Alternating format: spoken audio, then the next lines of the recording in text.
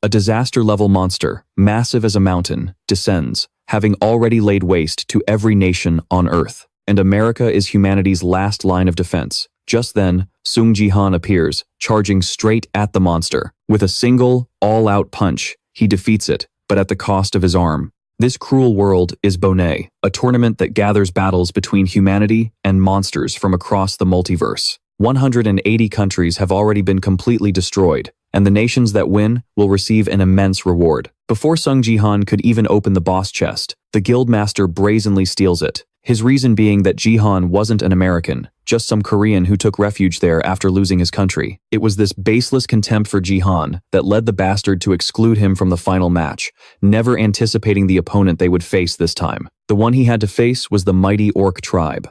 With a single slash, the orc demons sent him to the afterlife. Even the top 5 rankers couldn't last long, which meant Earth was about to be erased. A black hole gradually expands, swallowing everything. No one is exempt. Even Jihan is sinking into the darkness. But strangely, his body can still resist the system. A notification appears. The skill, Nameless Divine Art, has been activated. It was originally ranked SS class, but Jihan never expected it could even resist complete erasure. He had obtained this power too late. If it had appeared just a little sooner, perhaps he wouldn't have had to stand by and watch his country be annihilated. From the outside, cosmic entities who witnessed this decide to vote to give Earth another chance. Sung Jihan vaguely looks at the message window, showing the vote, which is happening without his consent. When he opens his eyes, sure enough, Jihan has returned to the exact moment the tournament began. He immediately checks his status system window. He thought all his stats would have returned to their starting point, but unexpectedly, he still retained the skill to edit his stats. Based on his achievement points, he immediately dumps all 10,000 points into raising his personal strength to the maximum level. Now that he's back, he will definitely defeat times his own brother-in-law, the Sword King, John Sejin. He was once considered the pride of the nation, but for the sake of fame and fortune, he betrayed his country and joined the enemy. To this day, Jihan still can't understand how his sister could have loved a scumbag like that. Lost in his rage, he doesn't notice that the qualifying round has begun and is instantly teleported to the arena, wearing nothing but a tank top and baggy pants. The mission is to survive against the monsters in the arena, along with 100 other players. Once the number of players is cut in half, the survival game will end immediately. Wait a second, what happens to martial power? Jihan's agility and HP stats have been restored. Of course, this is just the first step for me to reach the Nameless Divine Art. I'll be able to get through the Bronze Cup with just this. Jihan then receives a limited quest, achieve first place in the tutorial, and the reward is 1,000 achievement points. In the past, Jihan never saw this quest, but this will be easy now that he has martial power. After the game begins, Jihan starts to move. The real fun in this game is killing off the other players. You could say that a guild is an organization that manages and supports players. As everyone and their mother jumped on the Bonet craze, nations also began to invest. They invested in training players. Thanks to this investment race between famous companies, countless guilds, both large and small, appeared. In South Korea, there was a time when they produced strong players throughout the early seasons. This tournament, the Gangnam Bronze Cup, Area 1, is the debut stage for the guilds. Just then, the system announces that the game is about to begin. Seeing the massive crowd of participating players, the young man can't help but be stunned. Looking him up and down, this young man's name is Do Yu-yuk. He is a member of the Divergence Guild. The Divergence Guild is managed by the Divergence Corporation, a famous guild that possesses many rising stars. Do Yu-yuk, a very ordinary young man. Agility, A-rank gift. Agility increases by 25. This ability is not limited by the season's parameters. He was able to join Divergence after receiving the A-rank agility gift. At that moment, Yu-yuk thinks to himself, only a few people get A-rank gifts. If that luck falls on me, I'll definitely make it into the top 50. He glances around, his voice filled with determination. All right, who's my first opponent? Looking at the opponents present on the field, he mutters to himself, every single one of them looks fierce, savage, and formidable. After observing for a moment, an idea finally pops into his head. Right, I know what to do. I'll just avoid these opponents for now. Yu-yuk turns and walks away, thinking, after all, staying alive is the most important goal in a survival game.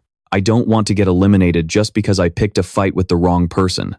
Looking at the other participants, he can't help but break out in a cold sweat. A little intimidated, he thinks, they're from major guilds, so their gear is top-notch. This doesn't look like a third-rate league at all. Just then, his attention falls on someone who stands out completely from the crowd. He can't help but exclaim to himself, "Huh? What's that guy doing here?" Looking at the main character in the distance, he thinks, was he summoned by mistake? Is he really planning to join the Gangnam Cup like that, in sweatpants and a tank top? He must be a rookie who got summoned by accident, right? That means he's an easy kill for me. He felt a surge of luck, thinking to himself, I can't believe I'm about to get my first point this easily. I must be the lucky one. With that thought, a slight smile crept onto his face. I don't know who you are, but thanks. Just then, the system announcement rang out. The game will begin in a few minutes. Survive until the game ends. With that, he lunged at our protagonist. Die, you factory-farmed weakling. He poured all his strength into the attack. But as it turns out, Sung Jihan was no pushover.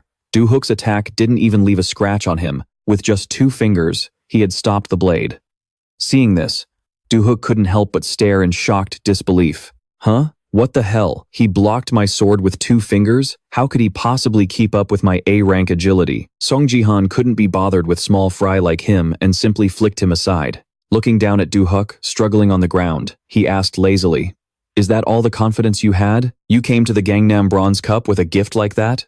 Hearing this, Du-hook retorted indignantly, What? You call A-rank agility a gift like that? You bastard. You think an A-rank gift is trash? Sung Jihan replied nonchalantly. I'm not denying it. The more he heard, the angrier Du-hook became. Arg, this bastard, he thought. How dare this pathetic beggar look down on me? He dares to be this arrogant just because he blocked one of my attacks? Fine, I'll take you down with my fastest speed. Our hero frowned slightly at his expression, thinking, is this guy planning to put everything he has into one attack? In truth, his speed couldn't be underestimated. Convinced he was faster, Du-hook charged wildly at Sung Jihan. Each of his blows was fast and deadly, yet our hero dodged them with incredible ease.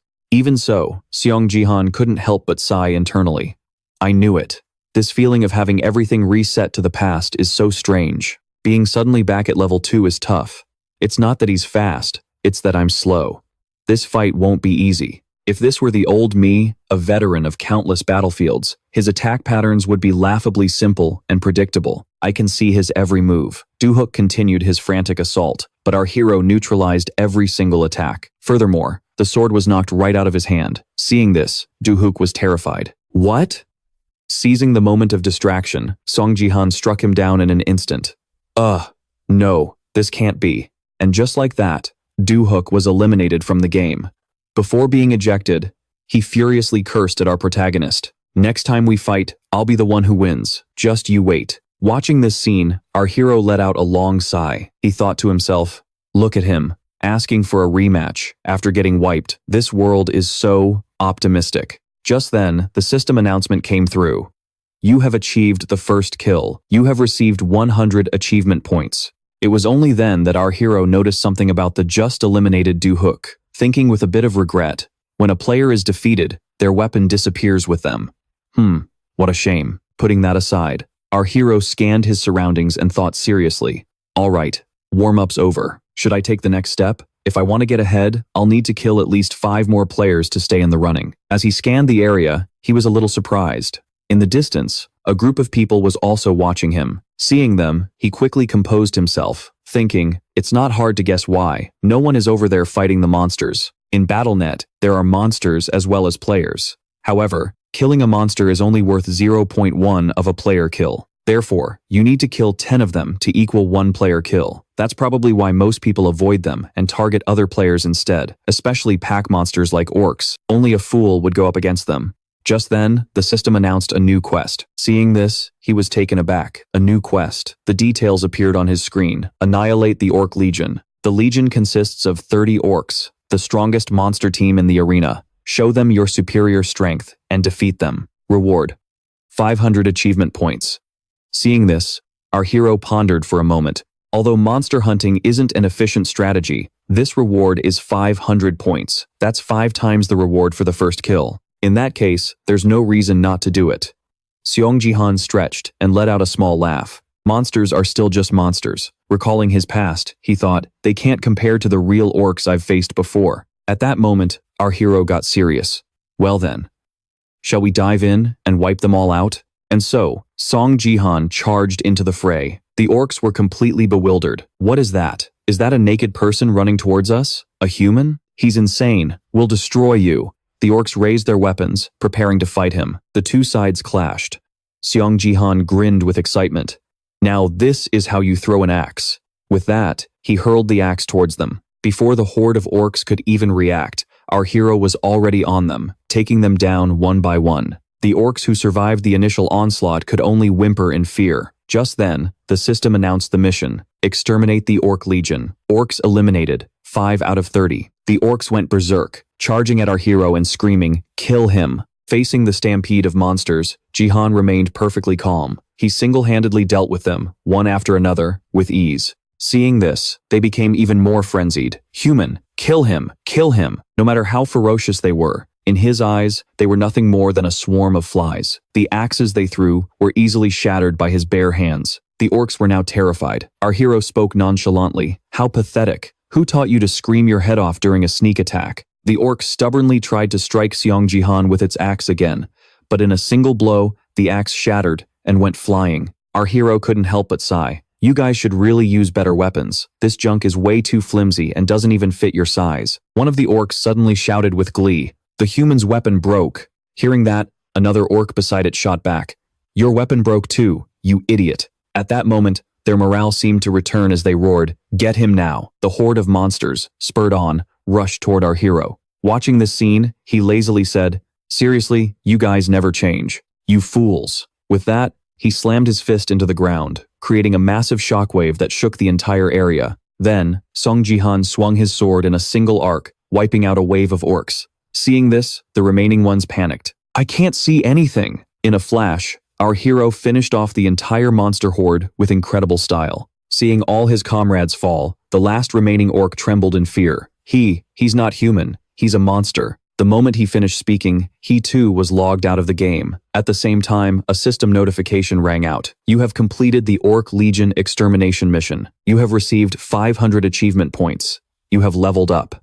Hearing this, Sung Jihan was stunned. I leveled up in the middle of the game? Experience points are supposed to be tallied at the end. He thought to himself, is it because I'm at a low level? Well, this is efficient. I can raise my stats right away. After looking for a moment, he hesitated slightly. Let's see, Sung Jihan pondered. If I can only increase one stat, of course I'm going to choose martial power. Just then, the system displayed his detailed information. Name, Sung Jihan. Level, 2. Guild, Area 1. Cup, Bronze. Gender, Male. Martial power, 5. Mana, 5. Remaining stat points, 1. Profession, Martial Artist. Talent, Voyager's Eye. Rank F. Can identify the skills of other players. Nickname, None. You could say martial power is a unique stat that combines strength, agility, and stamina. Even if I had other stats at the same level, this insane stat alone could at least double my capabilities compared to the others. Our hero thought again. There's another reason martial power is so special to me. Once I hit 30 points in martial power, I'll have a chance to get the title Asura's Divine Technique. Sung Jihan had now made up his mind. I have to get Asura's Divine Technique as soon as possible. However, this stat also had a fatal flaw. Martial power wasn't a stat that could be increased so simply. Our hero was a bit surprised. Huh? It went up? Sure enough, his martial power stat had increased to 6. Seeing this, he couldn't help but wonder. Normally, I'd have to accumulate experience through combat and training to raise my martial power. Stat points can only increase my physical growth at most. Thinking this, a smile spread across his face. This is awesome. Our hero felt a surge of excitement, thinking, I don't know what's happening, but if my martial power keeps increasing like this. Suddenly, an object flew towards him. Though it was unexpected, he quickly dodged the arrow. At that moment, a girl appeared, smiling as she said, "Oh, you dodged it." The guy next to her sneered, "Lucky bastard." She then said dismissively to her companion, "Just finish him off quickly. This is almost over." Hearing that, the man replied excitedly, "All right. As we promised earlier, whoever kills him first gets to have him, right?" Looking at the two people before him, our hero thought, they must have teamed up. This sort of thing happened quite often, after all. The purpose of the survival map was for players to fight each other, but there were no rules forbidding guilds from cooperating. And that logo, it's one of the top 10 guilds in Korea, the Black Tortoise Guild.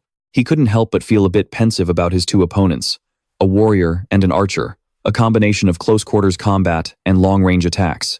If they're from the same guild, then it's obvious. The system chimed in again. 60 survivors remaining. The tutorial is about to end. Hearing this, our hero remarked, "That many people died already? So if I just focus on dodging, I can easily survive. But if they came here with such a clear intent to kill me, I must look like an easy target, huh?" At that moment, the guy, completely unaware of who Sung Jihan really was, smugly made a deal with the girl. "If you agree to have dinner with me, I'll let you have his life." Hearing this, she gave a cold laugh. "No, thanks. I refuse." The protagonist immediately commanded, "Status." Looking at the stats on the screen, he thought to himself, "I've already killed 4 people, just enough to put me in first place." The more he thought about it, the more excited Sung Jihan became. "This is absolutely perfect. I can solidify my ranking right now." Over on the other side, the girl drew her bow and taunted, "Hey you, there's a huge age gap between us. You should be ashamed of yourself." But a flash of light grazed past her, logging her out of the game for good.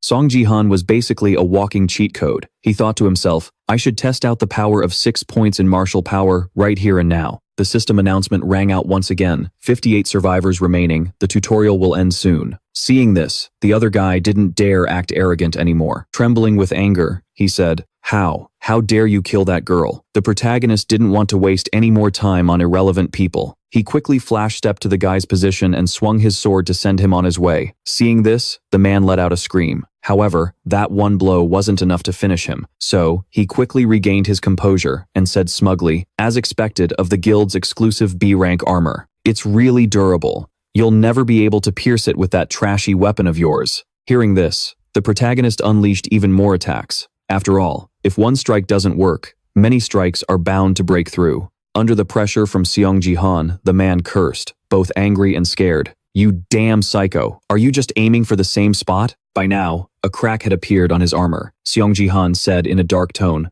"Girls in B-rank armor, did you come here to fool around? You really shouldn't have. I think you'll have to suffer a little bit more." Meanwhile, in another place, 2 people were watching the match with extreme leisure. The woman couldn't help but feel intrigued by the protagonist. "Wow, that's pretty surprising. What a relief, huh?" This person was none other than Lee Haeyeon, head of Department 3 of the Human Resources Division at the Divergence Guild. The girl next to her heard this and asked curiously, "What do you mean?" Lee Haeyeon replied, "Of course. It's a relief that this man wasn't summoned at the same time as you." This short-haired girl's identity was anything but simple. She was Lim Gang, Lee Haeyeon's bodyguard, also belonging to the Divergence Guild. Looking at the scoreboard, Lee Haeyeon continued, "Instead of getting second place, you might have been eliminated entirely. If we run into this guy, we should avoid fighting him. I don't know if that's a good idea." But thinking again, she couldn't help but sigh, honestly. "Still," she said, trying to be comforting. "Oh, come on. There's no way my gang could lose. Right? Just fight him and beat him." Lim Gang naturally understood Lee Haeyeon's meaning and replied seriously, "All right, ma'am, I will avoid fighting him." Lee Haeyeon then corrected her, "No, this is an order. We need to collect data, so go ahead and fight." Faced with her master's rapid change of heart, Lim Gang had no choice but to accept. "If you say so, I will obey." At that moment, her gaze fell upon the screen, showing the protagonist's fight. She wondered, Sung Jihan, where have I seen him before? The sound of a sword being drawn rang out with a swish. The girl's pink sword path swiftly took down the enemies around her. That girl was Lim Gang of the Divergence Guild. Known as someone with a natural S-rank ability, she was a promising and potential-filled member of the Divergence Guild. Her performance at the cup match that day exceeded everyone's expectations. A person who possessed all the elements to be in first place. That is, if Sung Jihan hadn't appeared. How can a mere level 2 be ranked number 1? The manager of the guild's scouting team looked at the rankings and complained. He's older, too, and he doesn't have any tools or connections to other organizations. The exhausted staff members said to each other, "So when are we going to eat? Just shut your trap." Despite starting later than everyone else, wearing nothing but an undershirt and sweatpants, and being practically bare-handed, he inexplicably possessed 6 skills. Can a level 2 newbie really be this skilled? Who the hell is he? In the high-rise building where the protagonist currently lived, he was relaxing on the sofa, opening up the system to check it out. The system board announced, "You have ranked first in the tutorial. The reward for first place is a 50% EXP boost and 3 level ups." Sung Jihan looked at his results with satisfaction. "It's probably because I'm still a rookie that my level is shooting up like this." The protagonist tapped the screen, continuing to upgrade his skills. First, let's dump all the remaining stat points into martial power. A ding sound rang out. Martial power had increased from 6 to 9. Sung Jihan's eyes shifted to something else. Next is the title I got after winning the cup, Ruler of the Tutorial. Even though the title is only bronze rank, it's still pretty decent. Let's see if the stats increased, just like the notification said. The protagonist opened another information window. Looking at his own information being displayed, he exclaimed, "Whoa, nice. I got an extra 10 points in martial power. This bronze cup is going to be a piece of cake." Sung Jihan continued to plan. Anyway, the promotion match isn't until level 25 or higher, so for now, I just need to focus on training to get stronger. His eyes suddenly lit up as an idea struck him. Ah, that's right. He looked at the line that read, "Class. Not yet." He then thought of something. Right. I still have the class selection feature. The system announced, "You can obtain your basic class starting from level 5. Class selection is a crucial moment when a new player chooses their own profession." There were 4 different options: warrior, archer, mage, and support. In his past life, his choice was warrior. Well, I've been through this once before, so choosing the same class again should be much easier. Our protagonist thought for a moment, then looked at the shop that appeared before him. I still have this collection shop I got after I regressed. With this to help me, even if I choose a different class this time, as long as I have 10,000 points, I can add the warrior class whenever I want. Thinking this, the corner of Sung Jihan's mouth curled up. What an unbelievable advantage. Then why the hell would I choose warrior first? Fortunately, the protagonist's hand moved towards the system panel. Hehehe. This time, I'll choose this one. The scene went dark, and the horrifying faces of zombies appeared along with their growls. Screams and scenes of carnage erupted simultaneously as the system announced, "Welcome to the Gangnam District Bronze Cup. Your mission is to defend." A person stood atop a fortress, and below that sturdy wall, countless zombies moaned. Protect the crystal and survive the waves of zombie attacks. At the base of the tower, the person's hand lightly touched the pommel of their sword. The battle will end if you fail to defend at least 5 towers.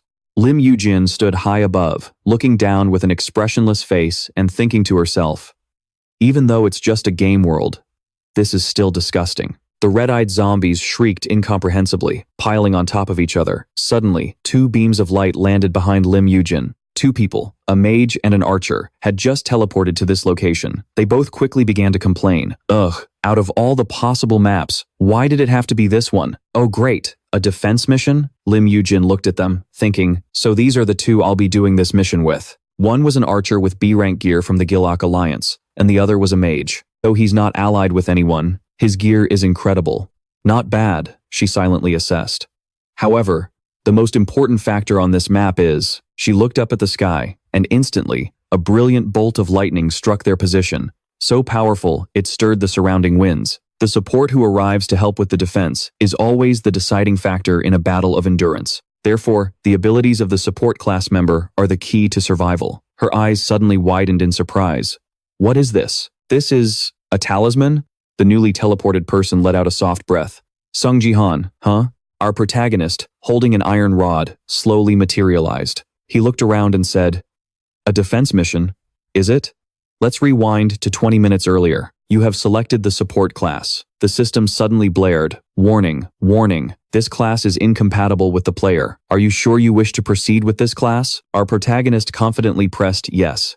The reason I chose support first? There's only one. It's because no matter how many times I cycle through the system, it always warns me that this class is not suitable for me. He quickly finished selecting his class. You have successfully obtained a class. Choosing support means unlocking the divine power stat. It was a crucial element that was absolutely necessary to unlock a new special stat. However, that stat is very difficult to raise, and unlike other stats, it can't be easily increased through training. So, other than dedicating all your remaining points to it, there was practically no other way. But he shook his head wearily. I can't waste my unused points like that, because I know another way. He cracked a smile. An all-or-nothing method that very few people know about. You're a support? Lim Yujin asked, still looking at Sung Jihan in surprise. What the hell? You're a support? The mage behind them suddenly grabbed his face and screamed, "Oh, for F times CK's sake, I'm about to lose my mind. This is exactly why I don't do the tutorial season. Ha! Look at that gear and those clothes. Damn it. Are you a beggar? You think I spent all this money on expensive gear just to save a useless piece of trash like you?" Our protagonist said nothing as he listened to the man's ranting. The archer quickly went to intervene, but when he tried to touch the mage, he was shoved away. You're being a bit too aggressive. Calm down a little. Get your hands off me. You still have the nerve to talk to me like that after seeing his pathetic state? Times cacking hell. Just let me leave. I'm not doing this. He continued to rant, annoying even Lim Yujin. You guys can handle this yourselves. So noisy. She sighed in frustration. Who knew I'd get matched with a troll like him? This mission is going to be a bit tricky. Suddenly, his panicked voice rang out, catching her attention. What's going on? A loud scream echoed. Let me go. I said let me go, you bastard. If you insist. Our protagonist calmly replied, still holding him by the collar. Of course, our protagonist let go, but the man remained suspended in the air. Huh? Our protagonist threw the man down into the horde of zombies below. A desperate scream echoed. Huh? What do you mean? Huh? Our protagonist zipped down his jacket. If you don't like it, then don't play. Both Lim Yujin and the archer were left completely stunned by what our protagonist just did. So much for teamwork. This guy could only scream, "Don't do it," as he saw Sung Jihan approaching with a club on his back, his expression ice cold. He was about to teach him a lesson, but to save his own skin, the guy dropped to his knees and begged for his life, stunning everyone around them. I'll do my absolute best. Please, there's been enough killing, the man screamed, his face a mask of pure terror, and the one kneeling and begging for forgiveness was none other than Kim Ju-hyuk. Sung Jihan figured there had to be a reason for this annoying mage's sudden change of heart. To give a little context, players get 3 lives in the defense game of the Bronze League tournament. Kim Ju-hyuk had revived right after Sung Jihan sent him packing the first time, and just like that, he had lost his first life. Then, the second time he was taken down by our main character, Sung Jihan had a sudden realization. Oh, right, he can revive, can't he? After that, he was killed once more, and now he was down to his last and final life. If he dies again, well, you know how it ends. He would rank dead last. Back in the present, Sung Jihan stood tall, looking down on Kim Ju-hyuk. Well, seeing the dire situation, the young man could only kneel and beg for his life. From now on, I'll work hard. Kim Ju-hyuk gritted his teeth, thinking, I absolutely cannot rank last. If I come in last, I'll get a level down penalty, and the skills I paid for with my own money will disappear too. A key rule of this game is that if a player's level doesn't meet a skill's requirement, that skill is automatically deleted. Sung Jihan looked at his face and couldn't help but remark, you change your tune pretty fast. Why don't you try attacking me relentlessly like last time? In their previous encounter, Ju-hyuk had launched a continuous assault, screaming and shouting the whole time. Sung Jihan continued, you were so good with that fire magic of yours. Hearing this, the young man froze. Then it dawned on him. Ah, yeah, that's right, Inferno. When facing a massive army, a fire mage is extremely useful. Below the tower, zombies had already begun to climb up.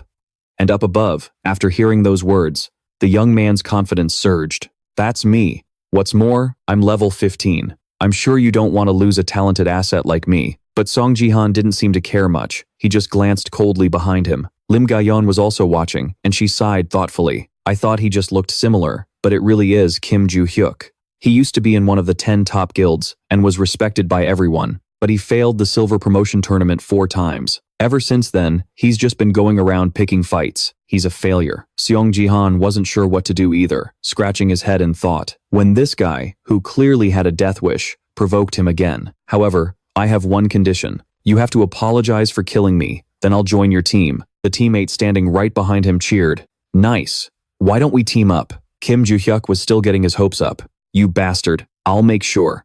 But before he could finish, Sung Jihan had already walked over, grabbed him by the collar, and lifted him up. Huh?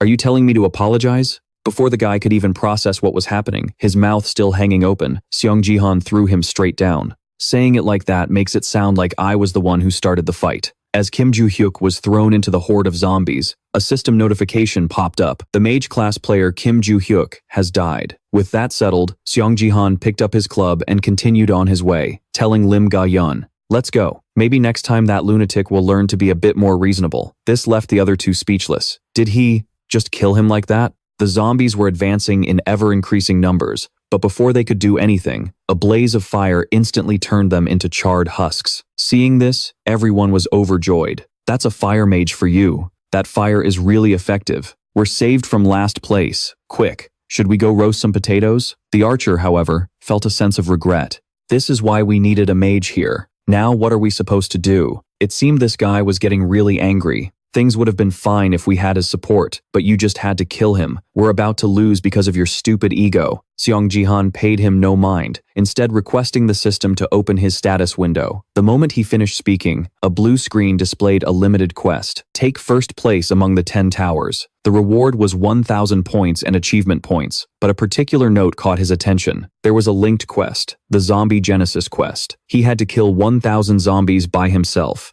The reward would be 3,000 achievement points. He thought to himself, kill 1,000 of them? By myself? At this stage, that's a nearly impossible task, but I don't want to lose out on those 3,000 points either.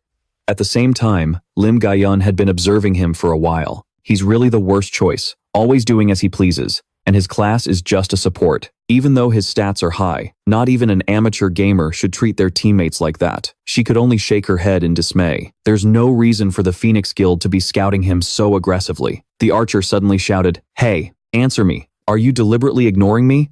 If you're going to act like this, then just fight by yourself." Hearing this, Sung Jihan feigned surprise. "I can really do that?" This left the young man stunned. What? But Sung Jihan was already thinking, if I can take out all these zombies by myself, I'll complete the quest. Lim Gaiyun drew her sword, preparing to advance. "I'll go on ahead. You provide cover from the back. The outcome is already crystal clear, but we still need to fulfill our duties as players." Just then, Sung Jihan spoke up. "All right, if I say I'll do it, I'll do it. I'll clear the way, so you protect him." The archer was bewildered. "Hey!" Just as a zombie's hand landed on him, making him scream out loud. It was a hideous, monstrous zombie. The group recognized it as a blood jiangshi. Seeing it, the archer frantically said, "That's not like a normal zombie. Its head is liquid, so you can't kill it with physical attacks." But for Sung Jihan, this was a piece of cake. This is going to be a tough fight.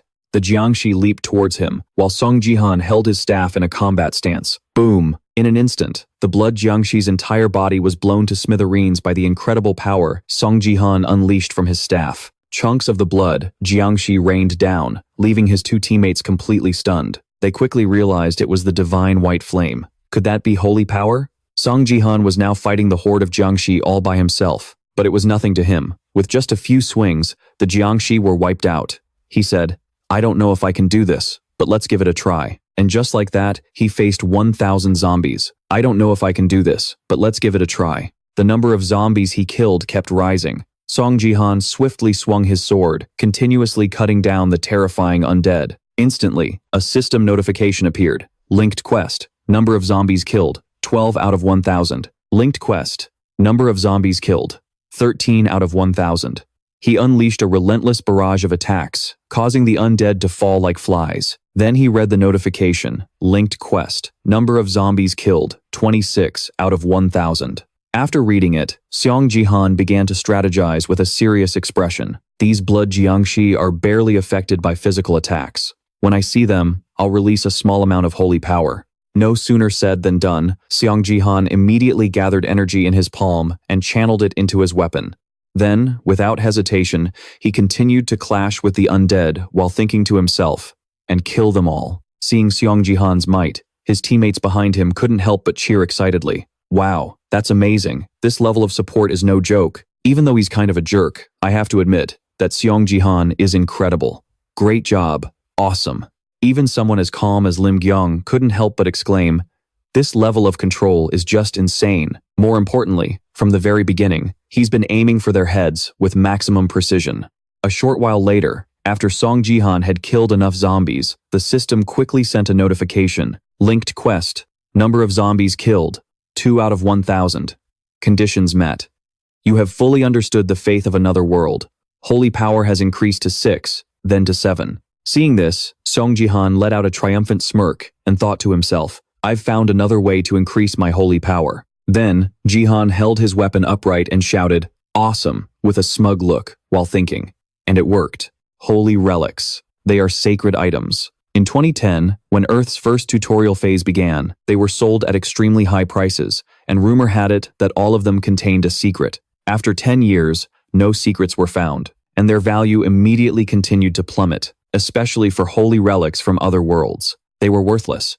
Many people didn't even know they existed. However, America's #1 ranker, the level 3 Saintess Sophia, while tying up her shimmering golden hair, softly stated that she had enhanced her holy power, using a holy relic from another world. Hearing this, Sung Jihan couldn't help but feel confused and asked, "What?" It turned out they were both standing in the American branch of the #1 US Guild. The girl immediately explained, "Holy power. You can enhance it with holy relics from other worlds, but after you complete the tutorial phase, it won't work anymore." Sung Jihan didn't hide his doubt and asked directly, "Can you really do that?" Hearing this, Sophia quickly stepped in front of him and replied cheerfully, "Of course. That's how I became a saintess. If you hold a holy relic from another world for a long time and pray, you can obtain holy power. However, the required conditions for each item are a little different." After listening to her explanation, Sung Jihan suddenly brushed his hair back, revealing his handsome face, and said softly, "I can't believe no one knew about such an easy method." Sophia didn't hesitate to reply, "Can't be helped. Even if they heard rumors about it, these holy relics are supplied in very small quantities. You might not find one even if you look." Seeing this, Sung Jihan thought to himself, "That's true, and it only works during the tutorial phase." A moment later, he asked another question. "Is that how you managed to acquire the holy relic authority?" At this, Sophia clicked her tongue and brought a hand to her mouth, looking uncertain. "Well, not exactly. There's someone who is constantly buying up all the items from other worlds." Seeing this, Sung Jihan couldn't help but start thinking, high-level information that not everyone knew about. And another player also knew about this. After he regressed to the Sword Palace's penthouse, Sung Jihan saw some strange items. He stared at them with an excited expression, thinking to himself, "These things, they're all holy relics from another world. Their sacred power has been completely drained, so now they're just empty shells." Just then, system notifications appeared. "Holy relic from another world, the Holy Grail, nullified. Holy relic from another world, the Holy Cross, nullified. Holy relic from another world, the pendant, nullified." Sung Jihan looked at them and wondered, could it be? The identity of the player who had collected these holy relics from another world was another saintess he knew, his older sister, Sung Jia. Yoon Sejin's companion, his sister, was the strongest support in Korea, known to the world as a hero. Although the story of her death was in the past, Sung Jihan quickly put on his coat and looked towards the staff and the holy relics she had left behind. He had found his own sister's steel staff. At that moment, the other guy's jaw dropped in amazement before he let out a cheer. It was a notification announcing that they were the last survivors. Then, that guy shouted, "Oh my God, they're at the top." Sung Jihan was also looking at the notification board and carefully doing something. He looked at the notification. He had completed the limited mission, ranking first among the 10 towers. At this, he let out a sigh of relief and thought, just as I expected. Just then, the notification board appeared again with a linked quest. Slay 1,000 zombies. Current progress, 560 out of 1,000. After reading it, our protagonist seemed a bit surprised and wondered, isn't this a bit much for right now? After that, large text appeared, announcing that the game had ended. At that very moment, Sung Jihan's body also began to change as he started to fade. The other guy smiled brightly and turned to say loudly, "Support, thank you so much. That was an amazing play." However, Sung Jihan was still thinking to himself that he would try again once he got a little stronger. Behind him, the guy was still laughing and talking non-stop. "Thanks for the carry. You're #1, the absolute best." Sung Jihan then continued to wonder, I wonder if a similar quest will appear then. Of course, behind him, the guy raised his hand with a broad smile, saying he always believed in Sung Jihan. Over here, Lim Ga-yeon seemed to still be deep in thought. She frowned, thinking with a slightly worried expression, the plan. It's impossible. She wondered, could a solo player really pull this off all by himself? Not only that, she thought further, and what's more, he's a lower level support than me. Suddenly, a voice rang out, a game bug? This person continued, well, that other person is logging out first. Hearing this, Sung Jihan turned his head to look at the person speaking. Right on cue, a notification popped up saying an allied player had logged out. Sung Jihan thought to himself that he should go collect his reward too. Suddenly, another voice called out, Sung Jihan. He turned his head to look. It turned out to be Lim Ga-yeon. Seeing her, he thought, the Sword Blossom? He turned back and asked if she knew him. He thought to himself, at this point in time, we shouldn't have met privately yet. As for Lim Ga-yeon, she thought that she had to talk to him. Then, looking at Sung Jihan, she thought about the potential and the achievements he had shown in the recent battles. They needed this person in the Divergence Guild. Then, she began to speak, saying she was Lim Ga-yeon, a member of the Divergence Guild. As she spoke, she was calculating how to recruit him. With that in mind, she spoke up. Please give me your phone number. After asking, she fell silent for a moment, and on the protagonist's side, he didn't say anything either. Suddenly, she realized something and froze. Sung Jihan turned to her and said, "What is it?" Lim Gayon blushed, stammering, "The plan." "No. What I mean is..." At this point, her words got jumbled, and she became extremely flustered, her mind racing with a dozen thoughts. Did I even explain anything? This is our first time talking and I already asked for his number? Such improper behavior, trying to get someone's number the first time you meet them. In short, she was thinking she had been far too careless. Lim Gayan regained her composure and said, "I am a member of the Divergence Guild, and for work purposes." Before she could finish her sentence, Sung Jihan bluntly replied, "I'm sorry, but I honestly can't remember my own number right now." Hearing that, Lim Gayon's face went pale and cold as she wondered, "What?" Sung Jihan did something on his interface and said, "If we have a chance to meet again, I'll give you my number then. Well, goodbye." With that, he vanished instantly, leaving Lim Gayon standing there, unable to get a word in. The notification board appeared again with the text, "An allied player has logged out." Lim Gayon then wondered to herself, how could he not remember his own number? Then, she realized something and let out a small, "Ah." She said, "Did I just get rejected?" The scene then shifts to the morning in the real world. The protagonist is strolling down the street, looking chill and relaxed. Thinking back, he realized he'd been using an American number for quite a while. Right. What was my Korean phone number again? I can't exactly ask someone else what my own number is. He looked up at something and thought, anyway, was I just scouted? Looking at the member recruitment sign in front of him, he thought, I guess I stood out too much. I could have asked for her number, but I have no intention of joining a guild right now. Then, he opened his status window and did something. He thought to himself, the important thing right now is the reward. The status profile currently shows the name Sung Jihan, level 8. Affiliation is bronze rank, residing in the Gangnam area. Strength is at 10, agility at 6, and divine power at 7. His main class is support, and his ability is Voidwalker, rank F, able to see other players' information. His title is The Dominator, and the tutorial reward is 1,500 GP. After reading it, he thought, let's see, I've gained 2 levels and received 1,500 GP. He continued to ponder. Considering my divine power also increased, this isn't too bad. GP shop, otherworldly sacred item, E-rank hammer, 3,000 GP. Otherworldly sacred item, E-rank rake, 3,000 GP. After looking, Sung Jihan could only think with a sigh, but I only have 1,500 GP. He then continued walking down the street, his mind still racing. In 2020, things were generally cheaper, but it's still this expensive. I should go home and rummage through my sister's storage a bit more. The scene then shifts to an apartment building. The door is closing. After opening the door, he stepped into his apartment.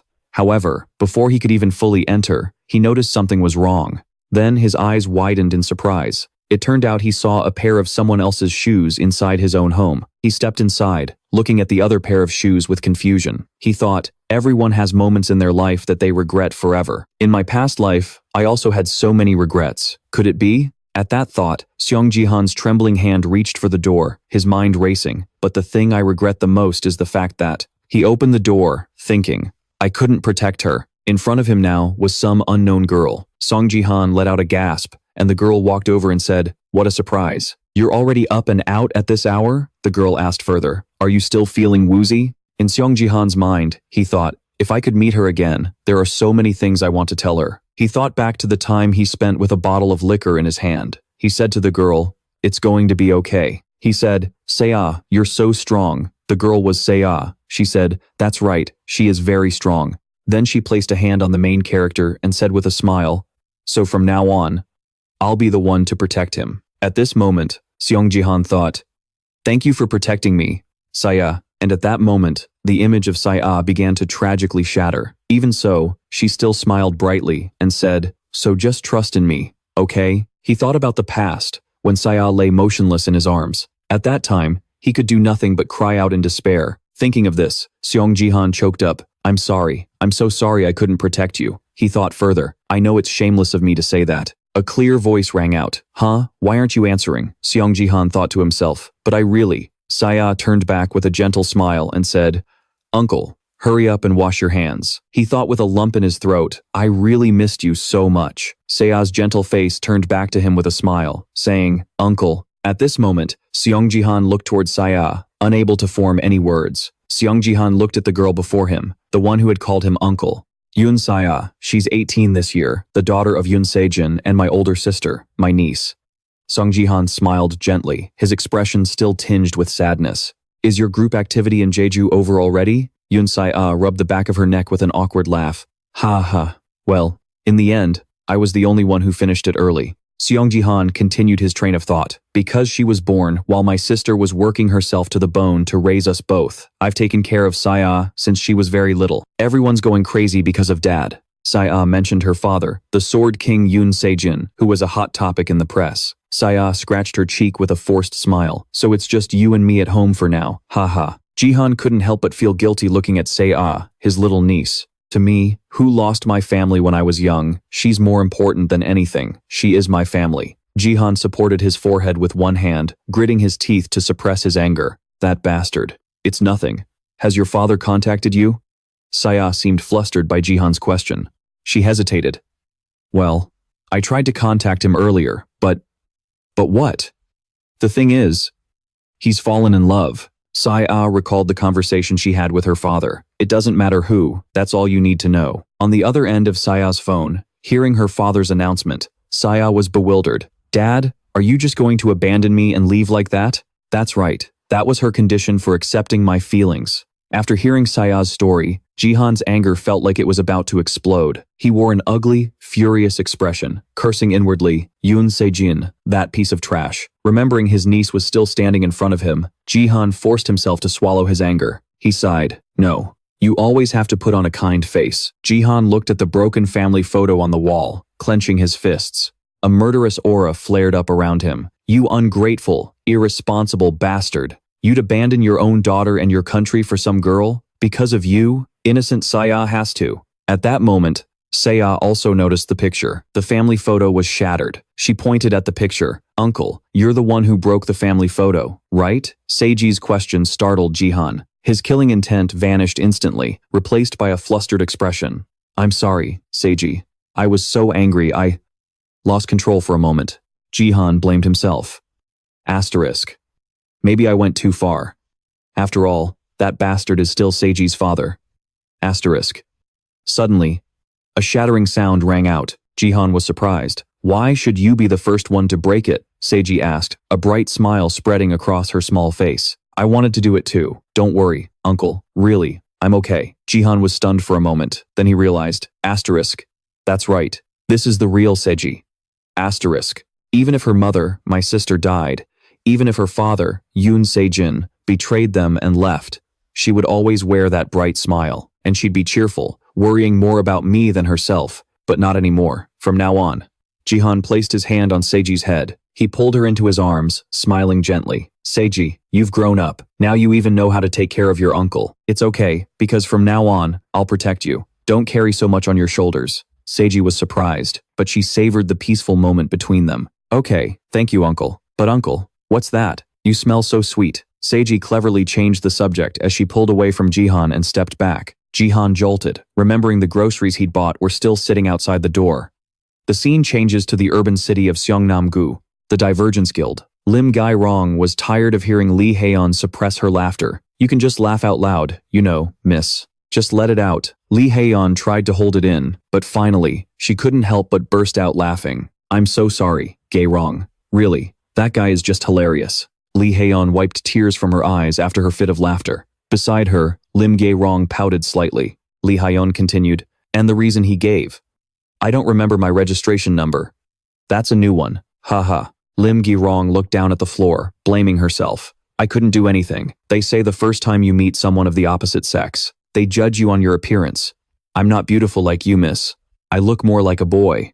Lee Haeyeon was surprised to hear Lim Gai-rong say that. She wondered, asterisk, is the problem that she has no idea how popular she is? Asterisk. Behind them, a few men were whispering, hey, that's the Peach Blossom Sword, Gai-rong. Should I ask her out? She'd slice you in half like a melon. Lee Haeyeon walked ahead, waving her hand dismissively. If you go around saying things like that in public, you're going to get scolded. Sitting in a chair and sipping her coffee, Lee Haeyeon sighed. This is the only place I can relax. Lim Gi-rong asked, so, what are you going to do about recruiting Sung Jihan? What do you mean, what am I going to do? I have to recruit him, no matter what. That crazy old man told me I had to. The pressure is killing me, Lee Haeyeon lamented. Lim Gi-rong looked at her seriously. I think that Sung Jihan is a talent we absolutely should recruit. As Lee Haeyeon was drinking her tea, a phone notification chimed, surprising her. What's this? Why is this guy suddenly streaming? There must be a big match today. Lim Gi-rong noticed Lee Haeyeon's focus. Miss, are you still watching these silly streams? What do you mean silly? This is just a strategy analysis stream. Just a stream? Lim Gi-rong was shocked when she saw the screen. She pointed. Miss, that's Sung Jihan. On the screen was Jihan's live broadcast. He adjusted the camera and asked, Seji, is it good? That's good, uncle. My phone site is good too, Seji replied. Lim Gi-rong turned to Lee Haeyeon in surprise. Is this the stream you watch to predict winners? Never mind that. Sung Jihan. This guy. He said he's the Sword King's brother-in-law. Both of them focused on the screen. The chat was already exploding over the title Jihan had set. Jihan stepped back from the camera a bit. Seji, can you move back a little? The audience chat started to fill with suspicion about the accuracy of Jihan's title. Seji, the Sword King's daughter? If Yoon Sejin is a traitor, isn't his daughter one too? The Sword King isn't a traitor. He's just tricking the Japanese to bring benefits back to our country. Hey, wait, what is he doing? The viewers of the live stream all turned their attention to the main character, Sung Jihan. He was radiating killing intent, his hands tucked into his sleek suit pants, one leg raised as if to deliver a kick. And then he did, but he slammed his foot into the ground. The impact shattered the concrete floor, and the area around where Jihan stood caved in. Jihan channeled his power, sending magic through the cracks in the ground, causing the support wall behind the giant twin holy swords to crumble into countless pieces. Jihan's actions terrified Lee Haeyeon, Lim Gi-rong, and everyone watching the live stream. The chat started flying. That lunatic is destroying Korea's landmark heritage, the twin sword statue, a source of global pride. Your twin sword symbol is being destroyed. Jihan looked at the massive holy swords. Towering before him, he gathered power into one hand, preparing for his next move. The chat messages became even more frantic. Some wanted to stop Jihan, while others cheered him on. And right before everyone's eyes, Jihan shattered the statue with a single punch. The dual sword system announced that an achievement had been unlocked. One side of Jihan's vest was torn, but he didn't seem to care. I feel much better now. Next, I'll be talking about the Sword King, John Sejin's naturalization. Jihan clenched his fist, smiling with satisfaction. The system continuously sent notifications about new achievements. BleeTube, a live streaming system from Blee.net. It was a popular platform that held the largest market share in the world. And because this was a part of Battle.net, the number of viewers, subscribers, and views allowed him to receive bonus points for reaching certain milestones. For Sung Jihan, the title of the Sword King's brother-in-law was a golden opportunity to rake in all the achievement awards. Common achievement: you have successfully attracted viewers. Common achievement: you have reached 1 million dislikes. The audience below couldn't believe it. Did he just break that with his bare hands? Sung Jihan glanced at the comments, doubting him, and thought to himself, just as I expected. So many dislikes. I never thought Yoon Sejin would be this useful one day. How dare you destroy the Dragon Sword Monument? What if the Sword King never comes back because of what you did? Seeing the black logo with the dual sword symbol, Sung Jihan recognized it immediately. This was the Sword King clan. They were John Sejin's fanatical followers, the very ones who had pushed Sung Jihan to his death. Although they gave John Sejin their absolute support, their resentment was also growing. And that resentment began to shift towards John Sejin's only blood relative, Yoon Seli. The Sword King left this country because of his worthless daughter. Yoon Seli must die for the Sword King to return. In the end, they just needed someone to vent their anger on. Sung Jihan announced that everyone could hear his voice clearly. He wanted to become the target of those fanatics. Damn it, stop it, you little punk. You told us to listen, so why did you start smashing things? Yoru will not be coming back. His words took even Yoon Seli by surprise. The people in the chat started buzzing. Isn't that Sung Jihan? Ah, the guy from the bronze tutorial? He's just a bronze ranker. Look at him making a mountain out of a molehill. You saw him shatter the dual sword monument and you're still saying that? I don't care about the dual sword monument, but I think those idiots from the Sword King clan are definitely brain dead. Haha. Sung Jihan took out his phone, saying he would let everyone hear the original recording. This is a call between Yoru and his daughter after he decided to become a Japanese citizen. Father, what is going on? Why did you leave so suddenly? I have found someone I love. What do you mean? I just want what's best for her. Someone in the audience couldn't help but exclaim, "What a bastard. Are you really going to abandon me like this, father?" The chat went silent. Then a user asked doubtfully, "Jihan, is this real?" The people in the chat window were stunned. Yes, that was her condition for accepting my feelings. After the recording ended, Sung Jihan looked at Yoon and nodded. The chat exploded again. What's wrong with an international marriage? Why stop it? Haha, we can't believe him. Yoon looked at the chat and smiled. She stepped into the live broadcast. Hello everyone, I am Yoon, the Sword King's daughter. The keyboard warriors couldn't help but praise how beautiful Yoon was. That news was truly a shock to me. I'm standing here today because I have an announcement to make. My father said he would leave the Sword Palace to me. People in the chat were envious. I'm so jealous. What is my dad doing with his life? Go earn your own money and buy your dad a house, you idiot. However, I cannot accept an inheritance from someone who has abandoned his country and his family. Therefore, the building he left me, I will be donating it to the country. The chat immediately descended into chaos.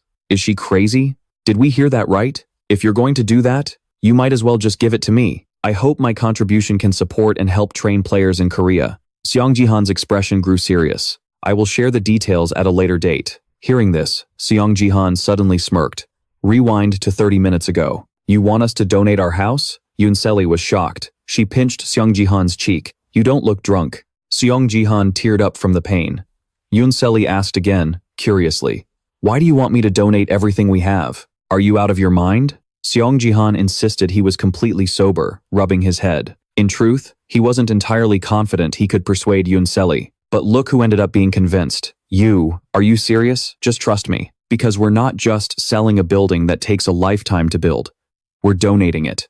But he had to figure out a way to convince Yoon. I only want what's best for her. After Yoon Sejin defeated Korea as Japan's representative in a match between Korea and Japan, Yoon Sejin had participated as Japan's representative. Korea suffered a crushing defeat against Japan. The one who contributed the most wasn't the Sword King, but Itori Yu. The enraged public demanded the Hunters Association erase Yoon Sejin. The fury of the Korean people grew uncontrollable. Anyone who benefited from Yoon Sejin must be held responsible. Yoon Sejin's family and anyone associated with the Sword King were forced to take responsibility. The government couldn't appease their anger and had to confiscate all of Yoon Sejin's assets. The traitor Yoon Sejin will. You have to remember our faces, Selly. We have nowhere else to go. We can't stand the Sword King's clan constantly lurking, threatening to take your life. Since it was going to be confiscated anyway, it was better to just donate it to please them and protect Selly's safety. Sung Jihan was struggling internally, certain that Selly only saw him as a deadbeat uncle who stayed home drinking all day.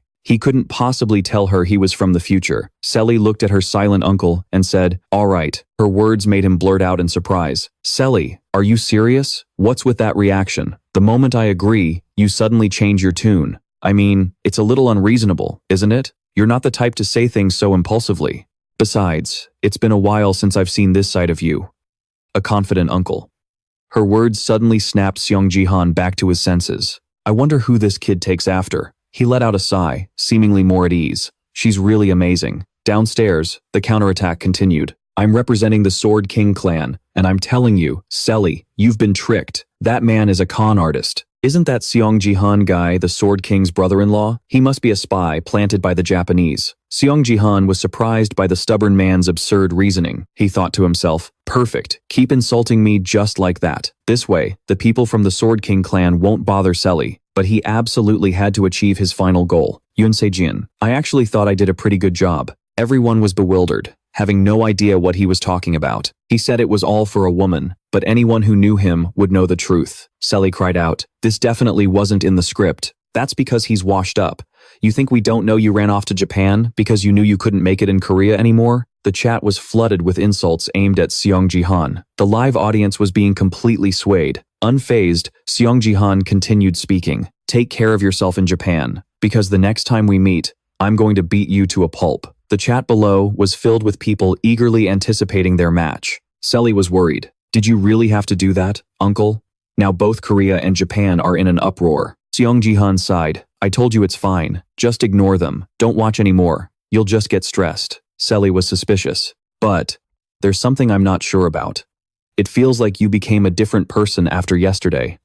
Sung Jihan scratched his face, thinking to himself, it's understandable that she'd notice. How could I possibly be normal after dying and regressing? Sung Jihan began to speak. I guess you see me as just some drunk, don't you? Selly was flustered. No, that's not it. Why would you think that? Even though it was the truth, outside, someone was ringing the doorbell. The two wondered who could be visiting at this hour. Sung Jihan was calm. Surprised? I didn't think they'd get here so fast. Hearing this, Selly panicked. Uncle, don't tell me they're here for you. Sung Jihan reassured his niece. Don't worry, it's not that. He calculated in his head. All right, let's see. Should we make a little money off this? Meanwhile, in Tokyo, Japan, the news was reporting that relations between Japan and South Korea were expected to remain tense due to the Sword King becoming a naturalized Japanese citizen. I imagine South Korea must be furious about losing their best player. They're trashing him and claiming it's all because of some woman. That's right. I wonder just how beautiful this woman must be. Indeed, and the problem is that Mr. Ryu's brother-in-law has also issued a challenge. I'm curious to see how the Sword King will react. I think it's understandable. You could say his brother-in-law represents the wrath of the Korean people. Seeing Yoon Sejin watching the news, Shizuru asked with concern, What's wrong? Is the news bothering you? Yoon Sejin replied, It's nothing. You're awake? Shizuru answered gently, It's fine. Besides, I can never sleep after getting so worked up. Sejin, I'm just worried that you're having a hard time. Yoon Sejin reminded Shizuru, Don't call me Sejin anymore. I've taken your family name, so I'm Ito Ryu now. Shizuru immediately replied, No, you're wrong. She gently hugged him from behind. You are Yoon Sejin. The atmosphere slowly grew intimate. South Korea's #1 player, Sword King Yoon Sejin. That's an undeniable fact. The two of them seemed to melt into one. I love you. You're my Sejin. Sung Jihan opened the door. He looked at the person outside and greeted them casually. Hello. Seeing him open the door, the person outside spoke, Thank you, Sung Jihan. Then he surmised, It seems you were expecting me. Hearing that, he slowly denied it. Not at all. I was just expecting the government to get involved now that a small issue has blown up. Minister Park Yi-sik? The visitor was none other than Minister Park Yi-sik of the Combat Division. He recalled his past life and thought, After Sejin left, the government will stop visiting me. He invited the man inside.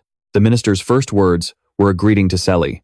Seeing this man's cheerful, sociable, and friendly expression, he sneered internally. This man was only taking care of him and Selly as a convenient way to keep them under surveillance. Seeing him enter, Selly also greeted him politely. He looked at the man and smiled, a dangerous glint in his eyes. Everything was still going according to his plan, and now it was time for him to take everything he needed. Park Yi-sik sipped his tea and spoke with a pained expression, saying that although things were a bit violent, he had reviewed the situation. The government admitted they couldn't bring the Sword King back, but they couldn't just abandon the public so suddenly. Knowing the match in Korea was about to start, he cut the man off the moment he heard him, about to spout some more nonsense. Why can't they just stop beating around the bush and get straight to the point? He asked the man directly. You want me to withdraw the donation of the Sword Sanctum, don't you? Because accepting it would be an official acknowledgement that the Sword King would not be returning. Hearing this, the man sighed internally. He had cut right to the chase. He looked in disbelief at the man now leisurely sipping tea, then recalled his former self, thinking incredulously, Is this really the same pathetic wreck from before? From what he remembered, our protagonist was just an unemployed alcoholic and gambling addict. The man said with some anxiety, You're right. They haven't completely given up hope that the Sword King will return. They want to propose a consignment contract instead of a donation. Hearing this, he thought, Consignment management. Transferring the management rights of one's property to an organization or enterprise. They're pretty clever, taking responsibility for management until the true owner returns. After a moment's thought, he spoke up. So, the condition is that ownership must be returned to the Sword King when he comes back? Minister Park, realizing our protagonist was a tough nut to crack, became more humble. He fumbled for the contract in his pocket and replied, Yes, that's right. It would be better if you lived at the Sword Sanctum. As they spoke, he presented the consignment management contract. He and Seo Yi took it to read, while the man explained that it contained conditions beneficial to both parties. Please read it over and think about it. He looked at the contract in his hand, silently acknowledging that they had really put a lot of thought into this. He wanted to hand everything over anyway, but since they were so eager, going along with it would be better for him. No sooner said than done, he decisively placed the contract back on the table. He stated firmly, "I understand, but we also have a request." Hearing this, Minister Park asked, "What is it about?" Scene change. At this moment, the streamer Golden Light had started his broadcast. The moment the notification appeared, a horde of netizens flooded in, the comments scrolling non-stop. After a moment of building suspense with the streamer nowhere to be seen, Golden Light finally appeared. He said cheerfully, "Welcome, everyone, to my broadcast. Today, we return to the blood and sand of the Colosseum." He leaped down from the top of a Roman statue with his signature greeting, "The traveling streamer is here to greet you all again." With a brilliant smile, he then pretended to draw his sword in a dashing manner and said, "I am the streamer, Golden Light." The netizens spammed the chat enthusiastically. Suddenly, a notification popped up. Some rich netizen had gifted this guy 100 licenses, with the message, "Go teach those silver-ranked bastards another lesson today, Golden Light." Seeing this, Golden Light was so happy he jumped up and down, saying, "Oh no, my sugar daddy is here. I'll respond with the 0-2 dance, even though it's a dead trend." The netizens watching his live stream could only comment one thing: so cringe. The faces of the people present in the arena darkened the moment they saw him. They all harbored hatred for him. Everyone wished that bastard would get hit by a car on his way down the street. That streamer, Golden Light, was a famous streamer known for his looks and exaggerated antics. He was also a notorious troll. He was once a gold-ranked player, but he intentionally demoted himself to bronze to create content.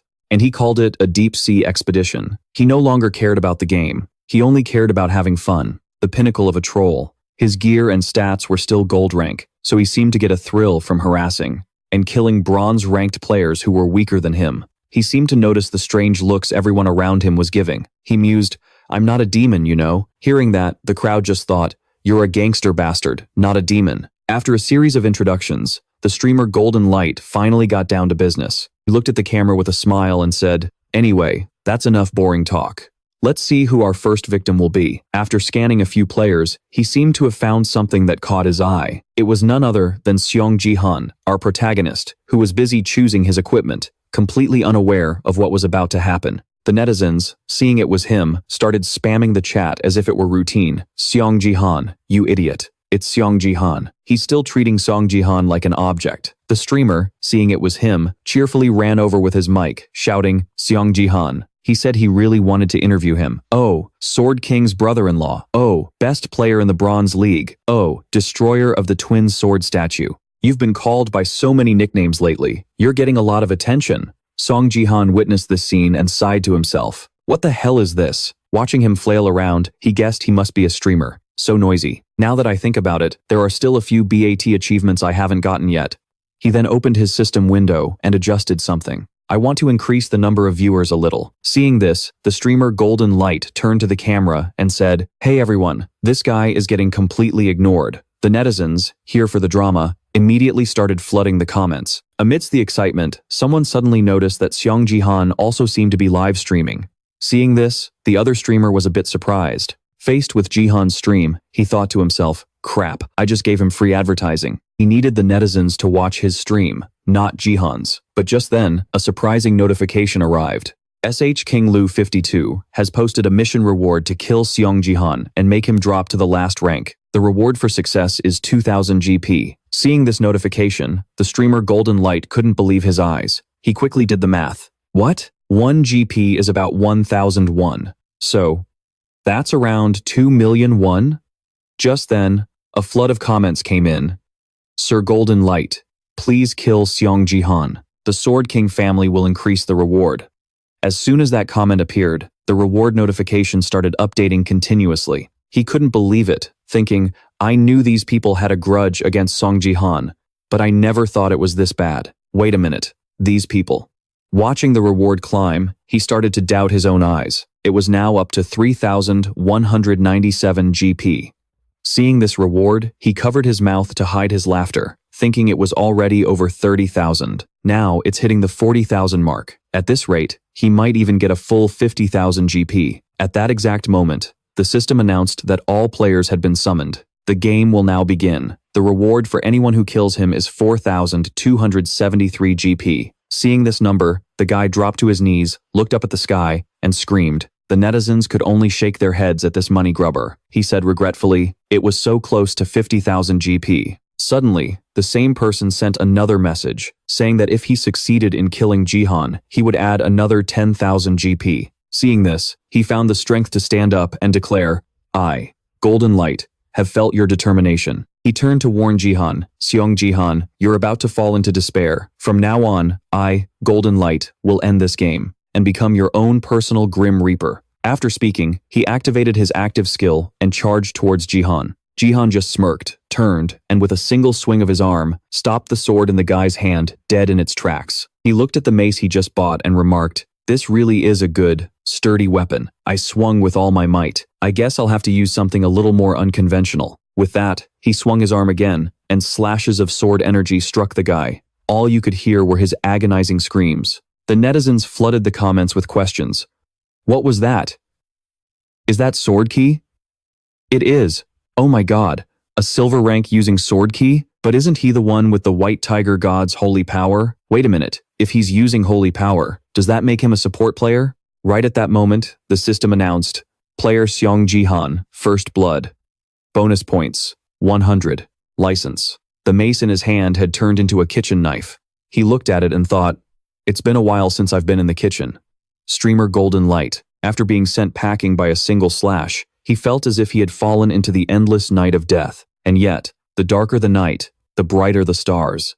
He screamed, Streamer Golden Light has returned for all of you. When the netizens saw him come back to life, they all started asking questions, but no one suspected he had used a resurrection cross. The netizens didn't really care how he revived. They just wondered why he revived at all. Seeing that some netizens were disappointed and others were furious with him, he quickly came up with a boastful excuse to cover his tracks. It seems my carelessness has upset many of you watching the live stream.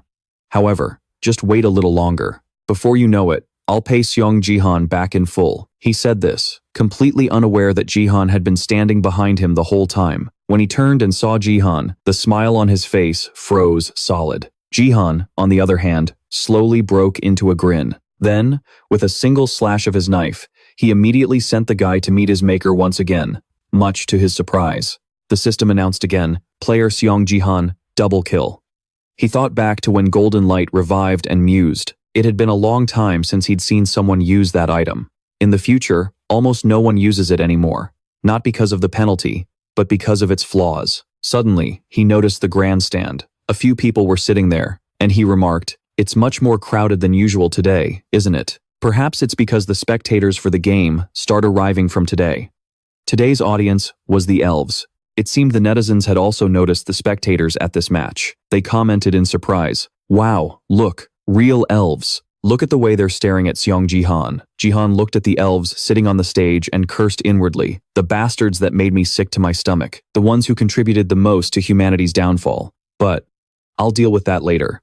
For now, I'll focus on the matter at hand. With that, he turned back to the crowd of players who were eyeing him for the reward and wondered, am I being isolated by everyone? To his surprise, as he walked towards the crowd, every single one of them turned tail and ran. They screamed as they ran, now's not the time to fight. We should hide. Even that gold-ranked player got beaten to a pulp by Sung Jihan. Seeing the scene before him, Jihan was left speechless. He thought to himself, at this rate, my hunt is going to be a failure. It'll drop. And besides, it took me forever to find a rank D sacred item, and I have to fight even more just to meet the display conditions. Suddenly, the system window popped up with a notification. He looked at it with a wicked grin and said, what's this? The system has issued a new quest. This is a common quest called Subjugate the Goblins, requiring the elimination of all goblins gathered around the Goblin King. Just as the notification finished, the Goblin Kings suddenly started walking towards him. Seeing this, he exclaimed, well now, what an unexpected gift. He charged forward to attack a goblin, smashing down with the pestle in one hand and slashing with the knife in the other, finishing it off instantly. Right at that moment, the system sent another notification. He had used the sacred item correctly, causing them to submit. The divine cooking utensils set was reacting. Seeing this, he smiled and thought, so, this is how you use it, huh? Smash their heads, and then stab them in the heart. Since it's a set item, there must be a specific order. Luckily, I figured it out before the game ended, but it's still taking too long. As he finished that thought, there wasn't a single goblin left on the battlefield where he stood. He silently blamed himself. If I had realized this sooner, there would have only been a few stragglers left.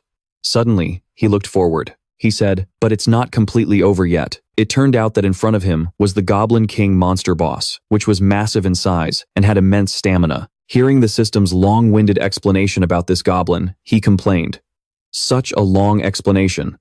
After saying that, he smashed the pestle into its head, causing it to fall obediently to the ground. He raised the knife and wondered, so what if it's superior? In the end, it's just an oversized goblin. With that, he plunged the knife straight into its heart, and finally, the system announced. He had cleared the quest, and the reward was 500 achievement points, an increase of 1 holy power, and the divine cooking utensils set item had been downgraded from rank D to rank E. Seeing this, he picked up the knife and pestle, looked at them, and thought, rank E, huh, so I still have one more chance to regain my holy power. But how am I supposed to hunt monsters when these two things are so slow? Suddenly, his attention shifted to the other players. He told himself, I'll just have to take down some other players. He watched the other group fighting chaotically. He just lamented that they were too far away, but it couldn't be helped. He rolled up his sleeves and said arrogantly, if the mountain won't come to me, then I'll go to the mountain. The netizens saw this and immediately started spamming the chat in anticipation. Everyone can breathe again now. Look how terrifying his expression is. So scary.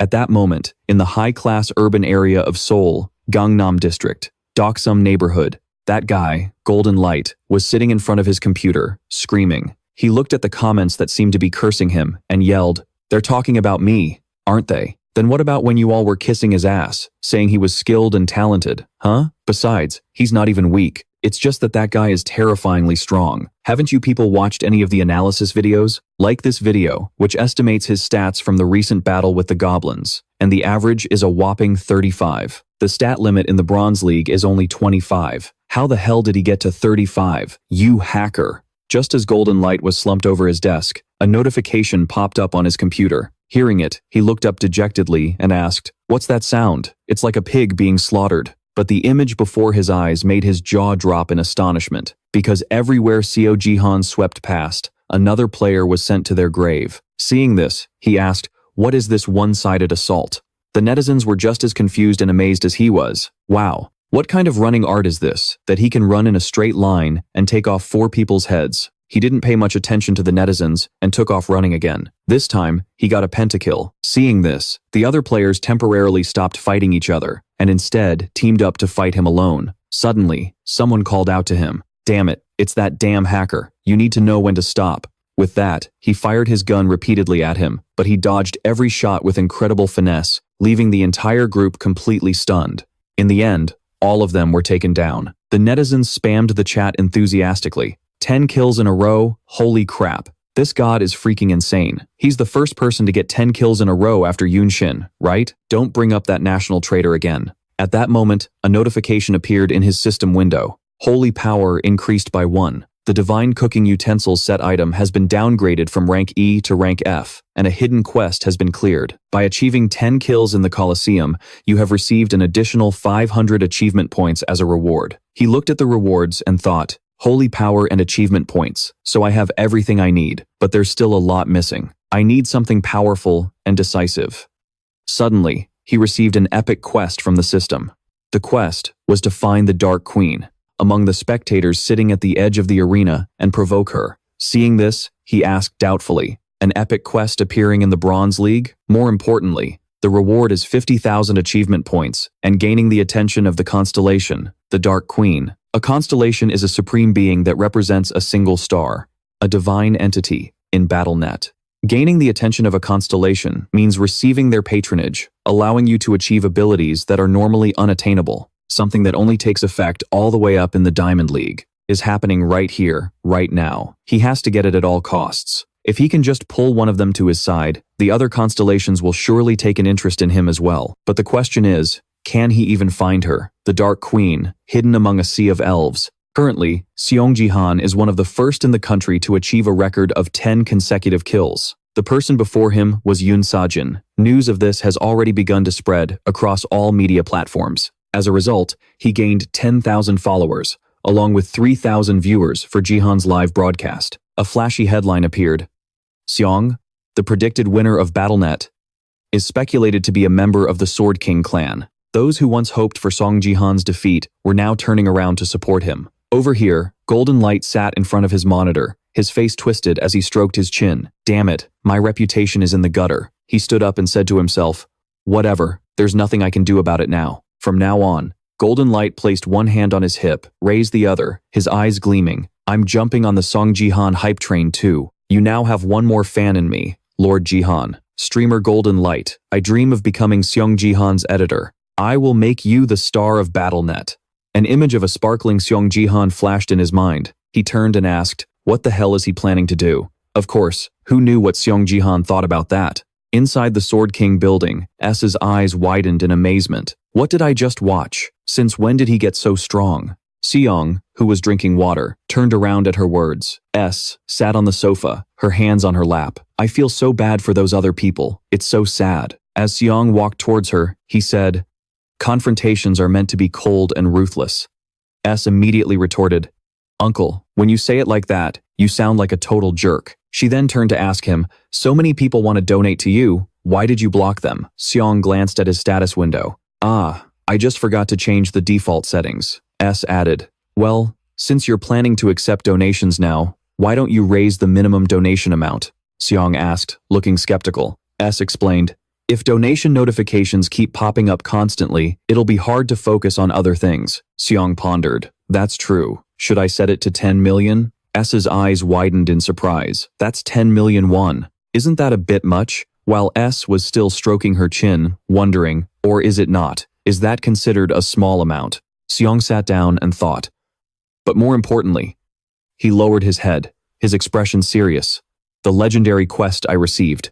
It told me to find and provoke the Dark Queen. I can't think of a single way to find her in such a massive crowd. Seong pictured the audience from that day. Just then, S spoke up beside him. Do you need my help, uncle? Seong looked up in surprise. S leaned towards him with a smile and said, I can always tell when things aren't going your way, just by looking at your face. Tell me what's wrong, I'll lend you a hand. He let out a breath and smiled to himself. She's so much like her sister. He pressed his hand down on the sofa and asked casually, oh, really? Then let's see just how capable my niece is. Seong stood up with his cup. I have a mission to find the Dark Queen in the arena. S asked, the Dark Queen? What's that? Seong replied, I'm not sure either. All I know is that she's in the audience. S continued, that's a strange mission. She raised her hands, full of energy, and said, okay, I'll review the footage and find her. Seong got up and waved, I'm counting on you then. But as he opened the door, he felt a pang of guilt. I feel so bad asking her for help because it's no different from finding a needle in a haystack. Seong sighed. Still, I'm so proud of her. I guess she just wants to be a good niece. I should just be grateful for that. Seong looked at his status window again. Now, after putting it off for a while, I should finally sort out the things I've been neglecting. Class slot 1, support. Class slot 2, empty. A question appeared in the status window. Do you want to add the class you purchased? Add a class slot using the achievement points I've accumulated until now. Add a tier 1 class slot, 10,000 P. With this, I can add another class. You can choose a class, warrior, archer, mage. The class I'll choose this time is, Seong smiled and selected mage. You have added the mage class. The moment the notification appeared, the air around him shimmered. Seong placed a hand on his heart. I can feel a new power. It's radiating from my heart, a feeling different from holy power. He looked up and thought, I should test this out right away. The reason I chose the mage class, after already having support, is because of the unique stat you can only get after acquiring both of these classes. Seong grabbed his right wrist with his left hand. He slowly opened his mouth, and power suddenly erupted. The pain made him scream, his entire body tensing up, to reach the strength I had before my regression. One day, I heard Baron say it when he was drunk. Baron, holding a cup of wine, threw his arm around Seong's shoulder and whined. This is so frustrating, Jihan. Jihan's eyes widened. Chairman, how many more times are you going to talk about that? He blushed and said loudly, if you had just been a little more when in Rome back then, I would have accepted you as an American and treated you so much better. Whenever he got drunk, he would always confide in me. Baron shook the wine bottle in my hands. I thought that one day, you and I could become close friends. That day, he said something very strange. Baron drank while manipulating the force in his hand, saying, it's like when I first obtained this force. Seong was surprised and turned to ask him, force? Do you mean your skill? Baron seemed a bit hazy. Didn't I tell you about this before? Force is a stat that appears when you combine holy power and mana to a perfect degree. Seong was stunned, but Baron just laughed. Looking at the glass of wine in his hand, he continued, "Of course, it's not that easy. Others can't even try if they wanted to, because in the end, I'm the only one with 2 job classes. This is something only I can do, because I have 2 status windows." That was Baron's SSS-Rank gift reward. Seong asked again, "Is that really the only condition?" He raised his glass and laughed. "That's right. Besides that, your holy power also has to be at least M rank." Seong asked him, "I'm not an American. Is it okay for me to know this?" Baron looked at him and replied, "I told you, I'm the only one who can have 2 job classes at the same time. Even if the whole world knew, it wouldn't be a problem." Seong's face darkened. That man was truly arrogant, but he was so right that I couldn't argue. It was true that only Baron could possess this force, and its overwhelming power, dominating the galaxy. But not anymore. A jolt of pain shot through Seong's entire body, and he screamed in agony. "I now know the requirements, and I've met all of them." Seong gritted his teeth, thinking, this is the ability that propelled Baron to the #1 spot in the world rankings, even though he had already exploited and manipulated it horribly. If I want to be ready for what's to come, in the future, I have to get it, no matter what. I need to endure this. I need to focus. He channeled holy power into his hands and sent a stream of mana from his heart to his hands to combine the 2 sources of power. I need to condense it so the power doesn't leak out. Seong grinned. I did it. But before he could finish his sentence, the uncontrollable power erupted. It sent him flying backward. Seong's entire body slammed into the wall, his head hitting it so hard it left a dent. Seong clutched his head in agony. He rubbed his head and sat up. I can't do it. It's not something I can maintain stably. With my power alone. I don't understand. He leaned against the wall and sighed.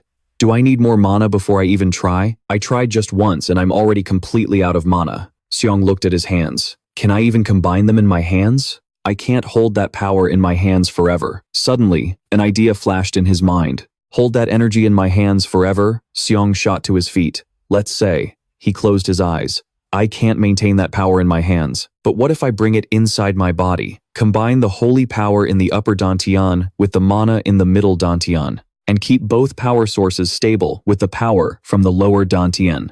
As the 2 power sources tried to combine, a perfect form with not even a single bit of energy leaking out. If I compress all 3 energy sources in that state, the energies collided violently with each other. Seong winced, enduring the pain. After a moment of silence, he let out another loud scream. The explosive energy was trying to combine all 3 dantians. Notifications flooded in. Danger has exceeded the player's maximum tolerance thresholds. Searching for life-threatening factors. Sadi seemed to sense something and suddenly froze. She turned her head worriedly and called out, Uncle, the unification of the 3 dantians. Upper, middle, and lower. Sung Jihan had tried to combine holy power and mana to attack, and had also unconsciously used his power to attempt the unification, but the conditions for unification are incredibly strict. You must be able to fully utilize all 3 of these different energies, and each stat must be at least 100. If you don't meet those standards, but force the unification of the 3 dantians, you could lose your life.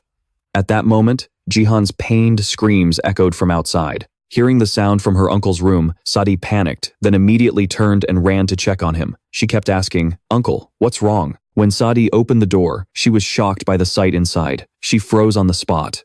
A while later, after applying an ice pack for some time, Sadi asked him again, For real? You screamed like that just because of a headache? He adjusted the cloth on his forehead and groaned. This is rough, she immediately asked.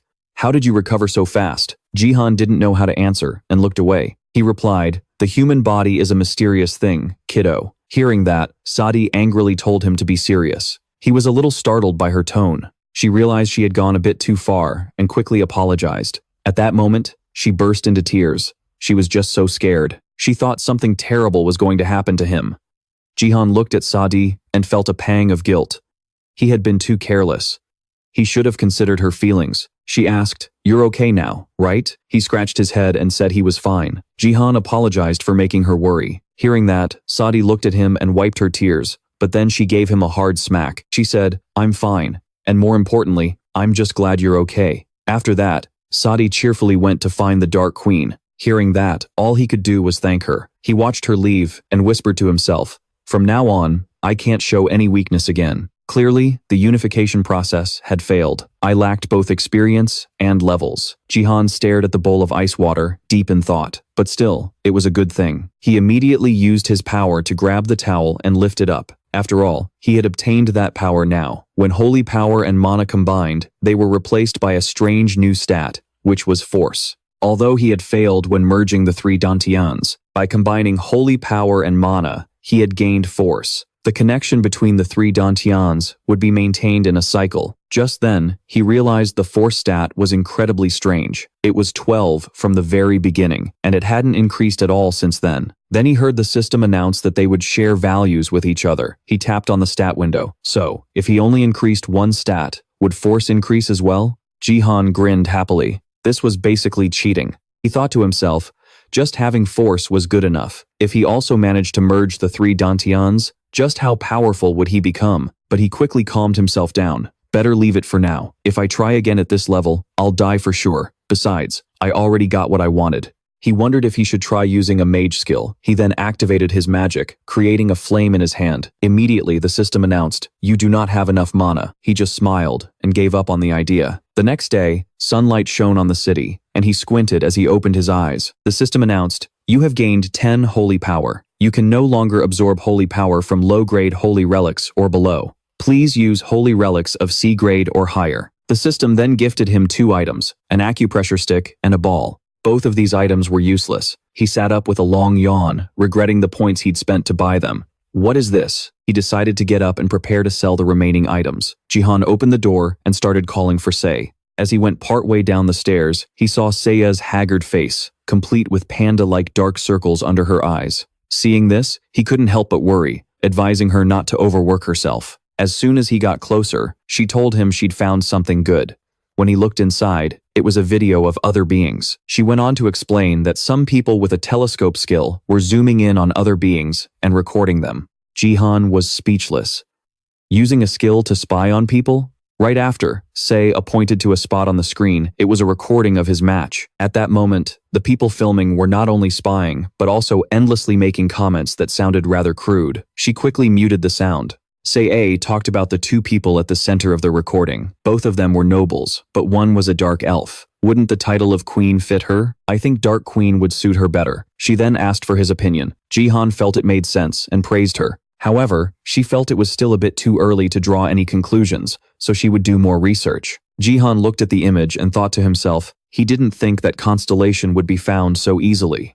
Meanwhile, Sei decided that starting tomorrow, she would watch foreign videos. He felt like she was a real professional. Then he asked her, "You know how to edit videos?" Sei replied happily, "Yes, just a little. I used to make videos for my dad." At that moment, he remembered Yun Sejin. He looked up at the broken photo on the wall, his mind filled with thoughts. Leaving your daughter all alone like that? You pathetic bastard. He then recalled the conversation from 2 days ago. "I think I know who the Sword King's girl is." Hearing this, they asked in astonishment, "Who is it?" He replied that the person was Itu Shizuka. She possessed an S-rank ability, a beauty that could topple nations. They were stunned to hear this. He asked again, "Are you saying that Yun Sejin might have been hit by her skill?" The man replied, "Actually, the department has been thinking that." Jihan had never heard of this before. The man warned him, "You must be careful." Jihan couldn't help but feel anxious and uneasy. They believed the skill wasn't just simple captivation, but also the alteration of a person's thoughts. This had happened many times before, when our country's rising stars suddenly fell into Japan's hands.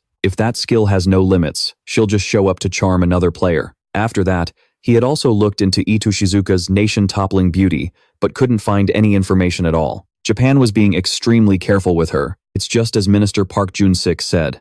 "I have to be careful." He turned and ran inside to prepare. If what he said was true, then they must have already started to make their move. Just then, the National Defense Force landed in South Korea. Sei happily called out to him, saying they were going to be late. He glanced at the clock and said he was almost done. Then, they started to leave. He smiled and adjusted his lapel. "It's time to greet our esteemed guests." Later, in the elevator, seeing her silence, he asked Seiya how she was doing. He comforted her, telling her there was nothing to worry about. She said that since this was her first public appearance after her father's incident, she was a little nervous. He told her that they had no reason to feel ashamed, because they hadn't done anything wrong. She lowered her head and whispered a quiet, "Okay." After the elevator doors opened, they arrived at the main hall. He continued, "Most people already know what they want to hear." Just then, a man came out to greet him. "We've been waiting for you, Mr. Jihan. Everything you requested has been prepared. You can go in right away." Jihan said thanks and asked him to take care of everything until the event ended. The man seemed quite surprised. At first, he had never considered auctioning the late Sword King's collection, but now he understood. "You want to lure Japan here, don't you?" Jihan didn't deny it. "I intend to use these items. That item to make a connector device for Junsik, and the combat data inside is what they're after. Japan will definitely make a move. Depending on the situation, he will certainly show himself. No matter what he does, this situation forces the people to face reality, and there's no way they can't accept it." The man looked at him with a bit of curiosity. It seemed like he could predict the future. So he continued, saying that this would also change public opinion. He told the reporter to pay attention to the Self-Defense Force's statement. Just then, 3 people outside called for Sei. They said they wanted to see her, claiming to be her family. The 2 turned around in surprise. It was Sei's aunt and uncle. They thought she was insane for auctioning off such precious items. They were sure he had forced Sei. Hearing this, she immediately spoke up, saying that they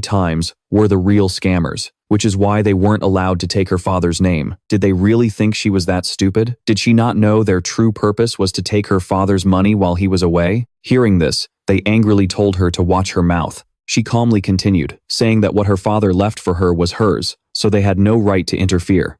The 2 of them then told security to drag them out and not let them back in, leaving their screams behind. He then praised her, saying she was really cool today. She proudly said that she knows how to protect herself. Just then, Mr. Junsik reminded them that they had arrived. They then walked up to the auction stage. Seeing them, the entire hall erupted, and reporters scrambled over each other to take pictures. They relentlessly asked what his purpose was. The 2 of them were bombarded with questions. Someone even viciously said she was just trying to cash in on the Sword King's legacy. They remained silent. Then, his hand began to glow with energy, directly shattering the reporter's camera. Seeing this, everyone was stunned into silence. He calmly spoke from the stage, saying this was an auction, not a press conference. They had prepared 3 items. The first was Junsik's connector device, which reduced injuries by up to 99%. The item was brought out, complete with its storage device, which contained a data set personally compiled by Junsik, as well as data from other high-level gamers. Everyone began to murmur excitedly, because, as an item of the Sword King, it was incredibly important. It would be useful for the upcoming battle. He looked down at the crowd and knew they wouldn't miss out on any of these items. High-level player data wasn't something you could find just anywhere. At that moment, a hand shot up. Seeing who it was, his eyes widened in shock. The man was Takeda Karo, the recruitment manager for Japan's National Defense Force. He said that since the auction had started, he wanted to make a bid. He offered 5 billion yen for all the items being auctioned today, and he wanted a private meeting with Sei and Sung Jihan. He knew the man would make such a demand, but he immediately refused. Because if he had something to say, he could say it right here. This was neither the time nor the place for private meetings. He knew that Japan, of all countries, should understand this. Hearing this, the man said mockingly, "Don't look at me like that." He felt that he was being too cold to a guest like him. Then he laughed and said that if he kept this up, he shouldn't blame others for not leaving him alone. At that moment, one of his guards raised a sword and pointed it at him. It was his bodyguard. In terms of skill, she couldn't compare to the Sword King, but she was still a talented individual. He then said he didn't mean anything by it. He just wanted to let him know. Seeing this, his expression darkened. Then his eyes flashed with a blue light. What the hell? A clone of Yizei Jina? The situation grew tense. A shadow appeared right in front of Sung Jihan. Her sword was right at his face.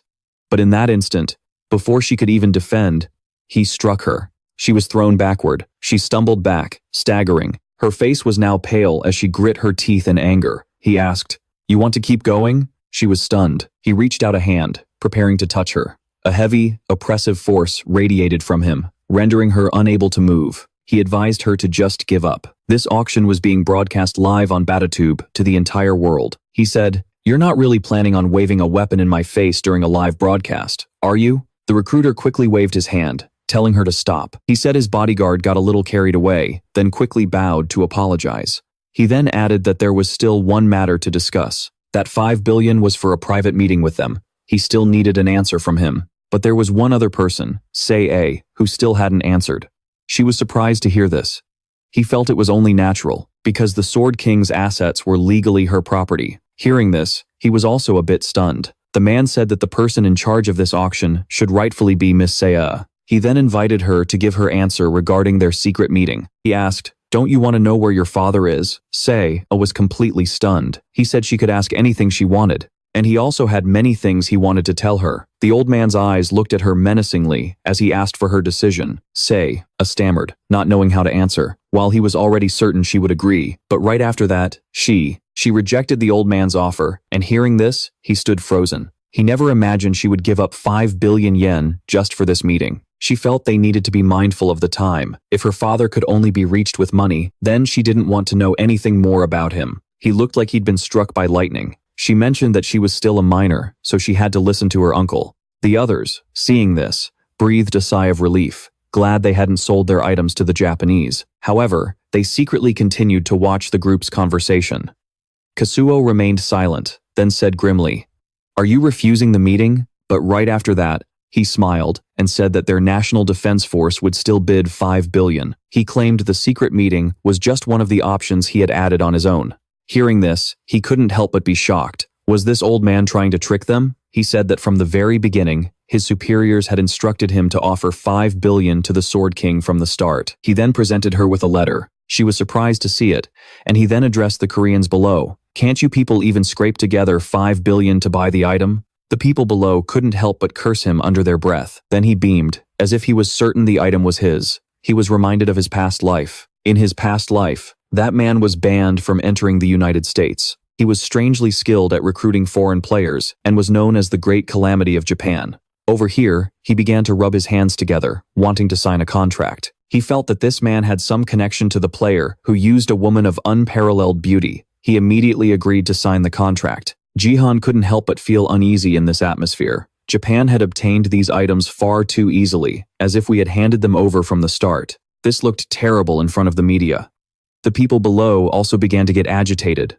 5 billion? Then what the hell did we come here for? He felt that things were still manageable. He could still turn the tables. Over here, she began to read the letter from her father aloud. In the letter, he expressed his deep regret upon hearing she wanted to auction her item. He didn't want her to sell it, but to use it wisely, and this is the end of our relationship. By now, tears had soaked the letter in her hands. Her father said he hoped they would never meet again. Hearing this, the entire hall fell silent. Wiping her tears, she laughed and said that this was definitely a letter written by her father. He couldn't help but get angry, silently knitting his brows. He remembered the kingdom-toppling beauty. He had heard it was a form of mind control, even capable of stealing one's mind entirely. It must be true. He initially hated the man, but at the very least, he was a good father to Saya. At that moment, she tore the letter in two and asked old Kasuo to relay a message to her father. She was very happy to cut ties with him. Then, she felt bad, saying that tearing the paper would just create more work for the janitors. Right then, he made the scraps of paper burst into flames and said, "Don't worry about it." He then activated his energy, saying he would take care of it. Fire magic activated, and he immediately crushed the papers in his hand, scattering them into ashes. The people in the room were stunned. They never expected him to be a mage. How could he possibly possess the skills of a warrior, along with mana and holy power? On the other side, old Kasuo began to tremble strangely, joyfully thinking to himself that he had to have him. At that moment, the people in the room started scrambling. They began competing with each other to talk to him, promising to meet any of Jihan's demands. He then said awkwardly that he felt a bit uncomfortable being swarmed like this. Just then, Saya stepped forward and called out to him. He was about to tell her to go on ahead when Saya suddenly grew weak. She started to feel dizzy, gasping for breath. She felt a sharp pain in her head. Then she closed her eyes and collapsed. Seeing this, he was instantly stunned and horrified, screaming her name. He cried out in anguish, "Saya, open your eyes." Saya looked at the girl in his arms and weakly called out, "Uncle." His heart clenched. He frantically shouted her name, "Saya, are you okay? Just hang on a little longer. I'll get you to a hospital." She knew her own condition and quickly grabbed the corner of Seon Jihan's shirt, whispering weakly, "Uncle, I'm just acting." Hearing this, he froze, completely baffled by what had just happened. Just then, Saya gave him a playful wink, thinking smugly to herself, "I figured he was in a tough spot with the crowd, so I put on this little show. This way, we can't participate in the auction anymore. I did a good job, right?" Seeing that the little girl was perfectly fine, Seon Jihan let out a long sigh. He thought to himself, My God, she's exactly like my sister. Still, what needed to be handled had to be handled. He calmly announced to everyone, I'm afraid I'll have to end today's event here. My niece is not feeling well. She needs to rest. Then, in front of everyone, he continued to act concerned, asking her, Saya, can you still walk? The little girl played along perfectly, continuing her act. Yes, I want to go back and rest. Just then, a voice rang out. If I may have a moment of your time, Mr. Seon.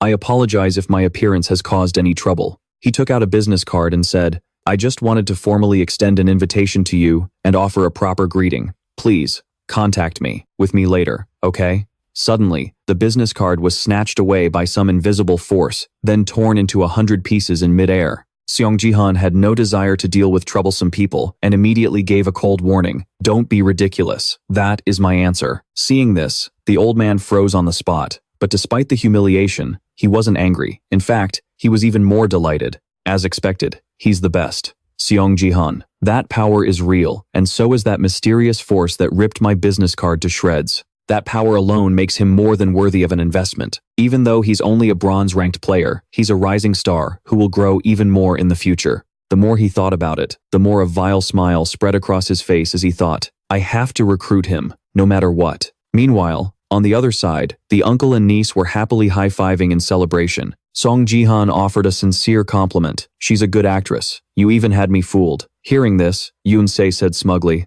Ahem, is there anything you think I'm not good at? Hearing that, Sung Jihan stated bluntly, cooking. His one-word answer left her utterly speechless. Just then, a system notification suddenly rang out. You have an unread notification. Hearing it, he was a little surprised. What's this? The screen then showed an account that had sponsored Sung Jihan 10GP with the message, X-Son, it was a pleasure to meet you today. Let's meet privately next time. Forever, your fan. That's weird. I already ended the broadcast. How can he still donate? Yoon-se, standing beside him, couldn't help but shudder in disgust.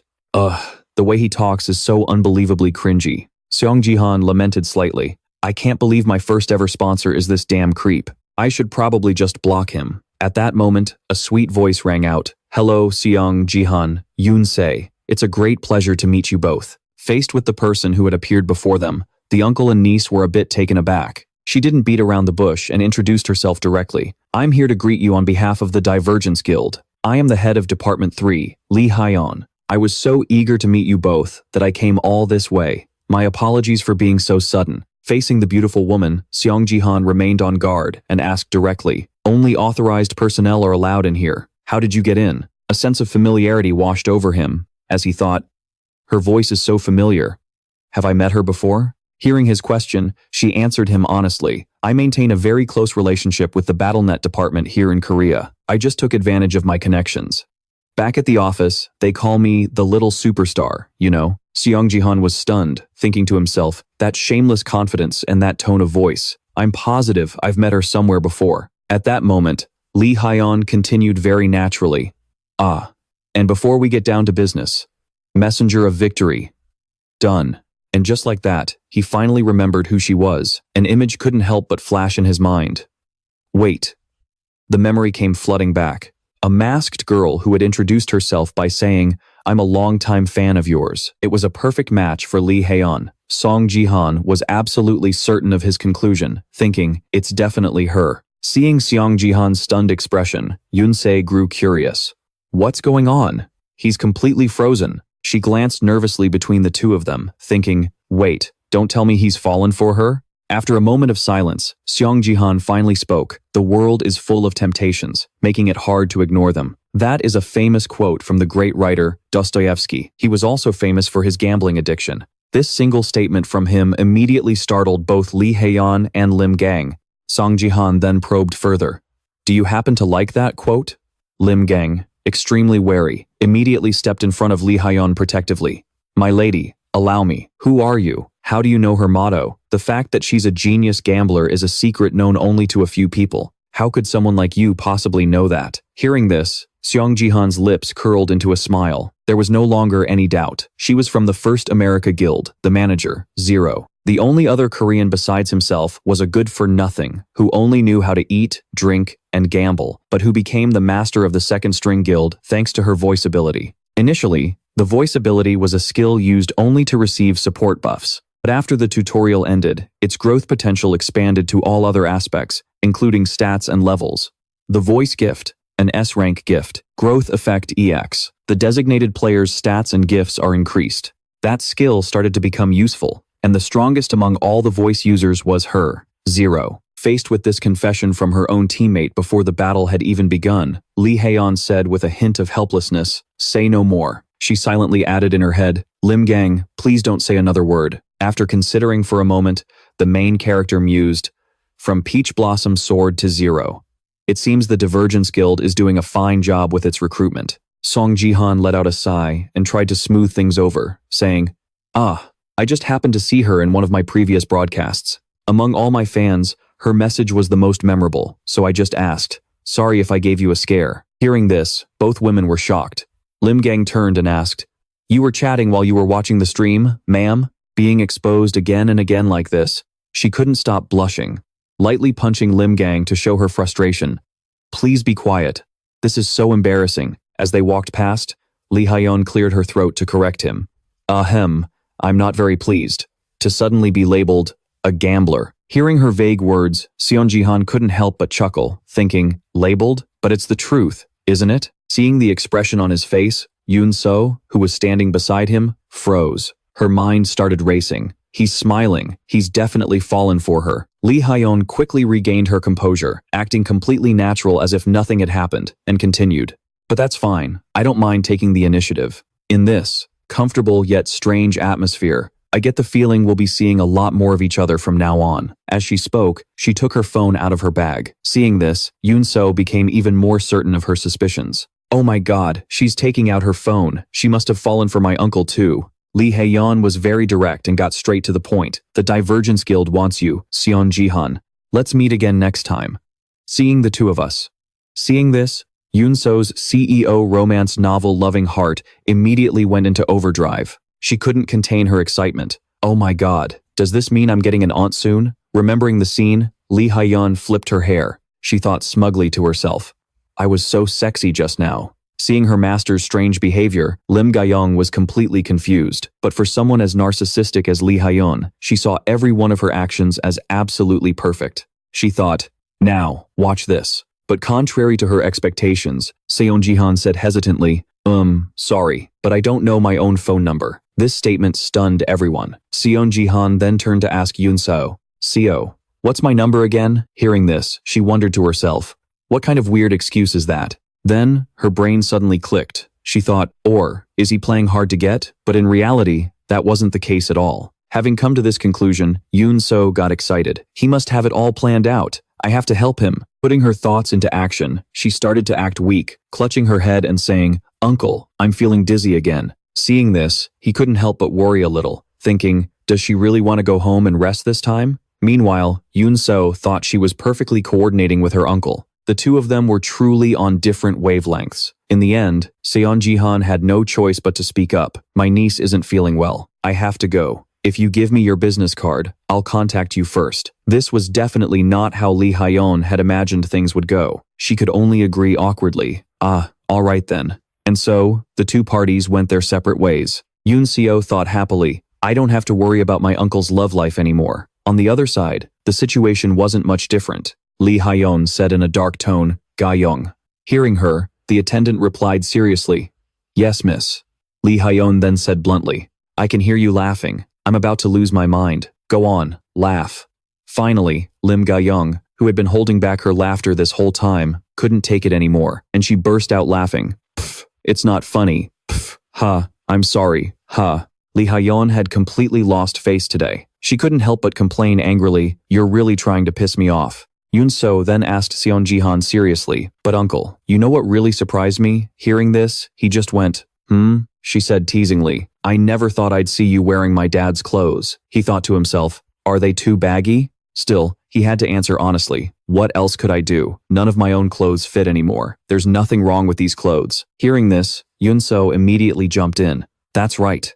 As long as you look good in them, who cares?" Suddenly, she remembered what happened earlier and spoke up. "Seriously though, uncle. That comment from before wasn't cool." Sung Jihan was confused and turned to ask, "What comment?" She didn't hesitate to say it bluntly. That whole, I don't know my own number act? It's so old and cliché. I wonder how many times that's been used. Sung Jihan was still bewildered, not understanding what Yoon Seo was talking about. He thought, what on earth is she talking about? Yoon Seo kept rambling on. Acting cool is one thing, but saying you don't remember your own phone number is just not cool. It's a good thing I was quick on my feet and saved the situation. Hearing this, his brain finally started to put the pieces together. He answered, very honestly, but I really don't know it. What? His answer struck her like a bolt of lightning. Huh? The two of them fell into silence. Yoon Seo asked again, for real? Yeah, she asked angrily. Are you an amnesiac or something? Hearing that, he retorted, it's not like that. The scene changes, and the system announcement officially rings out. Welcome to the Gangnam Bronze Cup Arena. This mission is a defense mission. Protect the crystal and survive the zombie horde. Being suddenly summoned, Sung Jihan couldn't help but sigh. So tiring, he thought to himself. Dealing with Seo is exhausting. He remembered how she had burst into tears, wailing, wah, did I ruin your chance at love? I was so stupid. I totally cockblocked you. Boo-hoo. Thinking back, he couldn't help but sigh. Does she really think I like Lee Haeyeon? Who in their right mind would like that gambling addict? Still, I never expected to meet Zero again like this. Memories came flooding back. Lee Haeyeon looked up at the TV and couldn't help but curse. That damn bastard. I lost again. She started complaining to him. This is ridiculous, Jihan. How did that guy on the screen even score? The two of them, indeed. They quickly became close, as they were both strangers in a strange land. On their days off, they'd often make bets. She was crazy about gambling. Back then, Sung Jihan replied nonchalantly, I told you Diego Masis would score. Hearing that, she argued back indignantly. But how is that possible? Is an old-fashioned gift like God of Football really that amazing? The screen then displayed the details for Diego Masis. Sung Jihan said gently, I told you to pay attention to the gift's rank. It's S rank. Hearing this, Lee Haeyeon sighed helplessly, but still said stubbornly, I'll definitely win the bet next time. Since they were good friends, Sung Jihan gave her some honest advice. You should quit betting. Hearing that, she started playing the victim. Boo-hoo, don't say that. After her act, Lee Haeyeon looked at the glass of wine in her hand and mused thoughtfully. It's hard to ignore the temptation. Hearing that, Sung Jihan said flatly, you lose every single time. Stop repeating that little motto of yours. I'm sick of hearing it. Taking the opportunity while they were talking, he also asked frankly, by the way, aren't you going to remove the scar on your face? At his words, she covered her face and shook her head. I never intended to. I told you, it's the price I paid for making a deal with a devil. All in all, besides both being homeless, the two of them had many other things in common. At that moment, Lee Haeyeon also asked seriously, Hey Jihan, how did you get so strong so quickly? If I were still as strong as I was back in Korea, my friend wouldn't have had to die such a meaningless death. You could say the biggest thing they had in common was a sense of guilt and torment. Lee Haeyeon was lost in thought once again. She said self-mockingly, Ah no, what right do I have to say that? It was all my fault. The torment and guilt of not being able to protect the ones they loved. It had already happened. End of flashback. Now, our hero looked at the place he was summoned to. He was completely calm, as comments began to appear in the live stream. Wait, his right hand. Holy crap. Good God, it's poking right out of the screen. Haha, last time it was a kitchen knife. What is it this time? Let's see what he does. Man, seeing him hold that thing in his right hand is terrifying. Oh, the monsters are in for it this time. Through these comments, he also began to pay attention to the sword he was carrying. Looking at the object in his hand, the system began its analysis. This was Pope Urka's machete, a C-rank item, a holy relic. The sword was used as a sacrificial object by Pope Urka, perfect for slaughtering all sorts of creatures. After observing it for a moment, Sung Jihan couldn't help but wonder, I don't get why a C-rank item is so cheap. This blade must be so big and heavy that not just anyone can lift it. After testing the sword for a bit, he thought to himself, well, this is still pretty easy. With a series of swings, his sword moved with both decisiveness and ease. Everyone started commenting enthusiastically, he's as strong as a warrior. Jihan, show us your status window. Ooh, good idea. I want to see it too. Seeing this, he became a bit pensive. Show them my status window? The comments continued to flood in. He fights like a god of war, but his skills.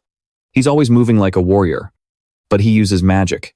and his class is a mage. Show us the status window. Seeing how annoying they were being, he plunged the sword directly into the ground. This created a considerable shockwave. Sung Jihan couldn't help but sigh. Now that there are more viewers, people are starting to get demanding. I already have 12,000 viewers.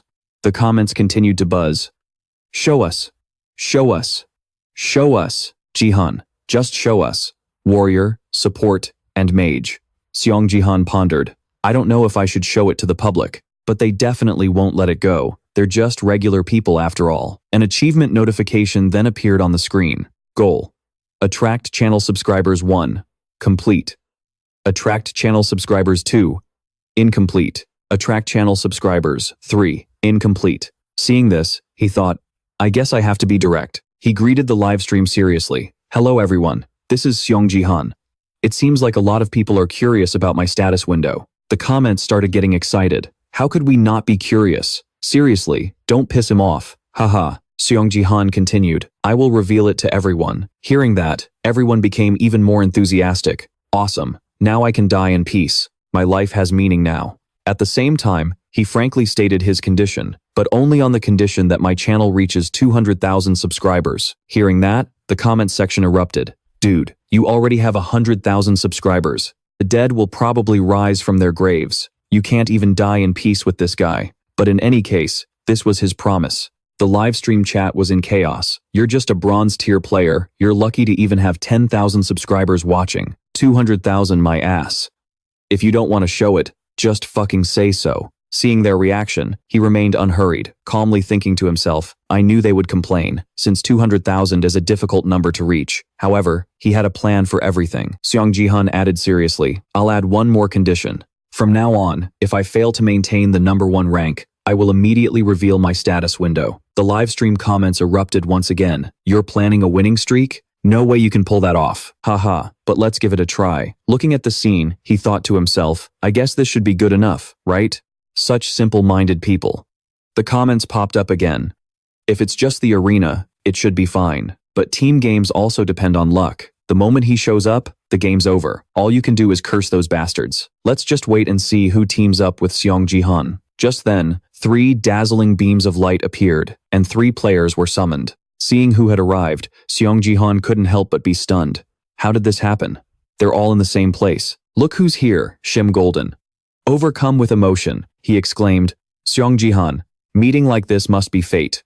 The other summoned player was Kim Do-hook. His face darkened. Sung Jihan, I know those two, but who the hell is this guy? There was one more person, someone Sung Jihan was meeting for the first time. The comments exploded again. Kim Do-hook and Kim Gwang are already a circus act, but that other dude is even more of a clown. Haha, he's a total joke with that stupid ball of his. This is Diego Maris. Diego too? I met him once in real life. He looked so punchable. But why is an Argentinian in the Gangnam League? Sung Jihan couldn't help but marvel. Argentina's top player. Before I regressed, he was still a nobody at this point in time. He looks fragile and has a scruffy beard. But wait a minute, that's too weird. Kim Do-hook finally noticed. I'm a support, and Sparkly is a warrior.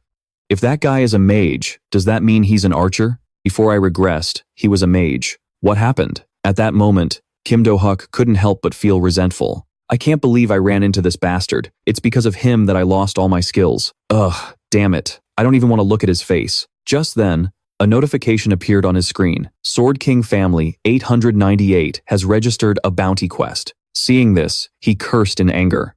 Huh, what's this? What kind of lunatic posted this quest? But before he could finish, he had to eat his words in utter shock. Looking at its reward, he thought, what is this? What kind of quest is this? Destroy the crystal and prevent Sung Jihan from reaching the top rank. The reward is 50,000 system licenses. Just then, an announcement echoed. The game begins. A tide of zombies immediately appeared. Diego Maris used his ball to attack the zombies below one by one. The power of his attacks was nothing to scoff at. The live stream chat went wild again. He's wrecking them with just a soccer ball. Some things really never change. That's the god Diego Maris for you. Just then, he spoke up directly. Give me a little buff. I'm an archer. I still need more power. Hearing this, Sung Jihan was a little surprised. Diego Maris continued. In a team game, everyone has to do their part. After considering for a moment, he hesitated slightly. Buff them? In the past, my stats were never high enough to use it much. But now that my holy power is higher, I guess I can give it a try. With that, he shouted, "Sparkly power." Feeling the power surge through him, he praised enthusiastically. "Oh my god, Jihan, giving us a buff this big, you're a real support." The comments praising him in the livestream were endless. Whoa, this support is insane. A support player with a suspiciously large sword. Kim Do-hyuk thought to himself, why did that lunatic suddenly buff us? Just then, Sung Jihan said sternly, "Hey, you, the mage I've met before. Are you planning to play properly this time?" Hearing this, he flinched and asked, "What are you talking about?" But seeing the suck-up Sparkly, he started sweating and pretended, "Of course." Sparkly continued to probe, planning to use this as perfect material for his broadcast. He kept asking, "What's this? Is there some history between you two? Are you guys friends?" Hearing this, he cursed inwardly, "If I don't listen to you, you're just going to abandon me again, aren't you? You bastard." Having gotten his answer, Sung Jihan said in a serious tone, "Good. Then I'll leave this place to you." As soon as he finished speaking, he jumped down, carrying his monstrous sword. Seeing this, Diego Maris couldn't help but worry. Is he crazy? Hearing that, Kim Do-hyuk scowled. "Can't you tell just by looking, you soccer-loving bastard?" His heart was filled with rage. God, I hate this so much. Does he think I'm some kind of subordinate of his? Thinking back, he suddenly remembered what happened earlier and thought, no, not at all. In that case, I'll just do what I want. Let's see how long he can act on a whim. The mission is to break the crystal and stop Sung Jihan from getting first place. Facing a legion of zombies as numerous as ants, Sung Jihan calmly activated the magic within him. Flame, he thought to himself. My magic and holy power have been enhanced since they merged into my own force. It makes a horde of zombies seem like nothing more than a bunch of paper dolls. A domineering flame simply swallowed the zombies whole. Not only did he use magic, but he also charged forward, slashing at them directly with his sword. Watching this scene, Diego Maris exclaimed, "This Korean support is insane." Sparkly, the suck-up, cheered. "Oh my god, everyone! Are you all watching this? This is all being live-streamed." The comments got even more heated. Wow, what's with him? Did he just kill 100 million of them? Where did this guy even come from? No matter what kind of monster he faced, he defeated it with ease. Sung Jihan smirked and thought to himself, just as I expected. It was a tough road, but achieving this was well worth it. The true value of spatial control. The territorial force. Anyone who enters this territory will have all their movements restricted, controlled by the user. Most people don't even know this invisible power exists. But Jihan was all too familiar with it. Baron, whose control was far weaker than his actual power, was Jihan's regular training partner. And because Sung Jihan had sparred against Baron's power countless times, he had come to completely understand the nature of this force, Phoenix. And now, Sung Jihan was a supreme being who could wield both holy and demonic power, while also possessing both territorial force and martial strength. How could a measly Bronze League Cup possibly stop him? Just then, the system displayed the number of zombies killed, 124,001,000.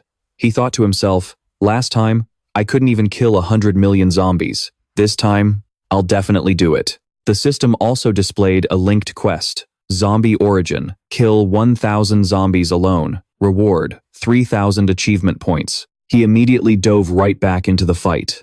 A little more. Faster.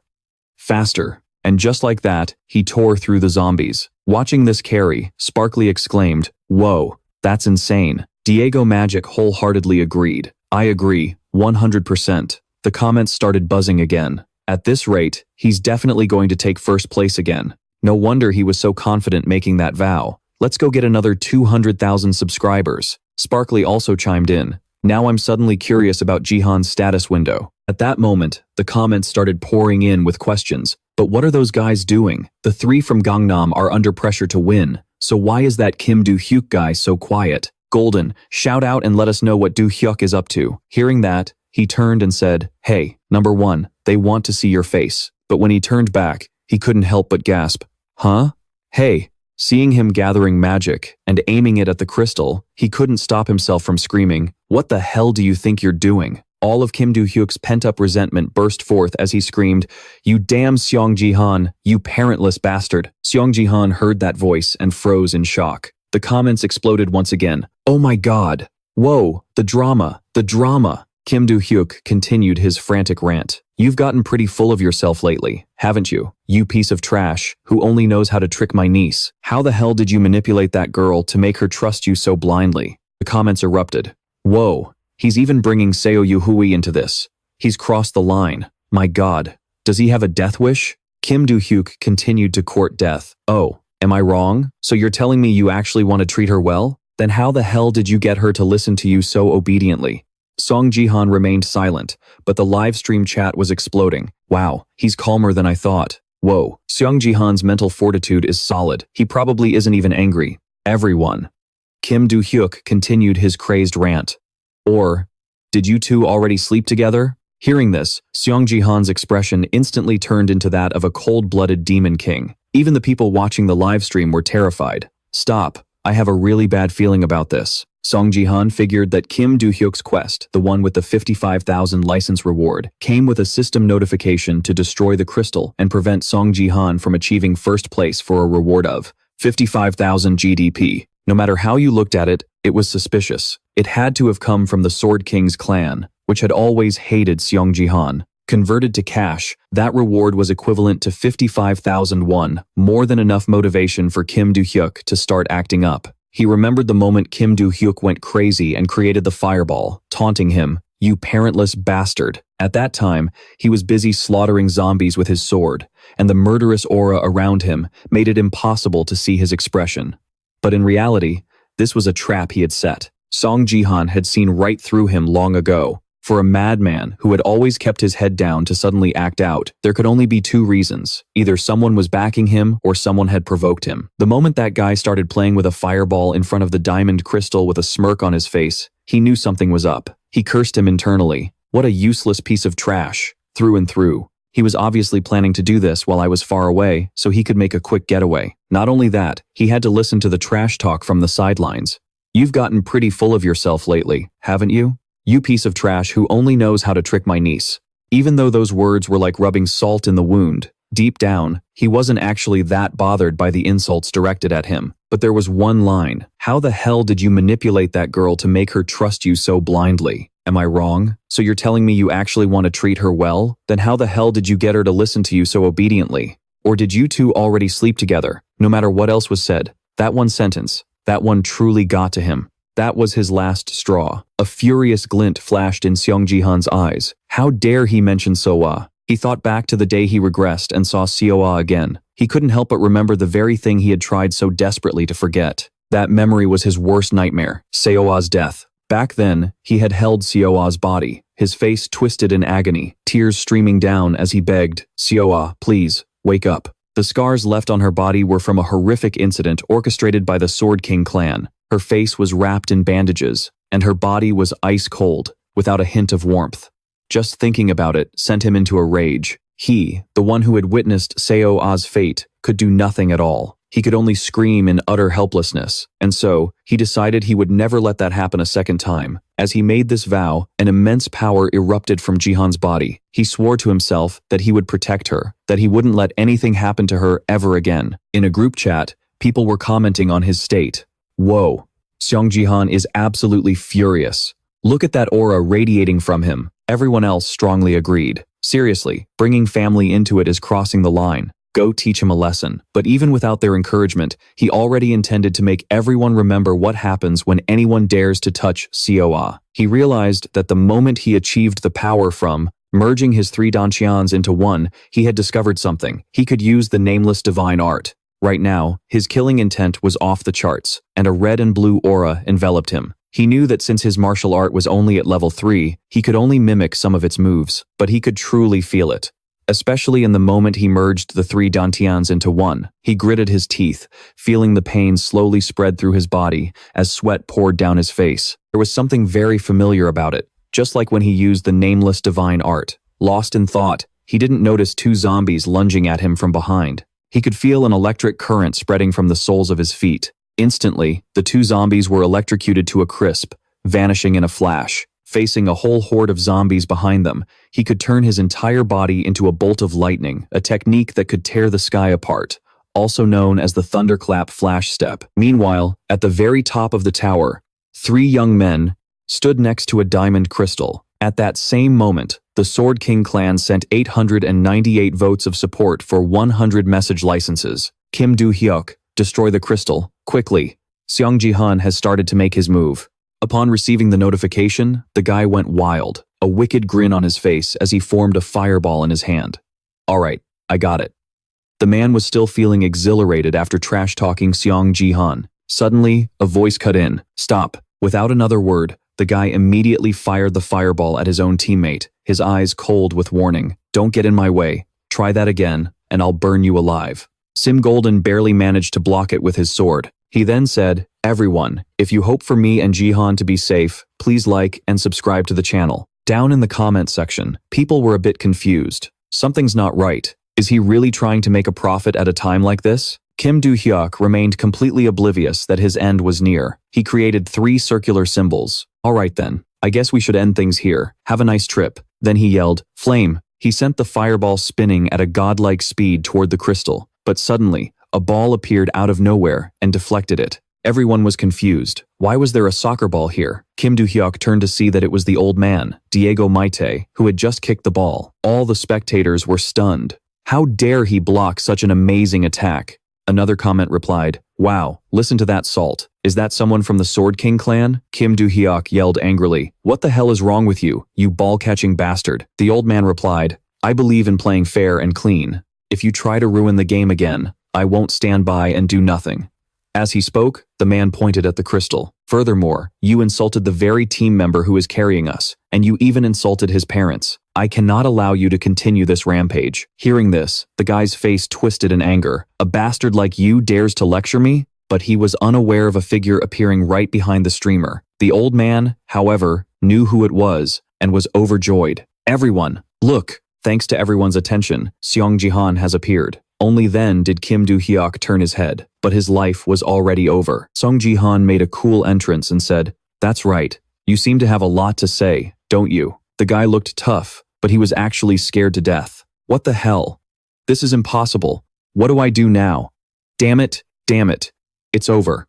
I'm dead. Why don't you finish what you were saying? You had to give it to the guy. He was already in deep trouble, but decided to dig his grave even deeper. Soa. Before he could even finish the name, Sung Jihan clamped his mouth shut.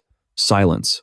To be honest, I was planning to blow your head off the second I got here, but I've changed my mind. How could I possibly let you die so easily? The other two stood aside, letting Sung Jihan handle his personal business. Sung Jihan gave his arm just a slight twist, causing the man to cry out in agony. It hurts. It's usually blurred through the game device. So even if I kill you, you'll just drop 1 level. Sung Jihan was absolutely furious. Yes, that's common knowledge, isn't it? Kim Do-hyuk looked at Sung Jihan, his eyes filled with fear, but our protagonist was suppressing his rage because he had a surprise in store. And now, let me show you a few things you don't know. With that, he placed a hand on Kim Do-hyuk's shoulder. In his mind, the young man was cursing at him. You fool. You know all that and you're still not going to kill me? I've already lost all my skills anyway. How can I even be demoted? Losing that reward was a shame, but it also made him furious. Looks like I win after all. But just for a moment, a jolt of electricity shot through his body. What is this? This is too much. The pain made his legs give out, and he screamed repeatedly, my body, my body. Sung Jihan just stared intently at him. After a moment, he spoke, what? You're in pain already? I haven't even started yet. Only now did Kim Do-hyuk know what true fear was. This is enough. Please, this is enough. He begged him repeatedly. Stop, stop. The young man's screams echoed throughout the entire game area. Over here, Golden Light and the soccer uncle were also startled. He's ruthless. The sparrow-like young man felt something was off and asked the uncle, but don't you find it strange? Most people use connection devices, so they shouldn't have such a violent reaction. Diego pointed to the arena. He's continuously healing him with one hand. And it was true. One of Sung Jihan's hands was applying force to Kim Do-hyuk's shoulder, while the other was creating a green healing circle. Golden Light couldn't believe his eyes. No way. A side effect? The people watching the match also didn't understand what a side effect was. The young man then answered, to put it simply, it's like a buff. If you continuously use a healing skill as a form of damage over time, like poison or a burn, it gets overloaded, and a strange phenomenon occurs. The connection device will bypass 100% of the damage, And this situation is exactly what's happening to Kim Do-hyuk. Right now, all he could do was scream in agony, veins popping on his face, sweat pouring down. Golden Light felt a chill run down his spine. That's terrifying. But he looks like he's in so much pain.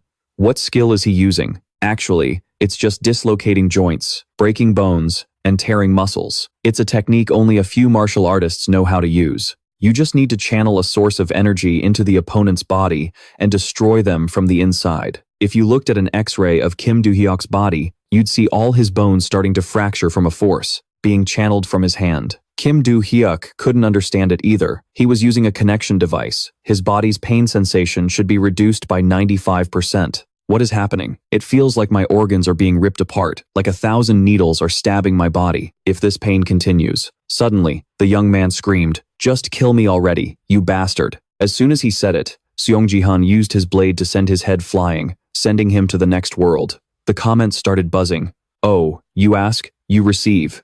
The system also displayed a notification. Player Kim Do-hyuk has been eliminated.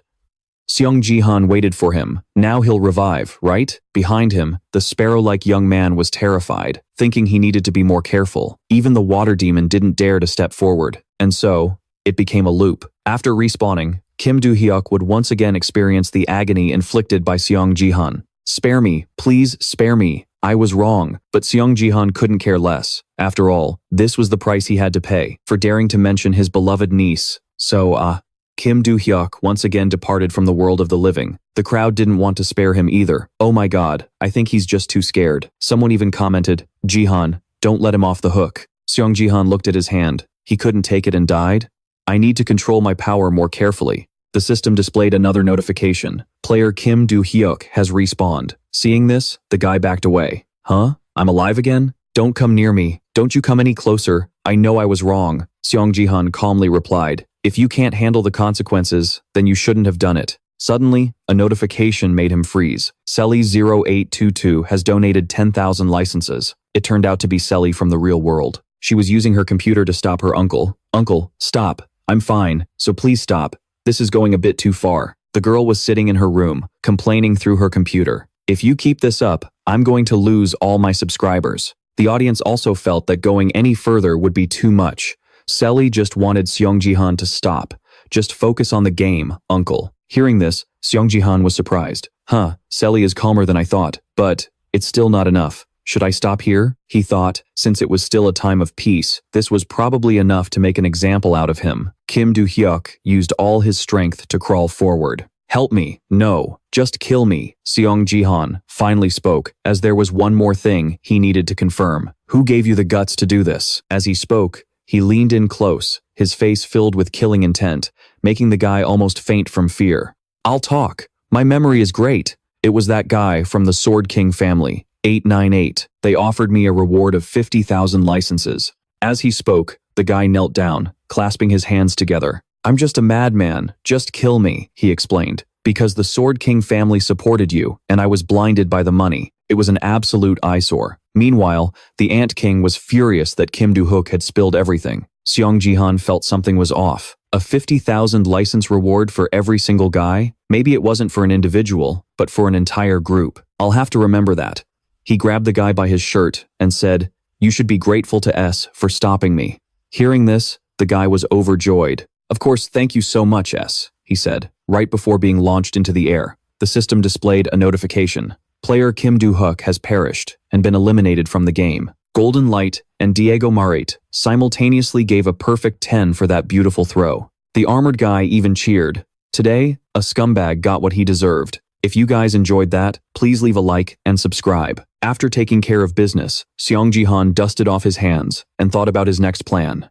He said, "Status window. Whatever, how long could it take to kill another 80 of them?" The status window opened. You have an unread notification. Zombie Origin Guild quest has been completed. He didn't understand why. It's complete? How? But when he looked at the scene before him, it was the Fa Thien Loi Bo. A horde of zombies lay paralyzed on the ground from a lightning strike. So that's what happened. The lightning I generated killed the nearby zombies. More accurately, I couldn't control it, and the escaping power created an explosion. He felt his head starting to spin. I couldn't execute it perfectly because I failed to use the Nameless Divine Arts. Using only my inner energy worked, But man, that's embarrassing. He felt he needed more time to practice. Suddenly, the young man, Golden Light, spoke up, his eyes shining like he was looking at his idol. "Are you okay? Can I come down with you?" He then called out to the older man, "Mr. Merritt, thank you." The two shook hands amicably. The older man, holding a ball, replied, "I just did what had to be done." Sung Jihan was the type to always repay a debt. "Please, let me meet you again so I can repay your kindness. This time, I want to tell you a few things." But as he was speaking, the ground began to shake violently. Everyone panicked. "What's going on? An earthquake? What is this? This has never happened before." Golden Light panicked. "I think something just exploded. What should we do?" The older man quickly called to Jihan. "Look." The comments below were also wondering what was happening. They could only see something clawing its way out of the ground. It was a hand with a mouth in the center. The sight gave all three of them the creeps. That hand is horrifying. If it looks that big from here, how huge must it be? Around the arm, hordes of zombies began to appear all at once. Suddenly, a mouth appeared on the hand and let out a deafening roar. Jihan felt that something was wrong. Just as he suspected, the zombies seemed to be empowered, crawling out from everywhere. He realized that thing was devouring the zombies, then creating an even more massive and horrifying one. The armored guy was shocked. Wait, why is something like that appearing in a Bronze League game? Shouldn't it only show up in Gold League matches or higher? Jihan was still thinking. A monster born after the hand-stitched bodies together. It was a corpse golem. And just as the sparkly guy said, "They've never appeared in the Bronze League."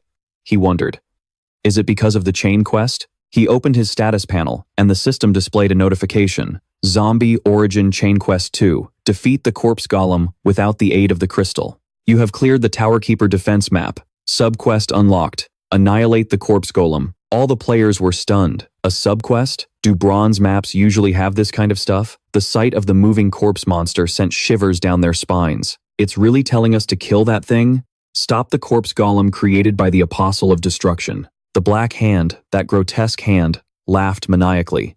Meanwhile, the horde of giant corpses grew larger as it advanced. The system continued to display notifications. You can close the power gap by using the crystal's blessing. Immediately, the comment section exploded. Kill them with just one useless buff? Just bring in a nuke already. Golden Light screamed, "How is this quest even possible? Even Gold Leaguers couldn't do this." Jihan tried to remain calm. This quest seems impossible, but if it weren't this hard, the rewards wouldn't be this good. A crystal fragment is the main reward, plus achievement points and other things. That's unusual. This must be an epic grade quest, at least. He looked at his blade, which was stuck in the ground, his mind deep in thought. In contrast, the older man was still casually playing with his ball, while the sparkly guy could only sigh helplessly.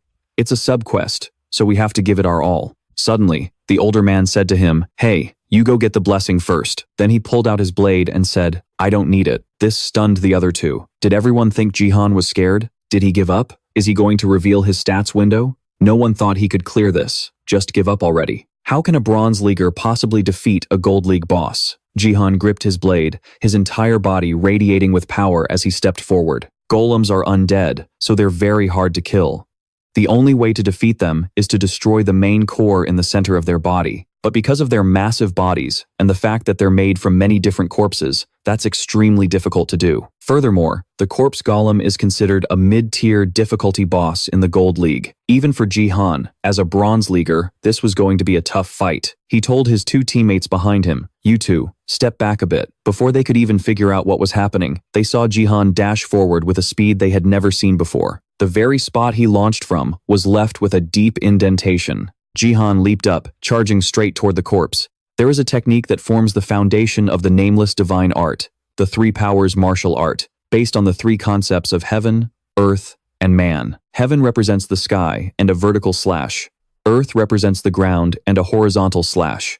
Man represents humanity and a piercing thrust. That is the foundation of the Nameless Divine Art. This technique also represents the Mountain Breaker. They watched as he landed a single slash directly into the corpse's core. His two teammates watched from a distance, frozen in place. The older man even dropped his ball. They never expected that Jihan could take care of a zombie with just a single vertical slash. The system displayed a notification. Player Sung Jihan has defeated the corpse golem. The fourth tower has completed the subquest. The viewers were getting goosebumps. Don't mess with Sung Jihan. Someone even commented, I hereby declare this guy a nuclear bomb. That's the only logical explanation. The moment Sung Jihan swung his sword, Golden Light felt a collection of different emotions: fear and jealousy, anticipation and desire. All those emotions mixed together and became respect. The young man fell to his knees, while the older man beside him just stood there with his mouth agape. He thought, this is the first time I've ever felt this way. At first, I just thought he was good content for my stream.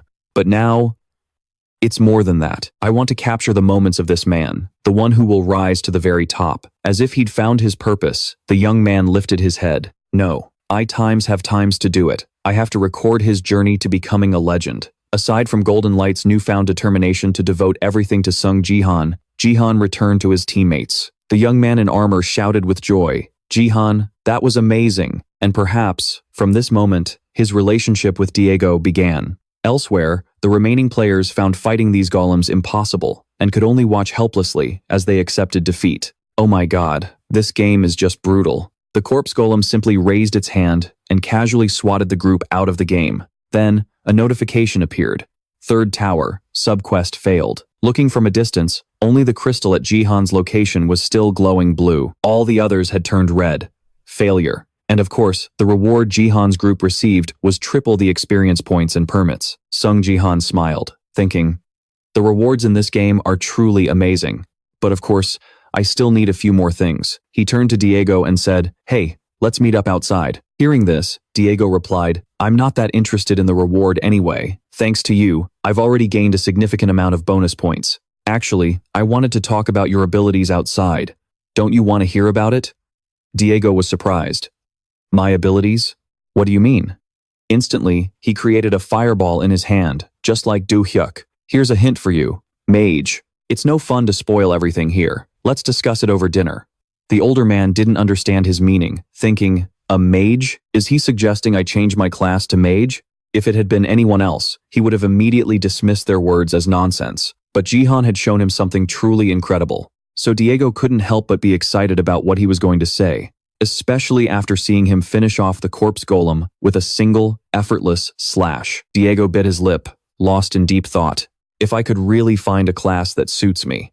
In the end, the older man decided to trust him and agreed to meet. All right, I'll message you later then. Jihan welcomed his decision with a smile. Excellent. So, is there anything you'd like to eat? I can find a place beforehand. The young man in the sparkling golden armor standing nearby overheard them, and, wanting to tag along, was stunned. Mr. Sung, let me come with you. Jihan wanted to refuse. That would be a hassle. Besides, this is your own private reward. But he came up with another reason. I actually wanted to talk to you about the live stream. But even so, Jihan refused. Then suddenly, the young man shouted, I want to be a reliable teammate for you. Yes, an editor. I want to be your editor. Sung Jihan didn't say yes or no, just let out a, which made the young man think he had agreed. Really? So I can? But who would have known this was a trick from Jihan? That was me turning you down. The audience was dying of laughter. You've all worked hard. With that, he disappeared, much to the young man's disappointment.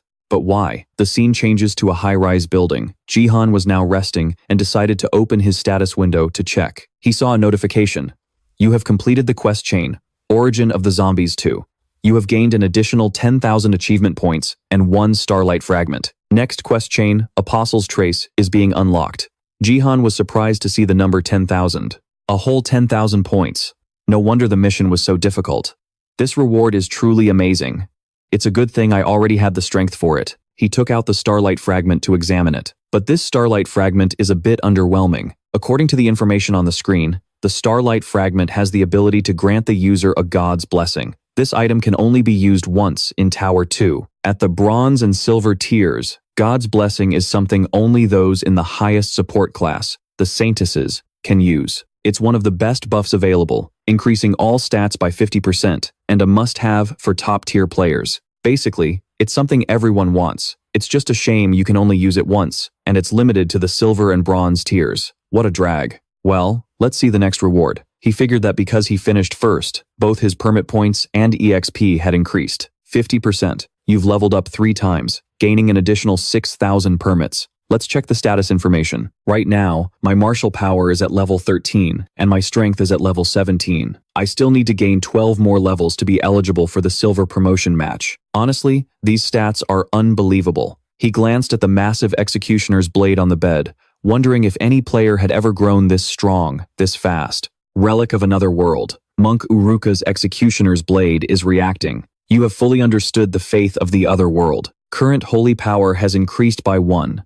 Holy power has been merged into strength. He looked at his hand, which was now radiating a powerful aura, and the system kept displaying notifications. The rank of the relic from another world, Monk Uruka's executioner's blade, has dropped to E. Then, the relic of the other world could no longer contain the power within it, but he was focused on something else. Wait a minute, my stats didn't increase at all. Does that mean holy power and strength aren't equal? Looking at the blade beside him, he noticed something unusual. Cracks began to appear on the scabbard. Suddenly, an explosion occurred. This equipment is being destroyed. Jihan used both hands to block the terrifying force.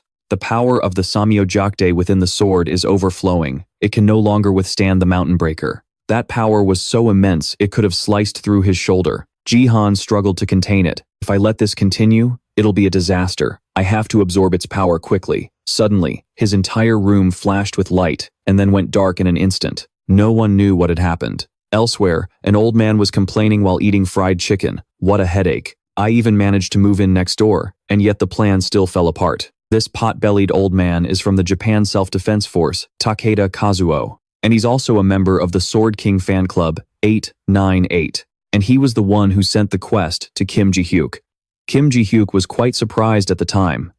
What the hell is this popping up all of a sudden? What kind of psycho sent this to me? But when he saw the quest, what the hell is wrong with this quest? It was a quest to destroy the crystal and prevent Sung Jihan from taking first place, with a reward of 50,000 permits. At that time, the old man sat in front of his monitor and said, "It's nothing special, just someone with a purpose who wants to lend a hand." The old man smiled gleefully. "You'll get your revenge on Sung Jihan, and I'll get his status window. Those fools. They lost their strongest player, the Sword King, and they're still fighting amongst themselves. But whatever, thanks to them, stirring things up is much easier." His plan was to target Sung Jihan while pretending to be part of the Sword King fan club. The old man thought this would be a piece of cake. He said to himself, "Sung Jihan, it seems you're always on guard against a Japanese person like me, but the ones you should really be wary of are your Korean friends." Then, when he saw Ji-hyuk, he thought his plan was about to succeed. That jellyfish-brained mage, hurry up and destroy it. Let's give Sung Jihan a taste of helpless defeat. Back in the present, the old man was enjoying his fried chicken, saying, "That's what I boasted, but in the end, I still lost. Maybe I should stop trying to sabotage the game by pretending to be a member of the Sword King fan club." The old man consoled himself. Come to think of it, if it had succeeded on the first try, it would have been too easy. When he saw the quest failure notification, he cursed Ji-hyuk's name. What a pathetic player. He can't even handle a tiny bit of sabotage. Wouldn't it have been much better if that idiot had just destroyed the crystal immediately, instead of lazily wasting time? If he had done that, everyone's wishes would have been granted, and Sung Jihan would have revealed his status window. At this thought, he angrily took a huge bite of chicken. That pig-brained moron. I'm going to die of a stroke. At this rate, I'm going to lose Sung Jihan. Suddenly, he slammed his hand on the table and yelled, "Damn it!" The recruitment director of the Neo Self-Defense Force, Takeda Kazuo, was in a difficult situation. With his years of experience and scouting talent, he had recognized that Sung Jihan was a gifted player who needed to be recruited immediately. But his superiors, the main corporation, would only agree to consider the recruitment plan if they had clear information and sufficient evidence about the target. They demanded proof for a recruitment pitch based entirely on an old man's gut feeling. So, to prove his judgment was correct, the old man needed to obtain Sung Jihan's status window. In other words, the actual stats that proved Sung Jihan's true strength. He immediately got to work. There wasn't much time left. This amateurish tactic won't work anymore. But just you wait. I will get your status window, get approval from the corporation, and then I will have you, using the special method that has been prepared, with the Sword King. Just then, a notification popped up. Your holy power has increased by 1. It has been converted into force. Looking at the energy appearing in his hand, Sung Jihan felt a bit puzzled. Another notification followed. Force increased by 1. He slumped to the ground and began to analyze it. So, every 3 points of holy power converts to 1 point of force. Force and martial power linkage has increased. He then continued to think, thanks to that, my martial power is now 18. He then looked at his status window, which showed his martial power had reached level 18, and his force was also at 18. He then turned to look at the fragments on the ground and wondered, was the remaining holy power absorbed when the demonic sword was destroyed? It's a real shame for a weapon to end up like this, but if the reward is this big… Before he could finish his thought, a notification appeared stating that his force had surpassed 17. From now on, you can only absorb holy power from artifacts of B rank or higher. Seeing that last line, Sung Jihan looked far from pleased. He slammed his hand against the notification screen and said, "You've got to be kidding me. Only A rank? Isn't that just telling me to dream on?" He closed his eyes and thought, so stingy. Just then, Saya opened the door, walked into the room, and called out, "Uncle." She said her account had 50 billion. Then she held up her phone screen, displaying the exact amount she mentioned. Sung Jihan turned to look, surprised, and said, "It went through already?" However, Saya was silent for a moment before calling out again. "Uncle," she asked worriedly, "why do you look like that?" Sung Jihan, looking completely disheveled, glanced at his hands and said, "Oh, this? My weapon just suddenly exploded." Then he turned and gave a goofy grin, saying, "It's nothing serious." Hearing that, Saya let out a loud scream. She grabbed Sung Jihan with one hand and started dragging him out of the room, nagging as she went, "I really don't understand you. Hurry up and wash your wounds so I can bandage them. I thought you were a grown-up. Why are you acting like such a child?" Hearing that, Sung Jihan felt something. He thought back on himself as he sat at the barbecue table, savoring the meal. This was the first time he'd eaten real food since his regression. He smiled to himself, thinking, going out to eat like this once in a while isn't so bad. Then he spoke up, "But I prefer Korean food." Hearing this, Saya just shook her head and said, "But I'm the one treating, so you should have at least eaten something a little more expensive." Sung Jihan waved his hand dismissively and said, "Come on, we eat 3 meals together every day anyway." Suddenly, Saya realized something and let out an "ah," saying, "That's not going to work, is it?" Sung Jihan just grunted. Saya then said seriously, "I have to go back to school soon," she continued. "It might not look like it, but I'm the student council president, so I can't take any more time off." Hearing this, Sung Jihan said, "But wouldn't it be better to take another week off?" Saya stammered, about that." Then she began to explain, "Actually, the day I receive my blessing at the Hall of Gifts is coming up soon." Sung Jihan looked at his phone screen and thought, "Now, I remember." He then looked at the words August 22nd, Saya's birthday, on his phone. He thought, Saya's birthday is coming up. This August 22nd would be Saya's 18th birthday. No matter how hard things were, Saya had always looked forward to this day. Saya had always received her blessing from the Hall of Gifts at the academy, so she was hoping her situation would improve if she got a good gift. But that hope was shattered soon after. The gift she received was F rank. He then remembered the sight of Saya collapsed on the ground, her face in her hands, completely helpless. He thought, that was the moment that broke Saya, even after she had tried so hard to overcome everything. He thought back to how panicked Saya had been on her last birthday. However, he remained silent and hadn't said anything to her yet. Sung Jihan put a piece of meat in his mouth. As he ate, he thought, if I tell her she's going to get an F rank gift, she'll be so disappointed, won't she? There's no other way but to slowly lower her expectations. Then he spoke up and asked, "So, are you leaving tomorrow?" Saya smiled and replied, "Yep, tomorrow's Monday, so it's the perfect time to go." Sung Jihan looked at her and said, "All right, I'll take you tomorrow." Hearing this, Saya looked surprised and asked back, "Huh? Why so suddenly?" Saya held out her hands and said, "I'm not a kid anymore." Sung Jihan replied, "But we're in a tough spot right now. I've made up my mind, so just listen to me." Saya looked at him, let out a "huh," and wondered, why are you acting like this all of a sudden? Then she turned her head away and said, "It doesn't suit you at all." Sung Jihan watched Saya's reaction, then smiled gently at her cute demeanor. He then let out a chuckle. Seeing this, Saya asked, "What is it? Why are you laughing?" He didn't answer her question and just said, "It's nothing, just eat." Saya was still puzzled. "I was planning on taking the bus by myself." Sung Jihan said softly, "Don't be like that. Just listen to me while I still care." A moment later, the scene changed to the apartment complex where the two of them lived. Just then, the two of them seemed to see something and their expressions changed. Sung Jihan spoke up, "What is this?" The two of them stared at the parking lot in front of them and wondered, what happened here? He thought about the luxury cars that used to be parked here and said, where did all the supercars go? Saya then spoke up, asking, when they said they sold the cars, did they mean they sold all of them? Sung Jihan clutched his head and frowned. So this is why I couldn't find any car keys. Saya then said, well then, I'll just take the bus. Sung Jihan turned around, surprised. Behind them, a single car was parked. After spotting it, he said, there's one over there. Hearing this, Seol walked over to the beat-up old car and said, this is Mom's car. Sung Jihan stood beside it, looked in, and remarked, I bet it wasn't that they couldn't sell it, but that it was so cheap they just left it here. He placed his hand on the car, intending to pull it out, and said, will this even open? He got inside, put his hands on the steering wheel, and said,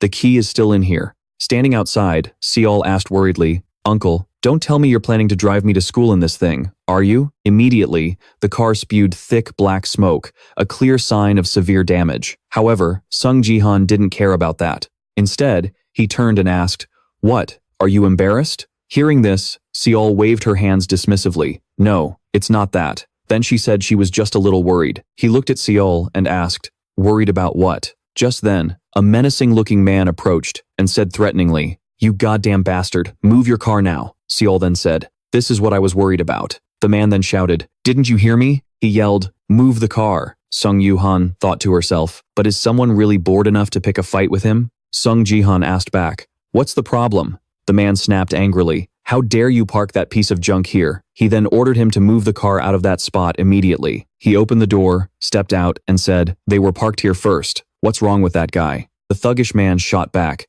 we always park there, you beggar. But this time, Sung Jihan didn't back down and retorted, why don't you shut your mouth first? I'm also a parent of a student at this academy. Two people watching from a distance looked on in complete surprise. One of them said, is that Sung Yuhan? The person next to him, also shocked, said, it is, the bronze rank hunter. He then took out his phone to record and said, whoa, why is he at the academy? The person next to him replied, the Sword King's daughter studies here. I heard she took a break from school. Is she back already? Then, one of them had an idea and told his friend, post this online. Immediately, an article popped up online with the headline, the Sword King's brother-in-law drives a Kia Morning to Bonnet Academy and gets into a fight with a Rolls-Royce. Below were streams of comments. The scene shifts to Seoul, Gangnam-gu, at the guild office building. A voice called out, Lim Ga-yoon, follow this person. Lim Ga-yoon, who was playing a video game, looked up. Huh? The man showed her his phone with the recent news and said, we're going to Bonnet Academy. Lim Ga-yoon saw it and thought, Sung Yuhan. The man asked, what's going on? Lim Ga-yoon then took out her lipstick, applied it, and said with a slight smile, what else could it be? In her mind, she thought, you dare to ignore me? She then turned away, her face burning with determination, and said, we're going to confront him face to face. She thought to herself, I'm coming to see you right now. Then she scowled and said, just you wait. Sung Jihan. The bald man threatened Sung Jihan in a low voice. I can't believe a beggar like you dared to come here in that pile of scrap metal. After saying that, he swung his arm, about to punch him in the face. Then he ordered, bow your head, now. Suddenly, a strange, demonic red light flashed in Sung Jihan's eyes. However, the bald man was completely unaware and continued to swing his fist at his face, while also shouting provocatively, bow your head, you bastard. As soon as Seol saw this, she immediately screamed, Uncle, trying to warn Sung Jihan. Even the passers-by couldn't hide their fear and nervously said, oh my god, it's over. Did he manage to stop it? That's so weird. The guy's punch stopped right in front of his nose. It turned out the bald man's fist had frozen right in front of Sung Jihan's face. Seeing this, the man immediately panicked and quickly thought to himself, why can't I move? Instantly, his mouth was sealed shut by that strange, red light. This caused the bald man to panic and stammer. What is this? As for Sung Jihan, he didn't hesitate for a moment. He used his magic to slam the bald man straight into the ground, delivering a decisive and bold finishing blow. Afterward, he simply uttered one sentence. With a cold expression, he said, stop swearing. You're taking a student to school, aren't you? At the very least, don't try to act like a gangster. Seeing this, Seol immediately stepped forward and urged Sung Jihan, Uncle, people are staring. Let's just go. Suddenly, a snooty voice called out, Seol, oh my gosh, it really is you, Seol. It turned out to be Kim Hugh, the vice president of the Bonnet Academy Student Council. Seeing her, Sung Jihan thought to himself, looks like one of Seol's friends. Meanwhile, Seol was focused on her friend, saying softly, Hugh, it's been a while. A moment later, Kim Hugh got out of her car. She then asked about the bald man. What was he doing just now? Hearing this, the bald man replied respectfully, I just slipped. I apologize. As soon as the bald man finished his blatant lie, Sung Jihan and Seol both thought judgmentally, really? Not long after, the bald man stood up and quietly apologized to Kim Hugh. However, Hugh paid him no mind at all. Instead, she kept talking to Seol with a friendly expression. Oh my, Seol, why are you riding in this car? Where are all your other cars? Hearing this, Seol didn't think much of it, glanced at the old yellow car, and replied, oh, this car? My dad sold all the others. The moment Seol finished speaking, Kim Hugh immediately exclaimed, you should have called me. With that, Hugh tightly gripped Seol's hand. Then she feigned sincerity. This won't do. I'll give you a ride to the academy. Seeing this, Seol jolted awake and asked, huh? Why's that? Kim Hugh didn't hesitate to answer bluntly. A car like this will attract too much attention. However, Seoji still decided to politely decline the offer. That's true, but I don't want to be a bother to her. Even though she said that, this Kim Hugh girl was as persistent as ever. A bother? Don't be silly. I'll just tell my dad, don't you worry. Despite that, Seoji still looked flustered and kept saying, but. While the two were talking, Sung Jihan had been quietly observing it all. He thought to himself, with a pensive look, in my past life, did Seoji have a close friend like this back then? Something's off. A while later, Lee Hyun and Lim Gon finally made it down to the parking garage. However, as soon as they arrived, Sung Jihan had vanished. Because of this, Lee Hyun couldn't contain her anger and screamed, what? Where's Jihan? I rushed here in less than 10 minutes. How could he already be gone? Suddenly, a cleaning staff member walked by and reminded her, Mr. Seong just left. Sung Jihan was frying an egg when he spoke to his niece. Soji, can you set the table? Hearing this, Seoji obediently replied, okay. A little later, breakfast was ready, and the two sat down at the table, happily saying to each other, all right, let's eat. And so, the uncle and niece duo happily dug into their meal. A moment later, Soji suddenly looked up and asked Jihan, wow, how are you such a good cook? Hearing this, Sung Jihan immediately replied, completely deadpan, this barely counts as cooking. However, Seoji insisted firmly, no, it's really good. Seeing how much she liked his cooking, Sung Jihan gave a warm smile and replied, well, next time I'll cook you a proper meal then. At the same time, Sung Jihan thought to himself, looks like cooking one meal a day back in the States paid off. Hearing this, Soji cheered happily. Wow, really? That's awesome. Suddenly, Sung Jihan asked her, isn't your friend picking you up? Seoji didn't hesitate to reply, huh? You mean Hyu? No, she's not picking me up anymore. Sung Jihan found this strange and asked again, huh? Why not? Although she hesitated for a moment, Seoji didn't hide anything and answered directly, I'd rather not talk about it. On the way home, she made me really uncomfortable, and I felt a little overwhelmed. It turned out that while in the car, Kim Hugh had asked a series of tactless questions that made Soji freeze up. Soji, what are you going to do now? You must be so sad. Is there anything I can do to help? What kind of father does that to his own daughter? After hearing this, Sung Jihan couldn't help but sigh. How annoying. Seoji nodded in agreement. Yeah. A moment later, Seoji suddenly spoke in a calm tone, and there's something else. Her sudden statement immediately caught Sung Jihan's attention. Seoji gave a radiant smile and continued, Mom's car is way better. It's much more comfortable. After she finished, Sung Jihan suddenly felt incredibly relieved. He gave a charming little smile and replied, yeah, I think so too. A while later, the two of them headed to Bennett Academy together. As soon as the old yellow car appeared, the crowd dressed in black outside the school started buzzing. He's here. It's Sung Jihan. Seeing this, he immediately spoke with a look of utter exasperation. Are these all recruiters and reporters? They look more like stalkers than reporters. Seoji also looked uncomfortable. They caused such a huge scene yesterday. A moment later, the voice of a security guard rang out. This is private property. Please move along. No unauthorized entry. Thanks to him, Jihan and Seoji managed to escape the noisy crowd. Not long after, he let out a soft sigh and said, I'm going to have to get a different car. Suddenly, Soji noticed something and immediately shouted, huh? Uncle, look at those people. It turned out Lee Hyun and Lim Gon had been waiting for him for a while. As soon as she saw Sung Jihan appear, Lee Hyun casually brushed her hair back and said, you're here. Seeing this, Sung Jihan couldn't help but think, huh? Why is the atmosphere so tense? At that moment, he had arrived at the high-level royal tomb. This was a massive underground crypt, the final resting place of the great conqueror. This dungeon was famous for its sheer number of monsters and had almost no traps or mazes. The reason this maze was so difficult was that the entire party had to survive until the very end. That's why getting lucky with a good party was extremely important. Soon after, he entered the game. All players have been summoned. The game will begin shortly. He looked at his new teammates and felt that he wasn't too unlucky. These guys didn't look half bad. The other players were surprised and impressed when they saw him. He, in turn, noticed they were all from the same guild and were pretty well equipped. The two of them shook hands, and he replied, "Nice to meet you. Let's do our best." The spectators watching this predicted that he would definitely get first place. The people in the party were happily dreaming of getting first place now that the main character was on their team, so they all volunteered to take the lead.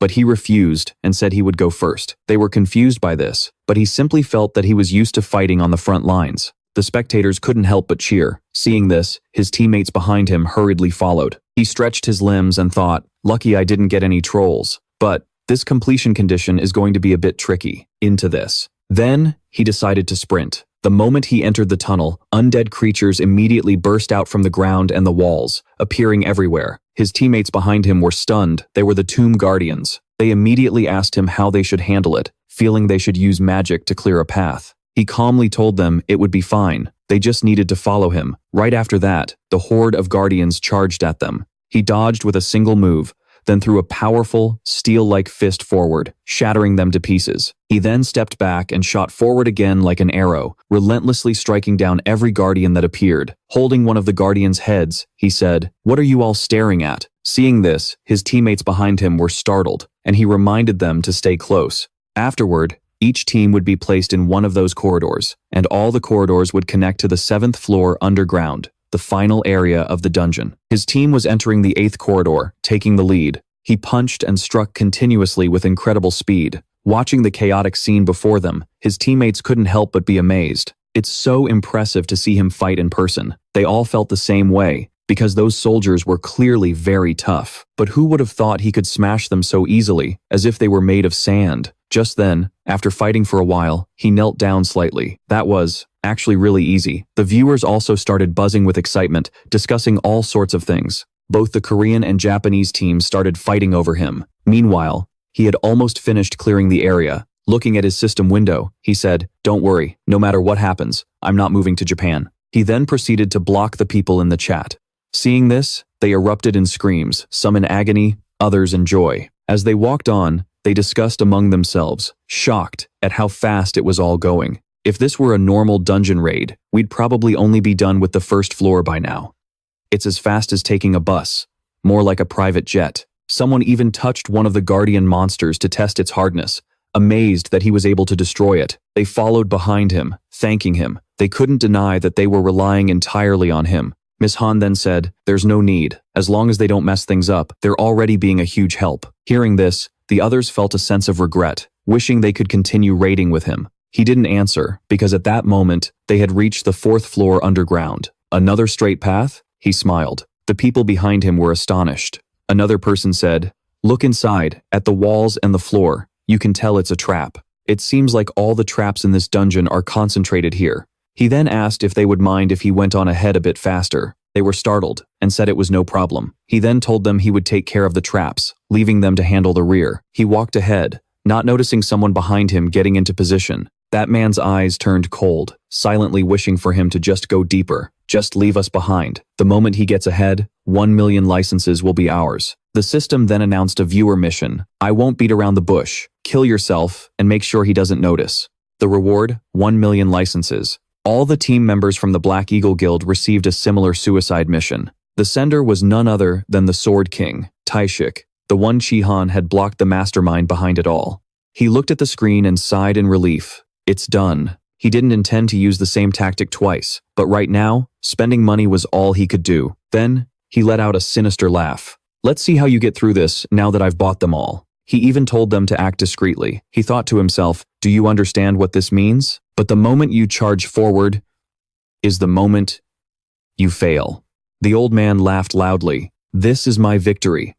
Unless someone warns you beforehand. A loud laugh rang out as a young, blonde-haired man appeared, smiling defiantly. Meanwhile, back with our protagonist group, they were still charging forward. The traps immediately activated, firing projectiles at them. Seeing them getting close, he got into a ready stance. A teammate behind him saw the arrows and suddenly shouted, "Jihan, get out of the way. I'll use my ability to make those arrows disappear." He simply said he was fine. Then, his skills activated. A red circle formed around him. Instantly, the arrows stopped in midair. Both the viewers and his teammates behind him were in shock. To think he could block more than a dozen arrows just like that. One of them glanced at the people behind him and asked, "Did you see that?" Just then, he spotted two teammates in the back preparing to kill themselves. He immediately alerted Jihan. Startled, Jihan whipped around. The teammate next to him urgently told him to stop them. The two men flinched, realizing they'd been discovered. In the next instant, he shot forward at top speed, intercepting the weapons in their hands. He delivered a stunning blow to each of them. They were sent flying backward. One collapsed to the ground, while the other cried out in pain from his injured hand. He coldly reached out his hand and clenched his fist, and instantly, it was as if they were under his control. Their bodies were painfully constricted, while their teammate rushed over, asking if he was okay and if the game was over yet. He felt lucky, realizing he had almost ended the game.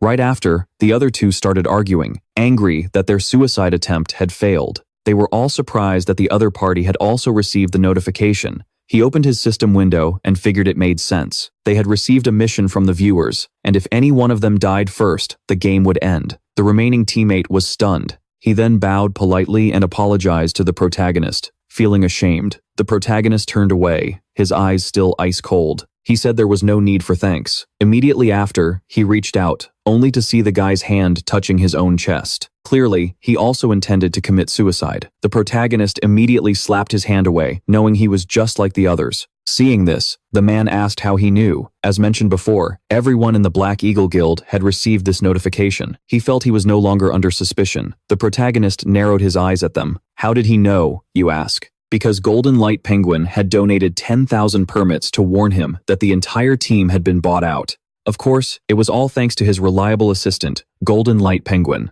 On the other side, Golden Light was laughing with glee, being a true fan. That's why he was always watching the protagonist, and even his teammates. And because of that, he saw the mission they received. So, he had rushed to inform Jihan. 10,000 permits for the sake of justice wasn't expensive at all. Therefore, he hoped the protagonist would accept him as a loyal fan and editor. At that moment, the protagonist suddenly spoke up. Isn't this a little strange? He used his ability, forcing the man to his knees. Even with a grudge, 1 billion was a bit excessive. Risking a few lives wasn't worth that much. He bent down and picked up the sword. He swung it once and continued, "I'm sure this is a well-known guild." His eyes stared straight at the screen. Or perhaps the Sword King's influence has been exploited. They actually spent 1 billion on a status window. They're truly obsessed with me, he began to speculate grimly.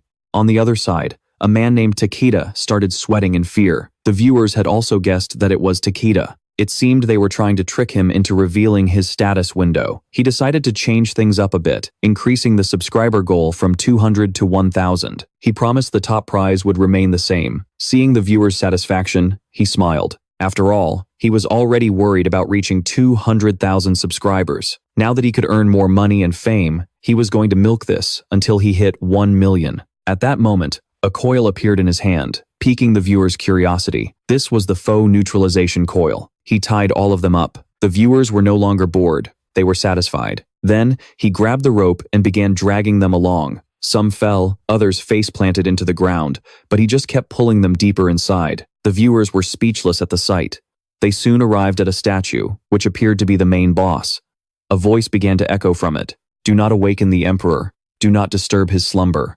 The Emperor is immortal. The Emperor is immortal." The dangerous words repeated endlessly. He was now on the 6th floor of the dungeon. Just then, the worthless, tied-up teammates began to whine. This is ridiculous. They were like animals being led by the neck. Meanwhile, the protagonist was still checking his system panel. The viewers laughed cheerfully, but they wondered why the captives weren't saying anything. In truth, they wanted to speak, but he had sealed their mouths. The man was both angry and confused.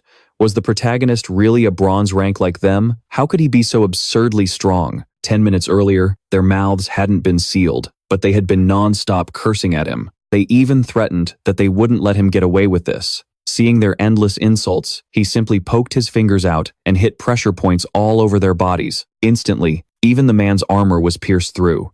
He was stunned, horrified. Then the protagonist continued, "Do you really think the guild would stick its neck out for trash like you?" With that, each of them collapsed as if their strength had vanished. He looked over at the protagonist. Could it be? But how is that possible? Did he just use a pressure point technique on us? The protagonist looked at his own hand, glad that his skills hadn't gotten rusty.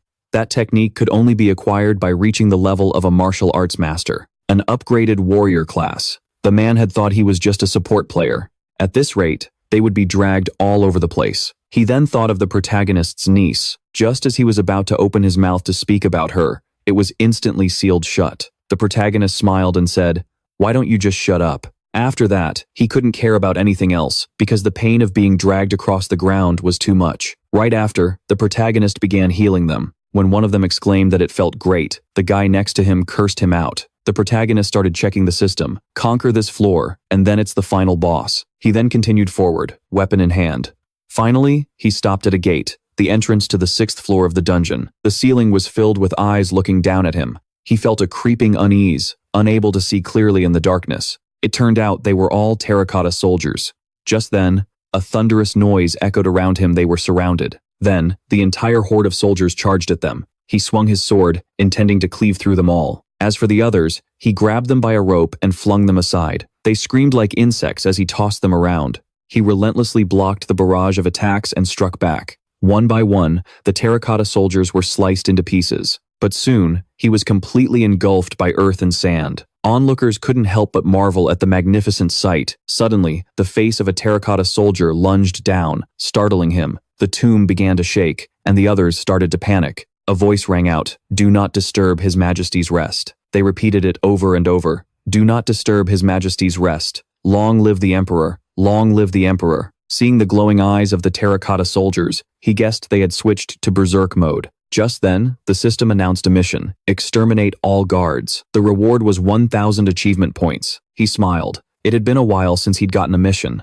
But then, he immediately opened a shield to protect the others. However, right after that, he threw a punch at one of them. The man yelled, "What the hell was that for? If you were going to hit us yourself, why bother giving us a shield?" He smirked. With the force field above, the shield had become much stronger. Now, he no longer had to focus on protecting them. Then, he looked to the other side, stretched out his hand, and declared, "Domain expansion." No matter how many times he used it, he was still amazed at its sheer power. The movements of anyone inside the domain were slowed down, and all it took was one arm to completely overwhelm everything. The terracotta soldiers were easily annihilated, a domain where he alone held absolute dominion. He smiled. "What a shame, Baran, to think you only used such an extraordinary skill to enhance your mana. The fun and games are over. Let's end this here." He raised his sword decisively. A flash of light erupted, and all the terracotta soldiers were blown away. As rubble fell, the system announced that he had completed the mission. The Conqueror's tomb can only be cleared if all party members survive. At that moment, the final boss appeared. "Greetings, Conquerors. Gold is what humans have always desired. I shall grant you what you covet most. The condition to conquer the final stage is the respectful submission of all players." He was now at the final stage, the 7th floor underground. Before him was a dazzlingly magnificent sight. He pulled the others up to his side. Then he let go, using his power to snap the rope. He forced their bodies to stand upright. He then dragged them forward. The others were controlled by him like puppets, moving ahead. He smiled. His current strength was at level 18. The area and influence of his domain had both improved. The final boss raised its weapon and continued. "Now, let us begin." They each moved to their designated positions. The distance was quite large, but by standing in the middle, he could control all of them. Instantly, the entire group fell to their knees. He also showed his respect by kneeling before the opponent. This was how the stage would be conquered. The final boss then spoke. "Good, you may return." The system immediately announced that they had conquered the 7th underground floor. The return portal opened. The others felt a wave of relief. Even though they didn't get the 10 billion, they still got first place. Someone else was just glad they'd cleared it. But one guy noticed something strange. Why was he just standing there? He was staring helplessly at a system mission.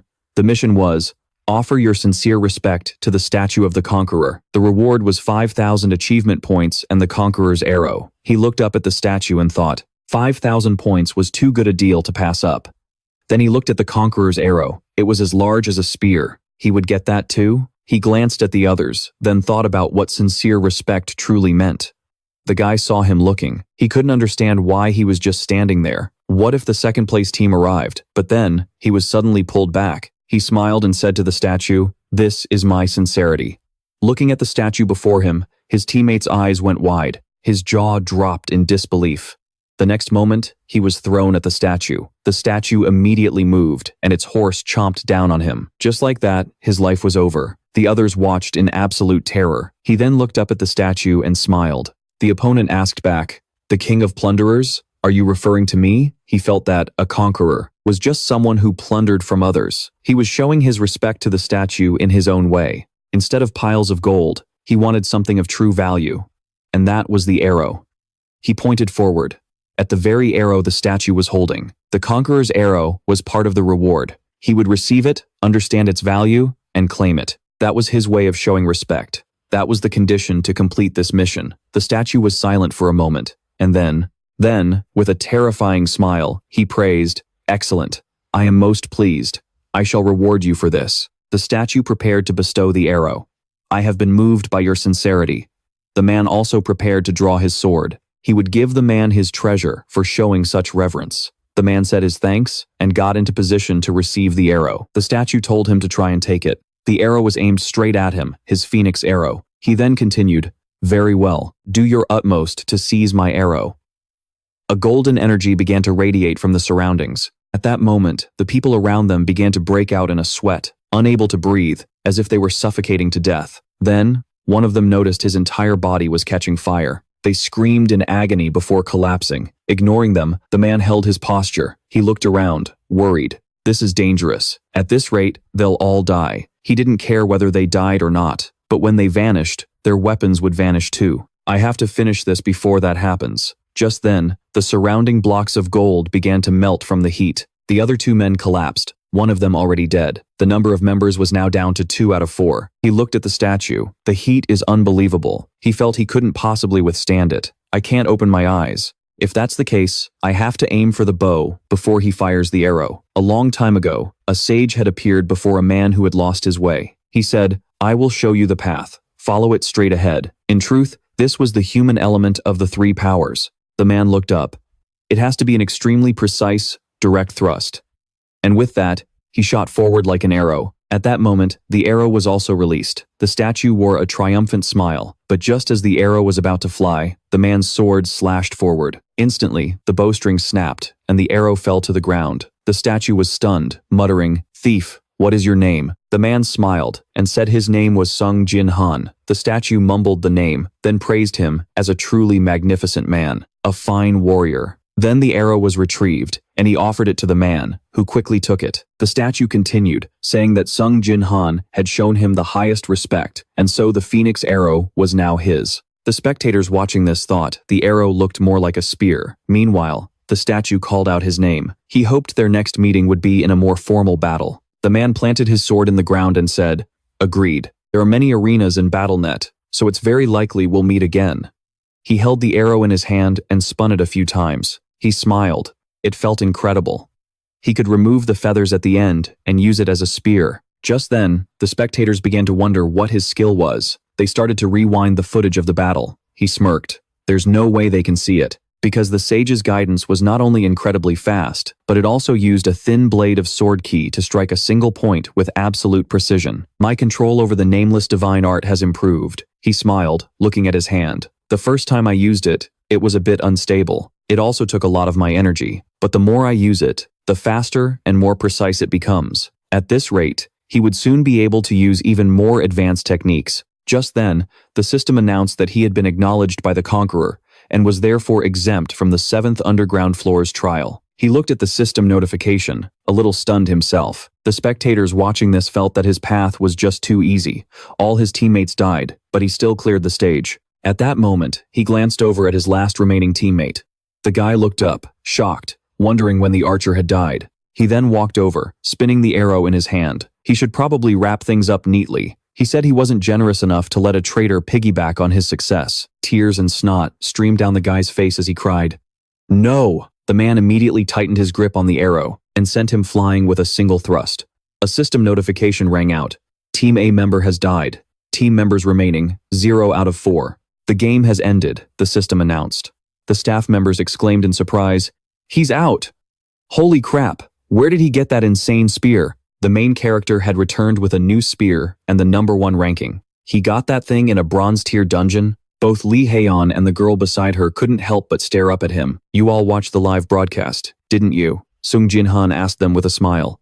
"I've taken the top spot again." Lim Ji-young was speechless. "Even though this isn't the first time I've seen it, I still can't believe my eyes." Dismiss the notification panel. "Very impressive. Now it's your turn to fulfill your promise." The main character carefully reminded her, "You're not planning on going back on your word, are you?" Lee Hae-yeon quickly replied, though with a hint of fear, I understand.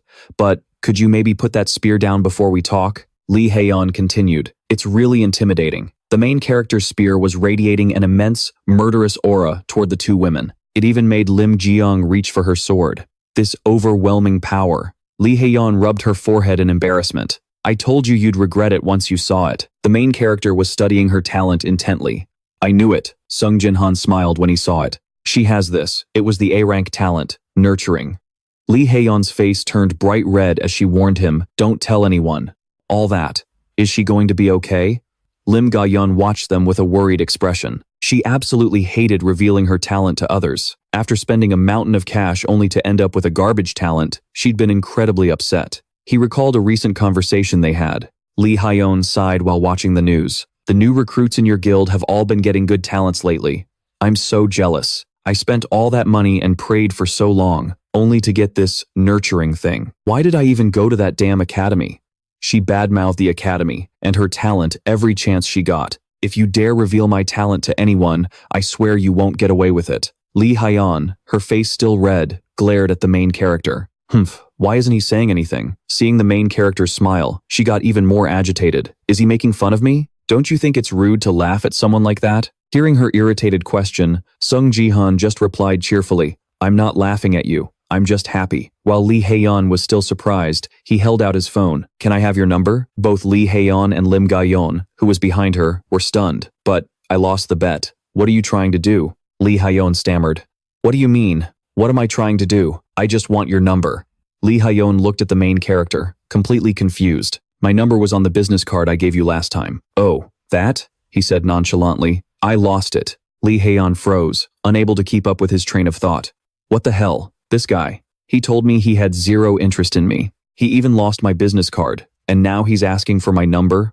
Her eyes were filled with questions as she stared at him. Could it be he's interested in my nurturing talent? She took the phone, her mind racing with questions.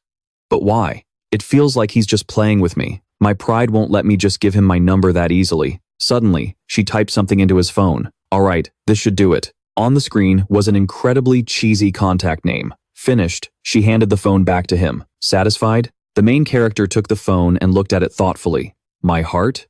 Before Sung Jihan could say anything else, Lee Hae-yeon quickly turned away. "Let's go, Ga-yeon." "So, Sung Jihan, didn't expect that, did you? Surprised, aren't you?" She looked back at the main character, feeling extremely smug, but seeing his faint smile and a small sigh of relief surprised her even more. "He's smiling again?" The main character replied softly. "Well then, I'll call you later." What is wrong with him? Lee Hae-yeon trembled with anger as she watched him leave. So annoying. At a guild building, a gasp of admiration rang out. Whoa. Everyone was watching the main character's match with S, completely in awe. "S, your uncle is amazing. Yeah, it feels like he's getting stronger every single day. I can't believe we could conquer the Emperor's tomb this way." Beside them, Hu was still in shock, then unconsciously bit her lip in annoyance. "Hey, Hu, what is it?" Startled by being called out, she quickly replied, "He looks completely different from the last time we saw him, doesn't he?" Her friend said to Hu. "Oh, you mean that time we went to S's house last month? Back then, he looked like a total jobless bum." The friend behind them swooned, saying to S, "You have to introduce me to your uncle." The boy next to her quickly reminded her, "Hey, thank goodness my uncle finally came to his senses." S was so happy she was moved to tears. Suddenly, a voice pulled her back to reality. "That's right, S. It's coming up soon, isn't it? Your 18th birthday?" Hu said to S in a friendly tone. "The day you officially become a player. Everyone awakens as a player when they turn 18, allowing them to see their status window." Hearing this, the others started to buzz. "Oh, that's right. You must be so nervous, right?" We'll get to participate in mock battles together soon. The mock battles between trainees were an event that countless classes and training centers looked forward to. The talent room was the main reason for the academy's existence, and most trainees were extremely interested in talents. I wonder if S will get a talent, the boy wondered, but his friend quickly answered for him, of course she will. It'll be at least S rank. Her father is a third-tier S rank, and her mother is a second-tier S rank saintess. On top of that, there are rumors that her uncle has at least an S rank talent. S quickly waved her hands. No way. It's already been proven that DNA has nothing to do with talents, but the statistics say otherwise. Well, I hope I get a decent talent. Hugh spoke up again. Your birthday is on the 22nd, right? Today's the 13th, so it's getting close. Yeah, so I'm a little nervous. S's hands clenched into fists. I'm sure you'll be fine. Hugh took her hand and comforted her. S, don't worry about a thing. Just look forward to the talent you're going to get. S replied happily. I don't really need a talent. But thanks anyway, Hu. It's nothing. Hu opened her system window. Just accept my kind words. Her eyes, however, were filled with contempt as she looked at S. In Tokyo, Japan, at the first training room of the Neo Defense Force, countless people were sprawled on the ground. 2 people stood watching the battle, gasping in amazement. Seriously, has the Sword King always been this strong? No. After this trial, it looks like the Sword King has gotten even stronger. All of his stats are higher than before. The other person opened up his information to compare. I see. I'm really looking forward to his performance. In the first round, Yoru, Japan's representative, is overflowing with power, wielding his 2 swords. Diversion Guild headquarters, Gangnam. Lee Ha-yeon couldn't hold back her anger and screamed, "Are you crazy, Dad? How could you even think of handing your own daughter over to a guy like that? Stop being so reckless." Hearing this, the person on the other end tried to reason with her, but it only made Lee Ha-yeon angrier. She snapped back irritably. That's why I left. Whether I get married or not is my decision. I'm telling you, I don't want to get married right now. With that, she hung up the phone, ending the conversation. Lee Ha-yeon let out a deep sigh. Just then, Lim Ga-young came in to comfort her. Are you okay? Lee Ha-yeon shot back. Not at all. She angrily demanded, do I look okay to you? I'm furious. Seeing this, Lim Ga-young calmly said, yes, you do look furious. Lee Ha-yeon began to vent.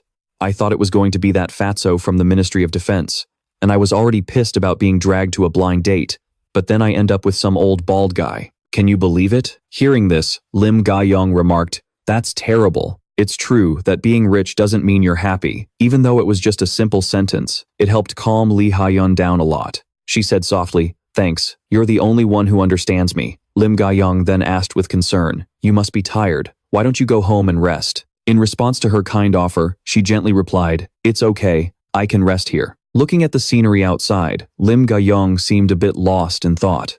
I understand. Just then, Lee Ha-yeon lowered her voice and said, I'm sorry, Ga-young. Hearing this suddenly, Lim Ga-young was surprised. Huh? Lee Ha-yeon blamed herself. Because of this job, you barely have any time for yourself. With your S-rank abilities and talent, you could probably make a good living on your own. Hearing this, Lim Ga-young smiled. Oh, so that's what you mean. It's all right. Being your bodyguard is my duty. I'll do my best until you inherit the company. Lee Ha-yeon said softly, gosh, but I don't want to inherit it. I want to go out and start my own business, make my own money, and live life on my own terms. Then my parents won't have any reason to rush me into marriage.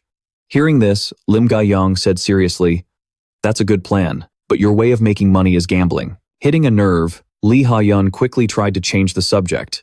Predicting the winner isn't illegal, you know. It's just like investing. Hearing this, Lim Ga-young mused, it's not illegal, but you have to make a profit for it to be called an investment, right? Lee Ha-yeon was left speechless, but she stubbornly insisted, I'm going to win big this time.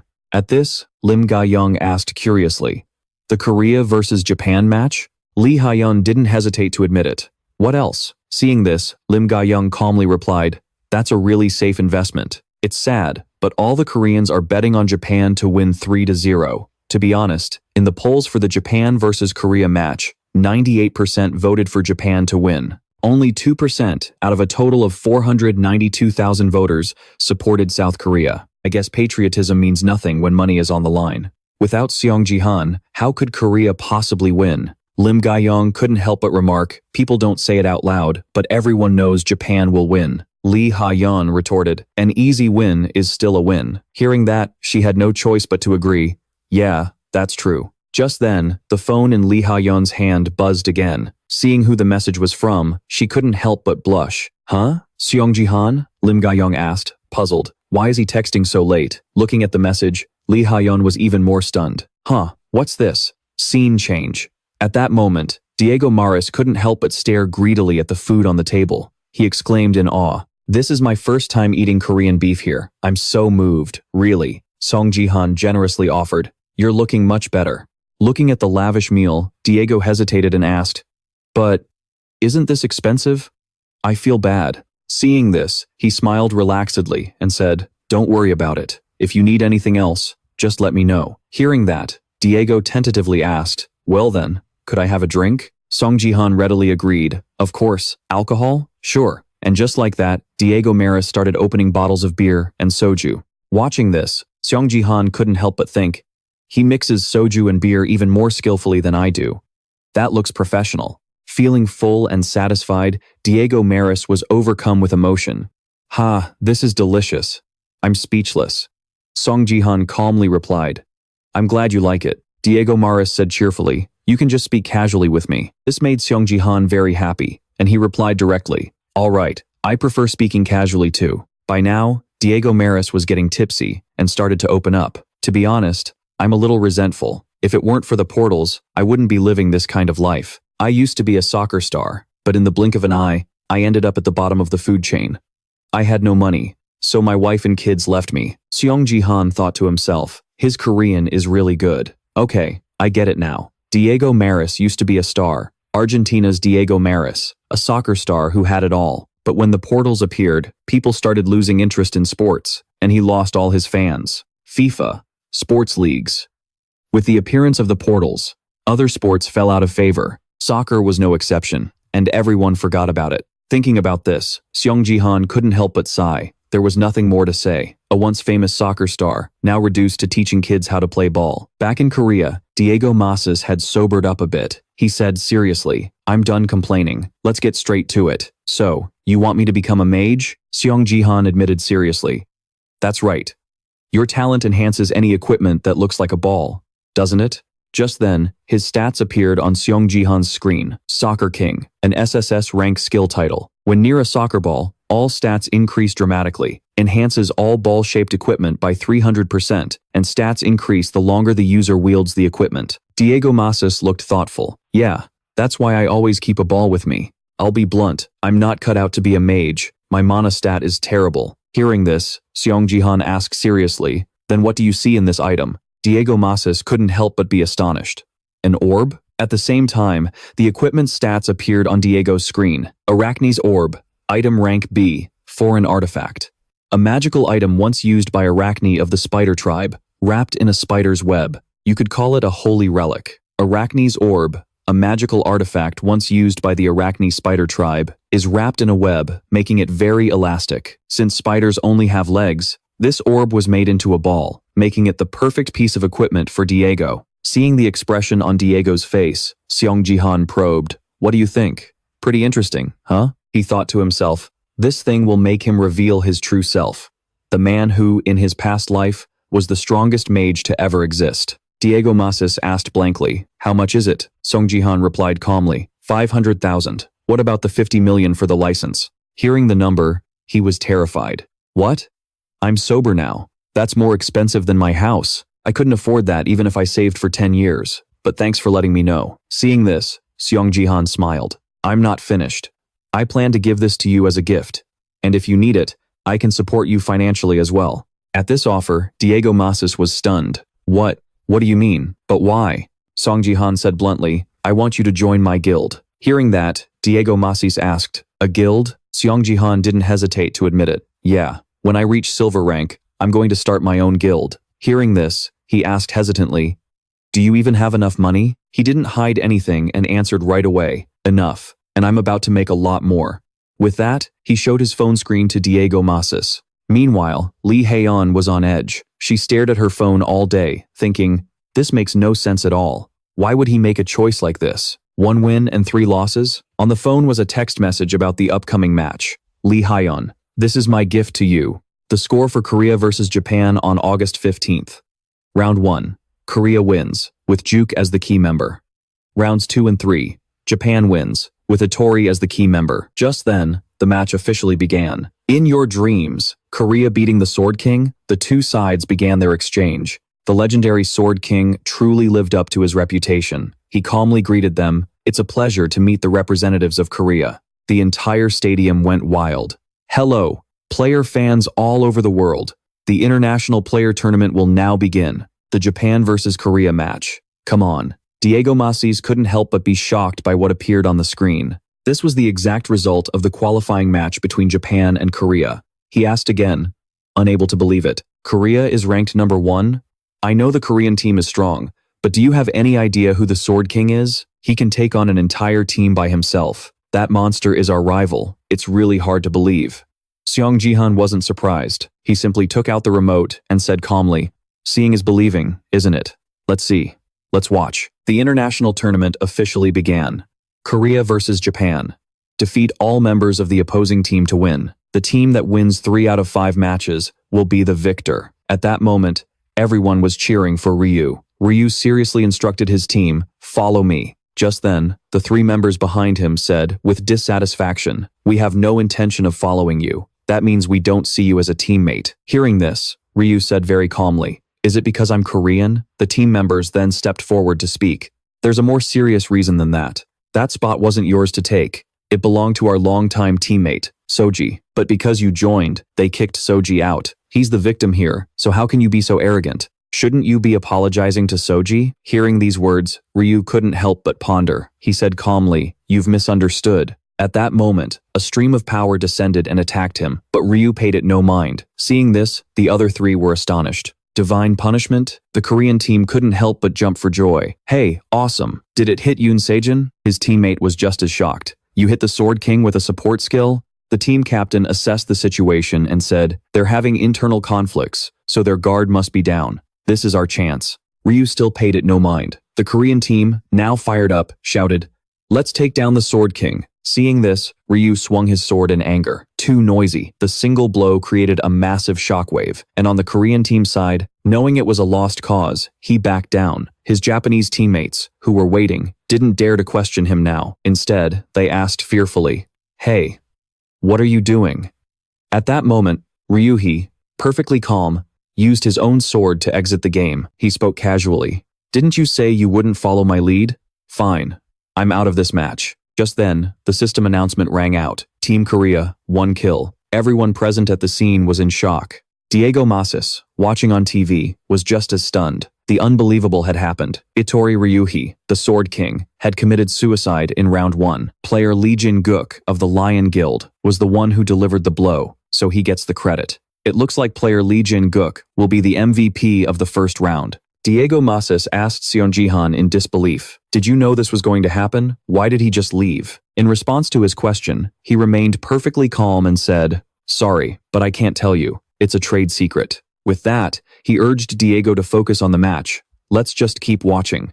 Sung Jihan couldn't help but think to himself that everything was happening exactly as it did before. Even the odds were the same. The current betting odds were 3-1 against Korea. Even before regressing, he had suspected the match was being manipulated. The odds were just too low. Looking at the battle on the TV screen, sure enough, Korea won the first round. Set 1 came to an end, and the Korean side couldn't help but remark, I have to say, thanks to Ryu's unexpected move, our team won. And the MVP is the player who killed the Sword King, Lee Jin-guk.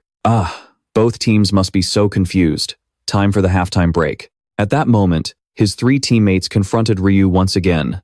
What the hell are you doing? How dare a national representative just kill himself? How long are you going to stay silent? Listening to a bunch of trash ramble on, Ryu lost his patience and sneered. Are you pretending not to understand me? I don't get how a piece of trash like you ever went pro. Now I see why you guys lost to Korea. Hitting a sore spot, the others all spoke up at once. What did you say? Itori replied lazily. I'm not playing along with your pathetic little friendship game. If you won't acknowledge me, I'll just keep killing myself. So, you choose. Do you want to win with me? Or do you want to lose miserably in front of everyone? Just like before, they were seething with anger, but after weighing the pros and cons, they finally had to give in. Meanwhile, The Korean team was discussing the situation thoughtfully. No matter how many times they thought it over, they couldn't figure out why he'd killed himself. Is he a spy or something?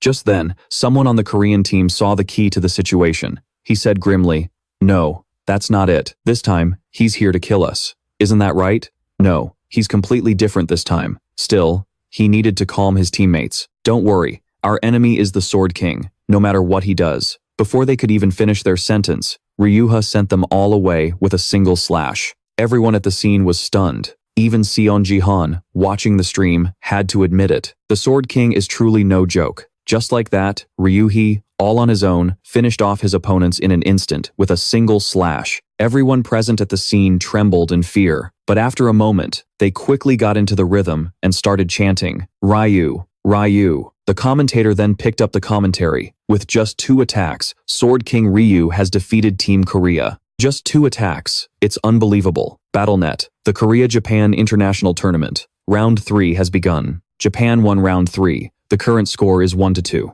Our country needs to step it up, at least put up a fight. Don't just give up like that. Round 3 was just too ugly. Korea got completely steamrolled again. The Korean team was under immense pressure. One by one, they charged into attack. Don't give him any time to counter. Hearing this, a teammate beside him replied seriously, "Right, we have to bind him. It doesn't matter if the whole team gets injured, as long as we take him down." However, all the strategies and attacks from the 4 of them were completely useless. Ryu was completely unharmed, calmly dealing with their assault. Just then, the Korean player noticed something was wrong. He exclaimed in shock, "Is the sword moving on its own?" Ryuhi lazily swung his sword, shattering the chains. Seeing this, the Korean player panicked. What is this? He broke the magic chains with his bare hands? How is that possible? While he was still in a panic, Ryuhi closed in, placed his sword against the man's neck, and quickly ended the game for the Korean team's mage. Seeing this, his Korean teammates were even more terrified. "Shoot him, quickly, don't let him get any closer, damn it." At the same time, an attack from the other members of the Japanese team was launched. "We're here too. Don't you dare look down on us." Just then, an intimidating figure appeared beside him. Ryu was getting serious. Seeing this situation, the Korean team couldn't help but be wary. "Don't tell me it's a flying sword?" He tried to taunt Ryu in a last-ditch effort. "Looks like you've been practicing how to look cool since you went to Japan. That flying sword technique looks pretty neat, doesn't it?" In response to his attitude, Ryu didn't even bat an eye and said bluntly, "What a disappointment. If your fighting skills were as good as your trash talk, you wouldn't be struggling like this." Provoked by his words, the player immediately activated his final trump card. "Oh, is that so? Then watch this. True power is." A bit better than before, but in Ryu's eyes, it was just a desperate struggle. He said lazily, "Perfect timing. Let's see how this new sword technique holds up." With that, the two began to fight fiercely once more. It was an intense, spectacular match that left everyone stunned. After the tremor subsided and the dust settled, a giant crater was revealed in the arena floor. Once again, Ryu casually walked away from the battle. The match was over. Japan won with a score of 3-1. The crowd erupted in endless cheers. Watching the battle unfold, the commentator couldn't help but lament. To be defeated so devastatingly. This is a tough pill to swallow, but that's how it is. We'll just have to get stronger in the future. Looking at the final result, Diego was completely shocked. How is that possible? How could you predict the result in such detail? Sung Jihan replied with perfect calm. Just say I saw it in a dream. The more he thought about it, the more dreamlike and unbelievable it seemed. How much did you win on the bet? Sung Jihan said nonchalantly, a decent amount. But inwardly, he thought to himself, winning a lot of money is nice, but that final technique surprised me. He's stronger than I remember. At this rate, I won't be able to defeat him. The Nameless Divine Art alone won't be enough. He also has a SSS rank skill, the Twin Peak Sword, a SSS skill. But Sung Jihan had already made up his mind. He pursed his lips and told himself, it doesn't matter. No matter how strong you get, I'll become even stronger. Just you wait. We'll meet again soon. Staring at her phone screen, Lee Hyun cried out, trembling. She couldn't believe her eyes. Seeing the prize money displayed on the screen, she beamed with joy and said with a smile, I really won. Then she grinned and said, a 37-fold return, $5,000 turned into $200,000. She then cradled her phone and smiled contentedly. I never thought this day would come. In her heart, she was also grateful. Thank you, Jihan. Thanks to Jihan, Hyun had earned nearly $180,000. Unfortunately, when all was said and done, she was still down $20,000. After listening to Jihan, Hyun was certain Korea would lose 0-3 and placed another bet. She wagered her entire $20,000 on a 0-3 score. As she placed the bet, she smiled greedily, certain she would win. And that's precisely why she lost. She thought, looking haggard, I didn't just lose $20,000. I almost lost my future. A long tear streamed down her cheek. She said, damn it. The scene shifts to our protagonist, who is now sitting at a table with his client, Diego. Sung Jihan said, now, for the main topic. He smiled faintly and looked at the man across from him, asking if he wanted to sign a contract with him. Diego scratched the back of his neck and said that, honestly, he still didn't understand why someone like him would want to sign a contract with him. Hearing this, Sung Jihan looked straight at the man in surprise. Diego continued, am I really worth that much? Our protagonist then smiled and replied, you've already witnessed it, haven't you? Sung Jihan had correctly predicted the exact outcome of the match. I'm just as confident about this decision. Diego was confused and asked, what are you talking about? Sung Jihan flicked a ball with his finger and said, Diego, you will become the world's strongest mage. Just then, the ball flew towards Diego, causing him to fumble awkwardly. Sung Jihan looked at him and said with a smile, this contract is just an investment on my part. Join me. Hearing those words, Diego looked over, still feeling quite bewildered. He thought to himself, join him? When was the last time someone believed in me like that? He remembered, and his mind drifted back to his past. The feeling of being valued by someone else. He continued to think. After BattleNet appeared, I thought I'd never experience that feeling again. At this thought, he covered his face and thought seriously. Looking at the ball, he thought again, he's shown me a new ray of hope. A while later, after they had discussed the terms, the two shook hands as if they had agreed to sign the contract. At that moment, Diego thought to himself, I have no reason to refuse. He stood up and declared firmly, I will do my absolute best, Mr. Seong. Diego said earnestly, I will not forget this kindness. I will repay you 1,000. No, 10,000 times over. Seeing Diego's resolve, Sung Jihan smiled with confidence. He said, I like your determination, Diego. He continued, I'll be waiting for that day. Finally, the day of the competition arrived. A large crowd had already gathered. A young man holding a dagger lunged forward with a shout. Across from him, his opponent began to draw their sword. Quick as a flash, this person swung their sword, sending the dagger flying. The slash was incredibly fast and precise. Then, the person turned away. As they looked in this direction, someone recognized her as Gayun. Then, two guys rushed towards her. One said, let's take her down first. The other agreed, okay, let's team up for now. Then they both charged, shouting, die. Looking at the two of them, she just said wearily, how pathetic. Then, the sound of a sword slash rang out. Gayun had successfully taken down both of them in the blink of an eye. A notification panel appeared, 60 survivors remaining. Game over. She glanced at the notification panel, then did something on it. The panel then updated to show that she had achieved first place.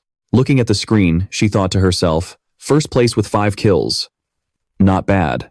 But then, she frowned. She knew she couldn't be satisfied with this result, as a fiery determination surged through her body. She had to get stronger. She recalled the image of Itoryuha versus the Sword King, who had demonstrated overwhelming power in the Japan-Korea match. Her thoughts turned to Sung Jihan, realizing he was on the path to becoming an invincible legend. She was still lagging far behind. She looked up at the sky, thinking that after joining the TNT Star Guild, she had become complacent. She reminded herself that she had to try even harder. A moment later, she looked at her phone screen, which displayed a news headline. The Sword King had grown stronger and become a full-fledged citizen of Japan. As Seol finished reading the news, her hands and feet began to tremble, and a wave of unease washed over her. Hugh, sitting beside her, noticed and asked, Seol, are you okay? However, Seol just forced a faint smile and replied that she was fine. It's only been a day or two, she added. I'm okay. Hugh didn't believe her and shot back.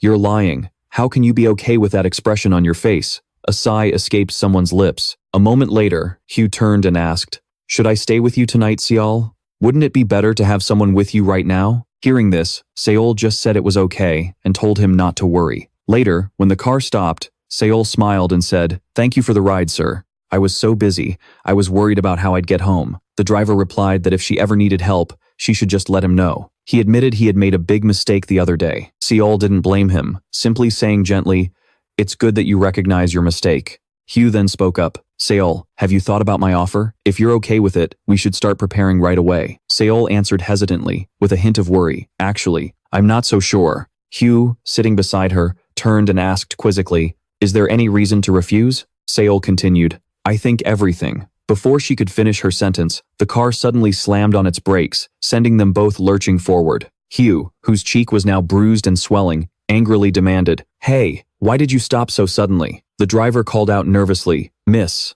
Hugh, sensing something was wrong, asked again, Huh? The driver began to speak, They're here, but the two in the back began to feel a sense of dread. Just then, the sight of something made Seol's eyes widen in terror. Who were those people? Standing in front of their car, blocking the road, were several mysterious figures. Mr. Han's vehicle zipped across the rooftops at a wind-tearing speed, finally stopping on a nearby terrace. My body definitely feels lighter, he thought. I've improved. He gazed towards the sun.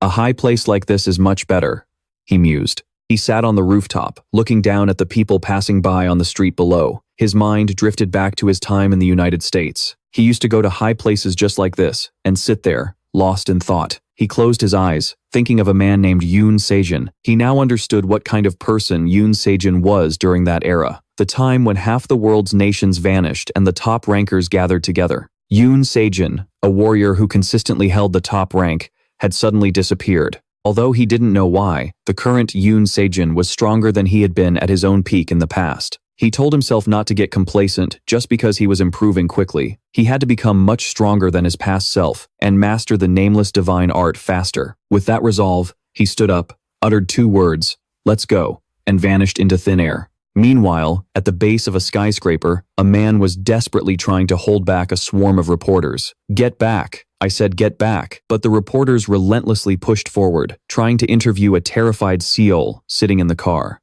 "What are your thoughts on the Sword King's match and interview today?" Seeing Seol's panic, Hugh said, "Just ignore them." Someone shouted, "Your speech provoked the Sword King. Please, say something to the people." In Seol's eyes, the reporters looked like nothing more than beasts hungry for a story. The man outside continued to shield Seol. She buried her face in her hands. Beside her, Hugh revealed a strange smile, even as he acted like he was comforting her. Sung Jihan appeared from behind them, his voice cutting through the noise. "What the hell do you all think you're doing?" He flicked his hand, and a gust of red wind sent the reporters flying. "Get lost," he commanded, his eyes blazing with fury, before gently helping his niece back. The next morning at the arena, the match began. Sung Jihan stepped into the arena, holding a gold-inlaid spear, and declared, "Now then, let's see if you truly are the Dark King." At the same time, from a distance, an elf with pointed ears, clad in a black cloak, stood in a corner, observing everything. Flashing back to the day before, when Seol told him she might have found the Dark Queen, he had been completely stunned. Looking at Seol's screen, he saw a figure in a black cloak, with silver hair and pale skin. Seol wasn't certain, but this person was the strongest cadet. Her reasoning was that they initially suspected the elf queens, as they seemed to be trying to act the part of a queen. But this particular elf had a much darker aura. She sent a screenshot to Sung Jihan and began her analysis. First, her eye color. This elf had black eyes, a rarity even among humans. And it wasn't just that. When the competition began, she had already set her sights on the person who would take first place. Sung Jihan was a bit surprised to hear this. Seol explained that she always looked at him strangely, and it happened during other matches as well. She always stared at the person who would win first place before the match even began, as if she could see the future. That's strange. And the weird part is in the last video Soyun sent. It's in the elf girl's shadow, but the quality is too low to see clearly. That's why Sung Jihan felt it was worth investigating. This was all data that Seoyun had gathered and analyzed herself. He worried she was overworking herself and asked about it, but Seoyun just smiled and said, "I hope my analysis is correct." Back in the present, Jihan used his skills to take down each opponent, and he was going to destroy the spectator stands as planned. The stands were covered by a barrier placed right between the arena and the seats, its strength equivalent to the shield skill of a diamond rank supporter. Its purpose was to block all attacks from the arena, so to use his traveler's eye to observe her, he had to create a hole in the barrier. His eyes lit up. He looked at the shield, gripping, the spear in his hand, armed with the phoenix arrow he'd gotten from the Dungeon of No Return. He unleashed an attack, piercing through the barrier. An infinite golden light flashed as the 3 calamities unleashed their skills in succession. Finally, a hole was torn in the barrier. At that moment, he quickly activated Traveler's Eye. He had to check on that elf girl before the barrier could regenerate. In an instant, he was pulled into another dimension. It was pitch black all around when suddenly, from behind him, a pair of huge glowing eyes appeared in the air. Jihan collapsed onto his bed, exhausted. He closed his eyes and let out a long breath. He let himself relax and sighed. What an exhausting day. Jihan placed a hand on his head, thinking, so, damn, tired. He narrowed his eyes. I still can't calm down. To think I faced times that thing, times in a bronze-level body. Jihan recalled the scene of his fight with that creature and closed his eyes again. Terrifying. Even compared to myself before I regressed, its power was just unbelievable. Jihan smiled. All right. He sat up, telling himself, that thing's power, it's going to be incredibly useful. He opened the achievement shop. I've used all the bonus points I've earned so far to upgrade the shop to level 5. And the newly added feature was an additional Constellation slot. A level 1 Constellation slot appeared in the shop, costing 10,000 permits. Jihan clicked on it. With this, I'll be able to select multiple constellations. But of course, it's still way too early for that now. A notification popped up on the window. Earth is currently in its tutorial period.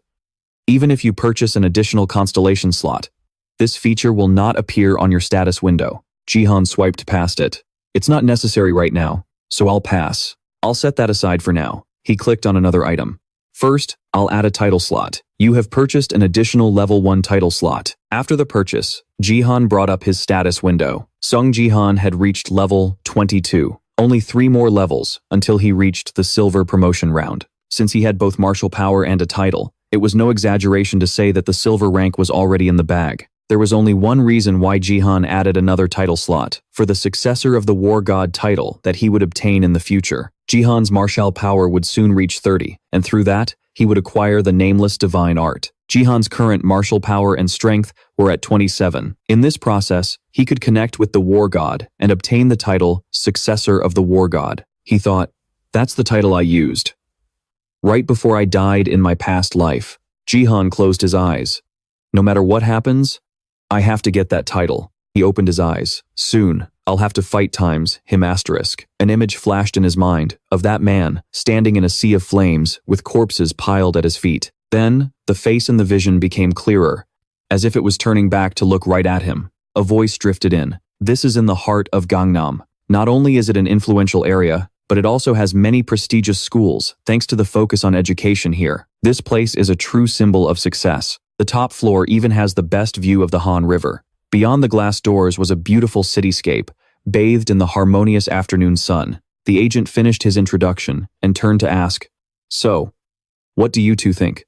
This is the best property I have. He continued, 200 square meters should be more than enough for the two of you to live comfortably, right? Jihan's expression was calm, but beside him, So Yoon's eyes were wide. She exclaimed in her mind, it's so small. Jihan seemed to sense her thoughts and glanced over at her.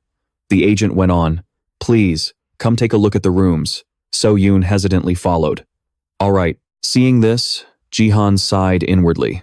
I guess she doesn't like it very much. Then again, her reaction is pretty normal, all things considered. She's lived her entire life in a sword palace on the highest floor. A normal apartment isn't going to impress her. He looked up and gazed outside. Even so, I never expected her wish would be to move. Jihan remembered the scene of a somber Seo Yoon. Her head bowed as she said, my wish is to move away from here. He had looked at her in surprise. Seo Yoon's desire was to leave the Sword Palace because it was a place filled with memories of Yi Sejin. It seemed she wanted to leave as soon as possible. Just having to stay there must have been so difficult for her. Meanwhile, the agent continued his pitch. This room over here is very spacious, and the layout is just perfect, isn't it? As you know, it's very difficult to find a place like this, even at this price. There's always a reason when a place is vacant. Seoji stood beside him with a helpless look on her face, not saying a word. Jihan, standing at a distance, thought to himself that he needed to find a house for the kid that she'd actually like, as soon as possible. Meanwhile, Soji hesitantly nodded and mumbled a reply to the real estate agent. Yes. Just then, Jihan walked towards her and added, it seems we'll need a house with more space. Seoji turned around in surprise. Jihan continued, my niece will be a player soon, and she'll need a place for her connection device. The real estate agent snapped his fingers. I understand. I'll do my best to see if I can find a house that fits your conditions. After he finished speaking, he turned and smiled admiringly. Miss Soji, having an uncle who's so strong and handsome, you must feel very secure. Jihan smiled back. Thank you for the compliment, but I still have a long way to go. The man added, as a fan, I'll continue to support you. Jihan replied politely, thank you. The agent suddenly continued, no, I should be the one thanking you. Both of them were quite surprised. He smiled and said, actually, I was also a member of the Sword King's clan, although I left right after the shock of the Sword King changing his nationality to Japanese. But after leaving, I was very worried about Miss Seoji. Things must have been very difficult for her, so I was worried she might have negative thoughts. Seoji was a bit stunned. The agent continued, but seeing her try her best to overcome her predicament has put my mind at ease. There are still many things to worry about, but congratulations on your awakening, Miss Soji. Tears welled up in the corners of Seoji's eyes. The agent's warm words had moved her. You're going to receive a wonderful gift. Jihan glanced at Selly, who was looking down, and fell silent for a long time. This is trouble. After the battle between Korea and Japan, interest in Selly had grown again, especially now. Everyone was probably curious about Selly's awakening and her gift. Meanwhile, after the agent finished speaking, he bowed and left. Jihan continued with his train of thought, but when she receives an F-rank gift, all of that attention will turn into poison for her. Jihan imagined the hateful comments directed at Seoji. The Sword King's daughter, Yoon Seoji, received an F-rank gift. Our great hope has returned. But as an F-rank, an SSS-Rank traitor and his F-rank daughter. The Yoon family has another stain on its name, and this time, it's his daughter. Jihan resolved himself, I have to prevent that at all costs. He turned to look at her. In the coming days, I have to limit other people's access to her as much as possible. Jihan looked up, especially reporters. Kim Hyu, the granddaughter of the owner of the Taeyeon Daily. She was squatting on a chair with a bright smile, twirling her hair as she spoke on the phone. Yes, Mr. Reporter, it's on August 22nd. That day is Selly's birthday, so she'll be at the gift hall at school. Her voice was cloying. Come on, don't worry. I'll help you interview her. After finishing the call, she said her goodbyes. It's a date. See you then. A blonde-haired guy was sitting on the sofa. After she hung up, he cursed. This disgusting little brat. Look at that fake face of hers. Just what you'd expect from someone born into a family of journalists. Kim Hyu flicked her hair. If you don't like it, you can get the hell out. The blonde guy stretched, his attitude changing in an instant, his voice mocking. You're hurting my feelings. If it weren't for this opportunity, when else would I get to meet our dear Selly? Then he asked again, but why do you hate that beautiful girl so much?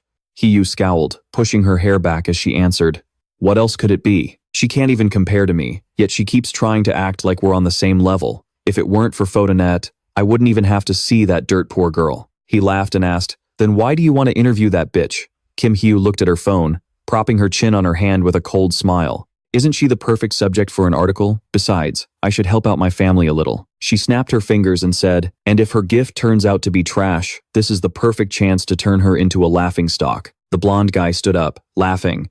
You really are a devious little thing. Kim Hyu held up her phone. That's why your job is the most important one. Sung Jihan. That bitch's uncle has gotten pretty famous lately, and he sticks to her all day long. Are you sure you can take down Sung Jihan? His face darkened for a moment before he burst out laughing. You crazy woman. I wouldn't even bother glancing at an insect like him. Just make sure you keep your promise. Kim Hyu clicked her tongue. Disgusting bastard.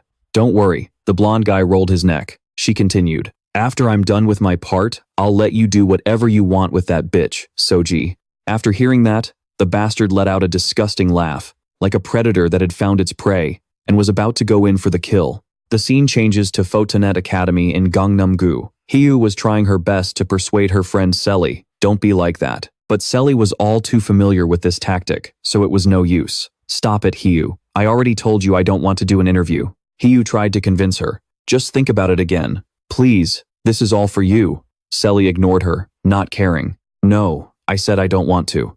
It didn't matter what other fake sweet things she said.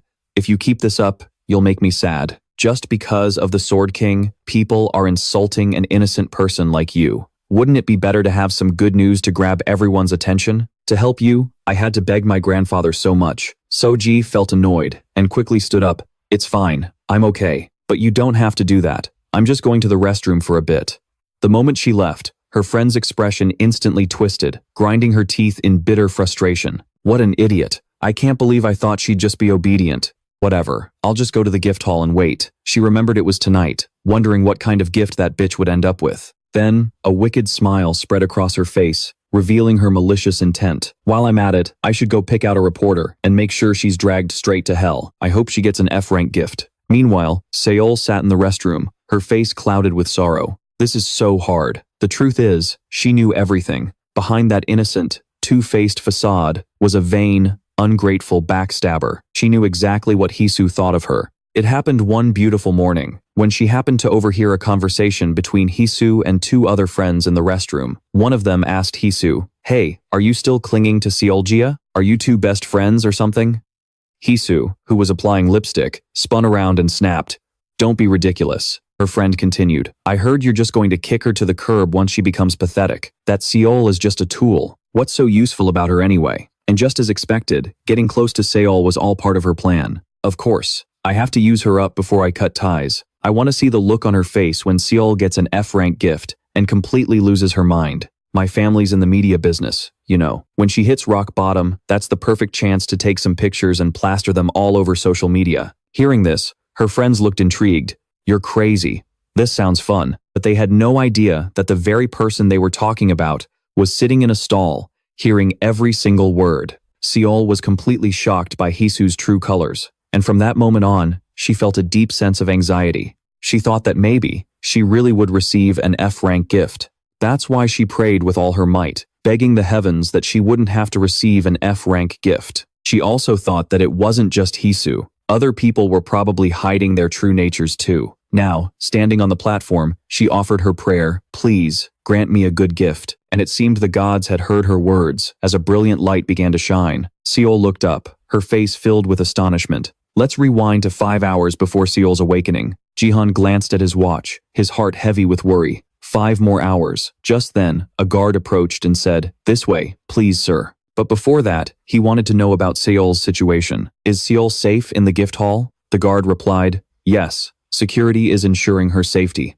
Not only did he arrange for her safety, but he also instructed the guards not to let any reporters in. He recalled that around this time yesterday, he had spoken with manager Park Yosik about the donation from Lightning Sword. The person on the other end of the line said, "Ah, that's right. Tomorrow is the day Seol awakens as a player, isn't it?" Jihan was a bit surprised. "Ah, yes, so you already knew." Park Yosik understood the current situation very clearly. "Even with the current situation, I'm worried someone might try to break into the awakening site.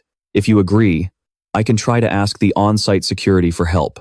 The government had provided support to ensure Seol's personal safety. Back in the present, after walking for a bit, they finally arrived. The guard pointed out, "This is the gift hall. We've also prepared a seat for you right at the front. You can rest here while you wait. Thank you. I'll see you at 12 o'clock. Then," Jihan said, and they parted ways. "Yes, sir. If you need anything, please let me know immediately." Jihan sat down and sighed, his heart pounding with nervousness. But then he shook his head, thinking, "No, I can't be so anxious. This time, I can be by her side and protect her. I have no other choice now." He looked at the necklace in his hand, hoping this gift would bring her great comfort. Time passed until there were only 5 minutes left before Seol's awakening. Jihan was sitting, waiting for his niece to arrive. Well, just as I expected. "You're here, uncle?" But it wasn't Seolji. It was that two-faced girl, Hisu. "How have you been? We see each other quite often, don't we?" Jihan quickly remembered. "I definitely recall her saying she was Seolji's friend. But isn't that a reporter next to her?" He grew wary of the young man standing beside her and asked, "How did you get in here?" "I thought they were blocking anyone from entering," Hisu replied. "You know how it is, uncle. Media companies have extensive connections. I had an acquaintance get me in." Hearing that, he grew angry. "So you're not even trying to hide the fact that you snuck in?" It seemed he'd hit a nerve, as Hisu snapped back. "Did you say, sneak in? I came to my own school because I have business to take care of. I've decided to interview Seol today." But her words didn't convince him in the slightest. He immediately ordered her to leave. "Stop talking nonsense and go back. After the awakening, she's going straight home. This is your first and last warning." The reporter standing beside her started to look scared, thinking, "Is this really okay? Looks like we're in for some trouble." One might have expected Hisu to be intimidated, but she was shameless. "Well, that's too bad. I'm going to interview her, no matter what." Jihan immediately shot back. "If that's the case, then I won't just sit back and watch." Hisu looked disappointed. "What should I do? There's no way I can win against her uncle. How about this? While protecting his niece, the level 27 support player, Sung Jihan, was ambushed from behind by an unknown warrior. Just then, some reckless fool approached Jihan. Inside the room, Seol Jihan had just completed her awakening. The skill she possessed was Late Bloomer, F rank. The girl felt a wave of sadness. She had hoped it wouldn't be this bad, but now, it was really over. As for Jihan, after taking a punch, his rage began to boil. After taking down our main character, the guy gloated, "Just lie there. Don't worry. I'll be sure to love and take great care of times our times, Seo Jihan." But he had no idea his end was near. Jihan's eyes glinted murderously. "You dare mention her name?" Seeing this, the guy feigned innocence. "You took that hit and you're still fine? You're tougher than I thought." The moment he finished speaking, Jihan sent him to the next world with a single punch. Instantly, the guy's face was burned, but he still didn't know the meaning of fear. "You know a lot, don't you? But why don't you look surprised? Are you that confident?" With that, he rained down punches on Jihan. Seeing this, that girl Hugh was overjoyed. "Oh, really? Is my uncle really winning? People keep calling you a rising star, hyping you up. That's why you don't know your place," the guy shouted as he threw a thunderous punch. "Answer me, you bastard. How many more times do I have to hit you before you open your mouth?" But, unfortunately for him, our main character sent him flying into the air with a single punch. "So you like acting tough with me, huh?" That girl, Hugh, was stunned, and the reporter's jaw dropped. But he wasn't done. Jihan used an invisible hand to grab the guy's hair and lift him up, no matter how much he struggled. "What is this? What just happened?" Jihan was furious now, his eyes turning red. "You already look like a thug, and you act like one too. I'm going to carve a mark on you, so you can never do something like this again." With that, he flung his hand back, throwing the guy in front of that girl, Hugh. The reporter, now scared for his life, ran away, leaving the girl standing there screaming. Meanwhile, back inside, Seol Jihan was devastated after seeing her results, but she quickly composed herself. "Come on, stop crying. What's sitting here feeling sorry for myself going to change? Time to get up. Uncle is waiting for me." She stepped outside, wondering, what should I do from now on? Even if I participate as a player with an F-rank skill, I'll probably just live a miserable life, trembling in fear. She looked at the system notification. Late Bloomer. Skill rank F. You will realize your potential later. I don't know what to say. But what's with this ridiculously short explanation? She sighed. And here I was, praying like an idiot all this time. The door opened, and suddenly, a scream echoed. All she saw was her uncle holding a fistful of hair, while the other guy lay bald and trembling. She asked in confusion, "Uncle, what's going on?" Jihan just replied coldly, "He deserved it." Suddenly, a loud scream erupted. "You crazy bastard! How dare you do this to him? Asterisk, uncle asterisk. Do you have any idea who my grandfather is? He's the chairman of the T1 Daily." But Jihan couldn't care less. So what? Who gives a damn how many major press companies your family owns? Are you planning to manipulate the media, Hugh? Still acting tough, she retorted. "You think I'll stop there? I'll create fake news and spread it everywhere. I'll turn you into the most disgusting family in the world. People will be repulsed at the very sight of you. You know, they don't care about the truth. Public opinion is already negative because of the Sword King, so this works out perfectly, doesn't it?" Far from being scared, Jihan issued a challenge. "Go ahead and try. All we have to do is leave Korea. But can you handle the price of your actions?" As he spoke, he created a fireball in his hand, his expression menacing. Hugh tried to sound tough. "Stop trying to act cool, you pathetic bastard. If it weren't for Phoenix and Yoon Sejin, you wouldn't have even had the chance to meet me." Jihan immediately launched a flame at her. "I see." The fire instantly caught on to her. "You're the type of person who never reflects on her own mistakes. In that case, I'll have to make you remember this lesson very clearly. What happens when you mess with us?" The entire room lit up. And then the uncle and niece simply walked out to the parking lot. Sitting in the car, Seol Jihan asked with some concern, "Uncle, is this really going to be okay? I'm glad we got revenge on Hugh, but I'm a little worried." Jihan didn't understand. "What are you worried about?" she replied. "The Taewon Daily is the biggest media company in our country." Jihan quickly reassured her. "Don't worry. Nothing will happen. Because they're so big, they can't afford to act recklessly. Besides, it's completely absurd for a media company to do something like this just for the chairman's granddaughter in the first place. If they have any sense left, they won't mess with a player who's currently getting a lot of attention." Seol Jihan looked at her uncle's expression and thought to herself, how can he be so confident? This is interesting. Just then, he asked Seol Jihan, "So, what gift did you receive?" She fell silent for a long time before finally answering, "Late Bloomer is an F-rank gift." he told her. It'd probably be harder for you to be unsuccessful than successful. Then, he showed her his status window. Take a look. What? This is a surprise. Is this your status window, uncle? Seoji asked. Yeah. You're the first person I've ever shown it to. But she quickly noticed something. Wait a minute. What's that? Your gift is F rank too? Then how are you so strong? He told her to look at the stats above. Seoji was stunned. What is this? Martial power, strength. Are these really bonus stats? He explained. These are unique stats. Most people don't even know they exist because the conditions to obtain them are hidden. Just like you, the rank of your gift isn't everything. You can obtain unique stats too. And there's more. With that, he handed her the necklace from before. This will show you the path you're meant to walk. Before I regressed, the world's second-ranked player was Jin Yohwa. Her gift was also late bloomer. Back then, I couldn't believe my eyes. The same F-rank gift that drove Seoji to despair and even death held a secret like this. And that's also how that necklace is used. It allows you to see the hidden conditions for leveling up. She was astonished. Back in the present. What is this? A gift that can be upgraded, and its base effect is incredibly powerful too. Seoji held the necklace. No, to be more precise, it was like a single-lensed eyeglass. Regardless, she was completely fascinated. Seeing his niece so happy and curious about the gift, Jihan felt happy too. Isn't this gift amazing? Just as I thought, the item worked. It's the Eye of Hermes, a one-time use, A-rank item. It can perceive the true nature of a player's gift. It's a hidden item I obtained by repairing the messenger's broken C-rank golden monocle. He had made it the day before her birthday. The fact that a gift's rank could be increased was surprising enough, but even its base effect isn't bad at all. A 100% increase in growth rate means your training will be twice as effective as anyone else's. COG was starting to understand. Then, isn't that an incredible effect? Jihan replied, that's right. With this effect, you can quickly obtain the rare stats I told you about. At this, his niece froze, unable to believe her ears.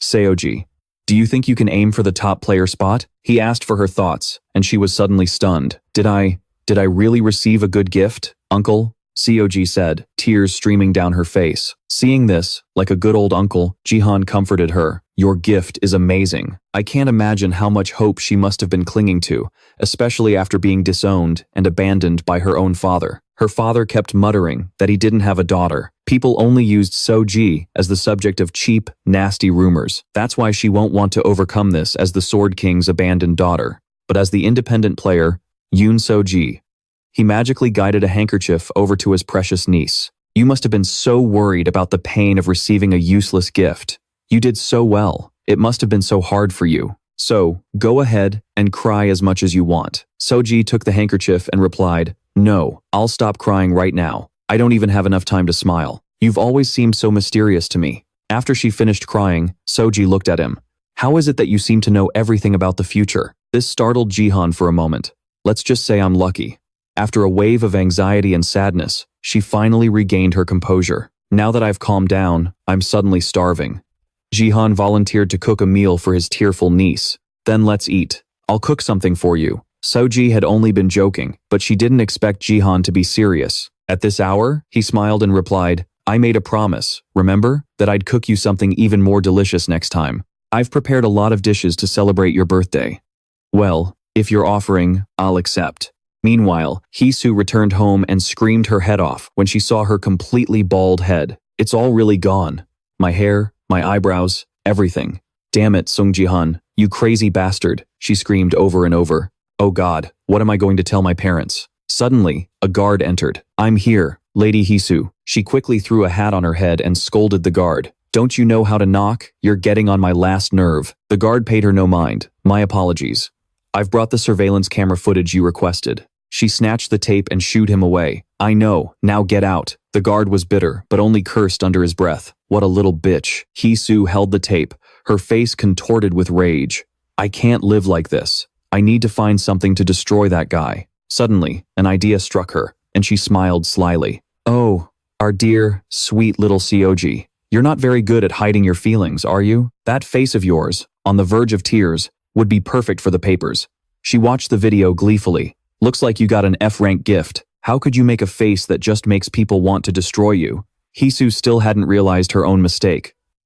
Model, she'll get what she deserves in the near future. So for now, just block her and let's listen to some recent news. As for that Kim Kwan kid, who's been forgotten until now, let's get back to the young man in the sparkling armor from the previous chapters. The young man is sitting and pondering his unrequited love and a broken heart, when comments below suddenly express surprise at his appearance. Golden light? It's been a long time, he continued. I have gone through empty days, drowning in sorrow, because I wasn't chosen by the one I admire. He imagined a scenario where that ugly and disgusting fire mage, those cowardly and foul-smelling vultures, all who stood in your way, I, Golden Light, have stopped them. But then I realized something. At this point, he jumps out of his chair and declares, I, Golden Light, was destined to become your manager, Jihan. So I'm begging you, oh great Jihan, please read my messages. Meanwhile, Jihan is still diligently grinding monsters, while his teammates are completely idle, eating popcorn and watching a movie. Below, everyone is extremely amused by this scene. With one leg, Jihan creates a thunderstorm, the Nameless Divine Arts, the heaven-shattering thunder steps. The match ended very quickly, and of course, our main character achieved first place in this battle. His teammates were even chatting amongst themselves. Eating popcorn is so hard. Next time, let's get half onion flavor and half caramel. Jihan has now reached level 25 and can participate in the silver rank-up match. Everyone is surprised that Jihan is still in the bronze tier. The system displays a notification. You have obtained the title Ruler of the Bronze Tier by completing all bronze matches with the highest win rate. At the same time, you have been selected for a spot in the global top 100 for the bronze tier. And on August 25th, you will be placed in the global top 100 rank-up match. That means the bonus score has reached the global top 100 threshold, and the selected top 100 players are guaranteed to rank up, even if they only participate in the rank-up match. Furthermore, the rank-up match has a special feature. It's a fight until only one person remains. The rank-up match will be in the form of a survival game, and it will not end until only one person is left alive. A stage to find out who is the one true top player. Jihan thoughtfully looks at the status window. Just as I predicted. I'm also participating in the global top 100 around this time. It's been a while. Baron Williams, the #1 global bronze ranker from the USA. He's a bit surprised. I expected to meet him sooner than last time, but I didn't think it would be this soon. This isn't good. It's a bit unexpected. He asks himself, will I lose? But I've never been able to beat Baron. It could be said that the decisive factor that helped Sung Jihan get into the top 100 was his divine power stat. Of course, his other strengths were just as important.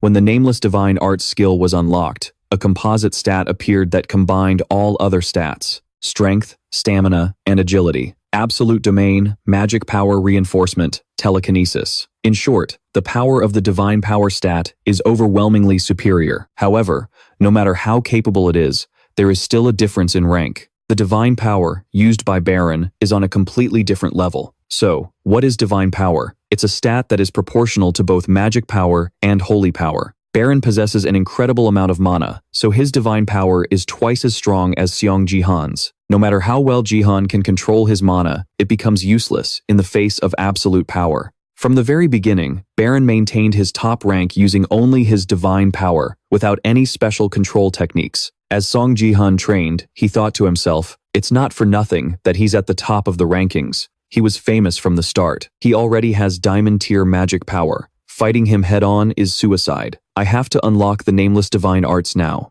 After finishing his training, Sung Jihan sat in a daze, looking at the screen. Facing Baron, he couldn't help but feel a bit pensive, and exclaim, no matter how I look at it, it's hard to believe. Is this really the same person? I heard that when he became a guildmaster, he tried very hard to appear mature. Looking at the image of Baron now versus the Baron before his regression, Sung Jihan couldn't help but wonder doubtfully, how could he have changed so much? Just then, his phone rang. Seeing who the caller was, he was a little surprised. Lee Hyeon. He thought to himself, is she calling to thank me? He picked up the phone and said, hello? A familiar voice came from the other end. Sung Jihan. Can you give me one more option? Hearing this, he was a bit stunned, wanting to confirm if it was really Lee Hyeon calling.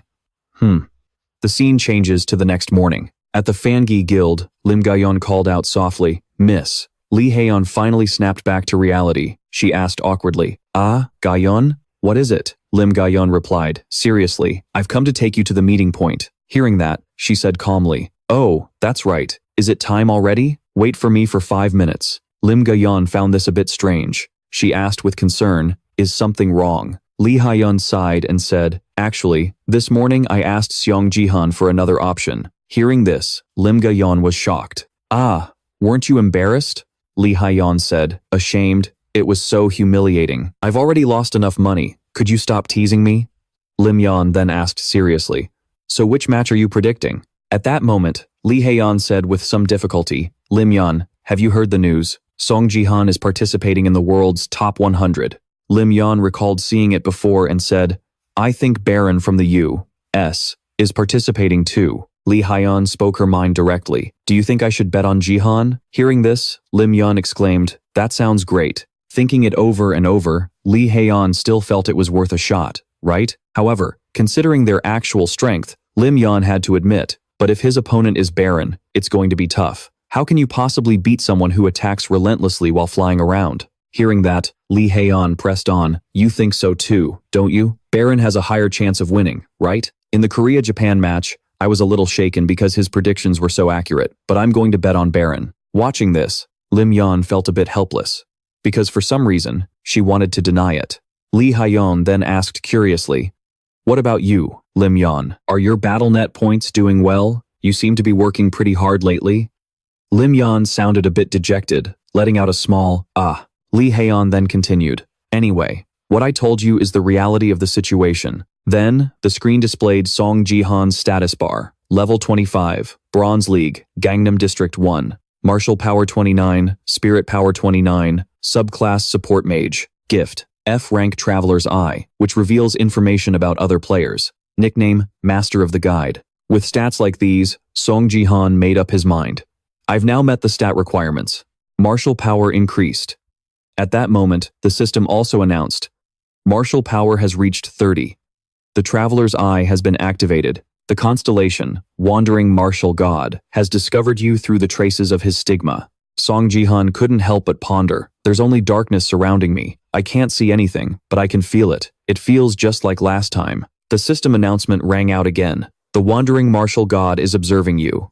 We meet again. The Wandering Martial God has declared that you will be his successor." And just like that, Sung Jihan once again began to receive power from the Wandering Martial God. Feeling the familiar power, he thought to himself, "In my past life, I received a lot of help from him." The system announced again, "Acquired skill, Nameless Divine Art." Sung Jihan thought back, "Usually, a constellation's patronage brings good results, but the Wandering Martial God never asked for anything from me." The system announced again, "Learned 3 talents Divine Fist. Learned Heaven-Shattering Thundersteps." Sung Jihan's martial power had now reached 30. However, the system suddenly blared a critical warning. The Wandering Martial God is frowning. The power inside Sung Jihan is running rampant. The sudden turn of events made him question, "What?"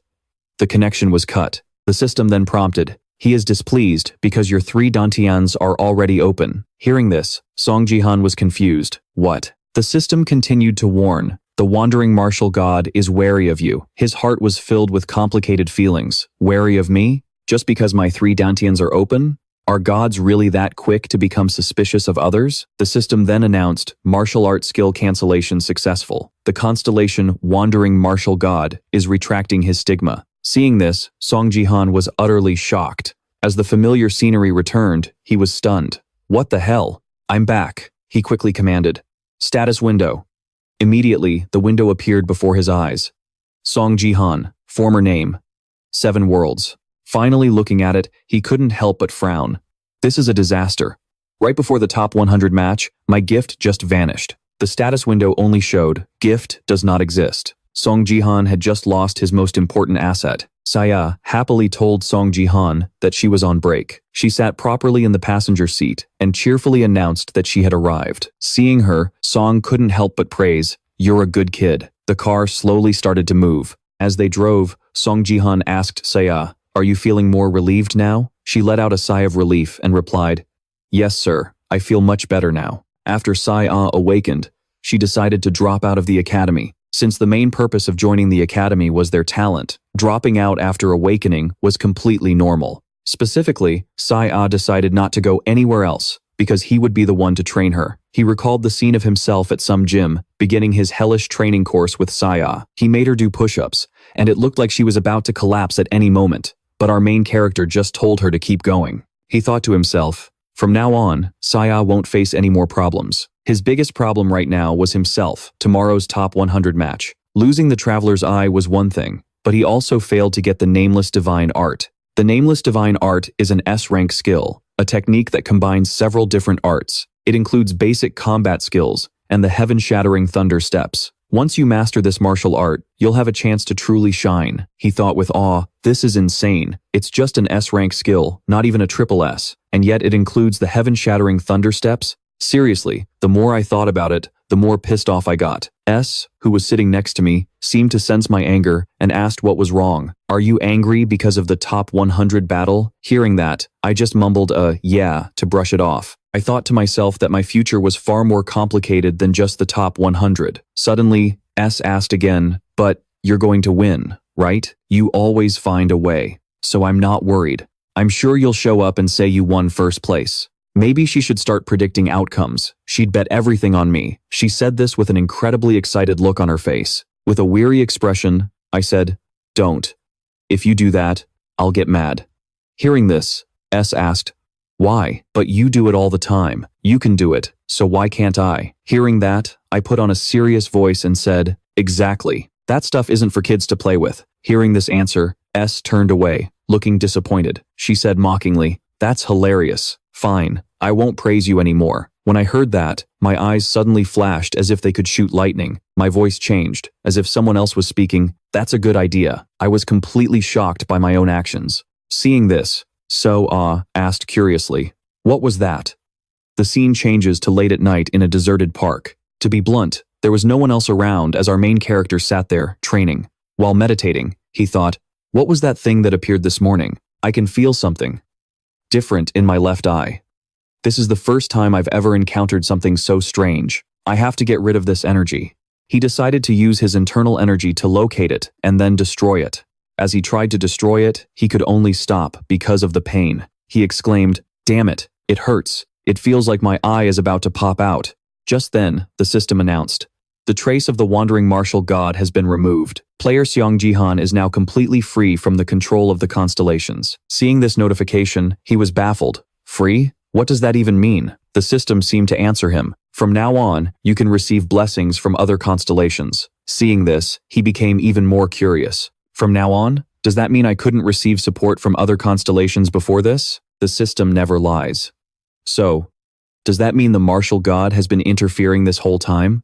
For some reason, thinking about this made him laugh. Then, as if a weight had been lifted, he let himself relax onto the bench. He sighed. Seriously, I thought he was supposed to be so generous. Turns out he's been leeching off me this whole time? Suddenly, another notification appeared. The wandering martial god has become more cautious of player Sung Jihan. Seeing this notification, he asked in utter confusion, what the hell? Then, the system sent another message. The wandering martial god has quickly hidden his tracks. Seeing this, he exclaimed, what is wrong with this constellation? Being wary of a bronze rank player wasn't enough. Now he's hiding too? Why would a martial god act like this? Even though this was my second life, I still had so many questions. But whatever. From now on, I can't use the martial god's power anymore. There's no other way. I have no choice but to seize this opportunity and find a new constellation. And as it happened, I had an opportunity. It turned out that the opportunity he was talking about was an epic quest he'd had for a long time, but hadn't completed yet.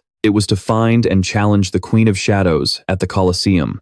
He walked while thinking about his future. If I want to take down the Queen of Shadows, what do I need to do tomorrow? But for now, I have to fill the void left by the martial god. Suddenly, he thought of something and exclaimed excitedly, ah, that's right. I have times that asterisk. Time flies when you're having fun. And just like that, the day of the Bronze Top 100 tournament arrived. The netizens quickly flooded in to watch the drama unfold. The system began to explain the rules. The first round will continue until only 100 players remain alive. Prove that you are the best player. The netizens all counted down together. 3, 2, 1. At that moment, he was already standing in the arena, ready for battle. He looked at the other players with contempt and declared, I'm not planning on taking you extras down one by one. Now, come at me, all at once. The moment he finished speaking, a horde of people leaped to attack him like tigers pouncing on their prey. He looked at them and thought to himself, let's end this quick. He swung the spear in his hand, and with a single swing, he sent several souls on their way. The netizens saw this and had another thing to gossip about, but he was oblivious, still fighting with all his might. Seeing this, the netizens couldn't help but praise him as the most terrifying man, an unbeatable legend. Over here, he saw a black orb about to hit him from behind. His eyes turned red, and with a swift dodge, he avoided it, causing the person opposite him to take the full force of the attack. He then rushed towards the guy who had just attacked him. Seeing him abandon his spear and run over empty-handed, the man's face filled with mockery as he said, "I can't believe you just drop your weapon and run." He was about to say more, but he was met with a fist to the face. As he punched the guy, he thought, "So it's not just Baron here. He's here too. I shouldn't waste my energy. Let's finish this quickly." Suddenly, a sword tip was pointed at him. It moved fast, leaving a cut on his neck. Seeing this person, he was completely stunned. Lim Ga-yun? The model? Young? Why is she here?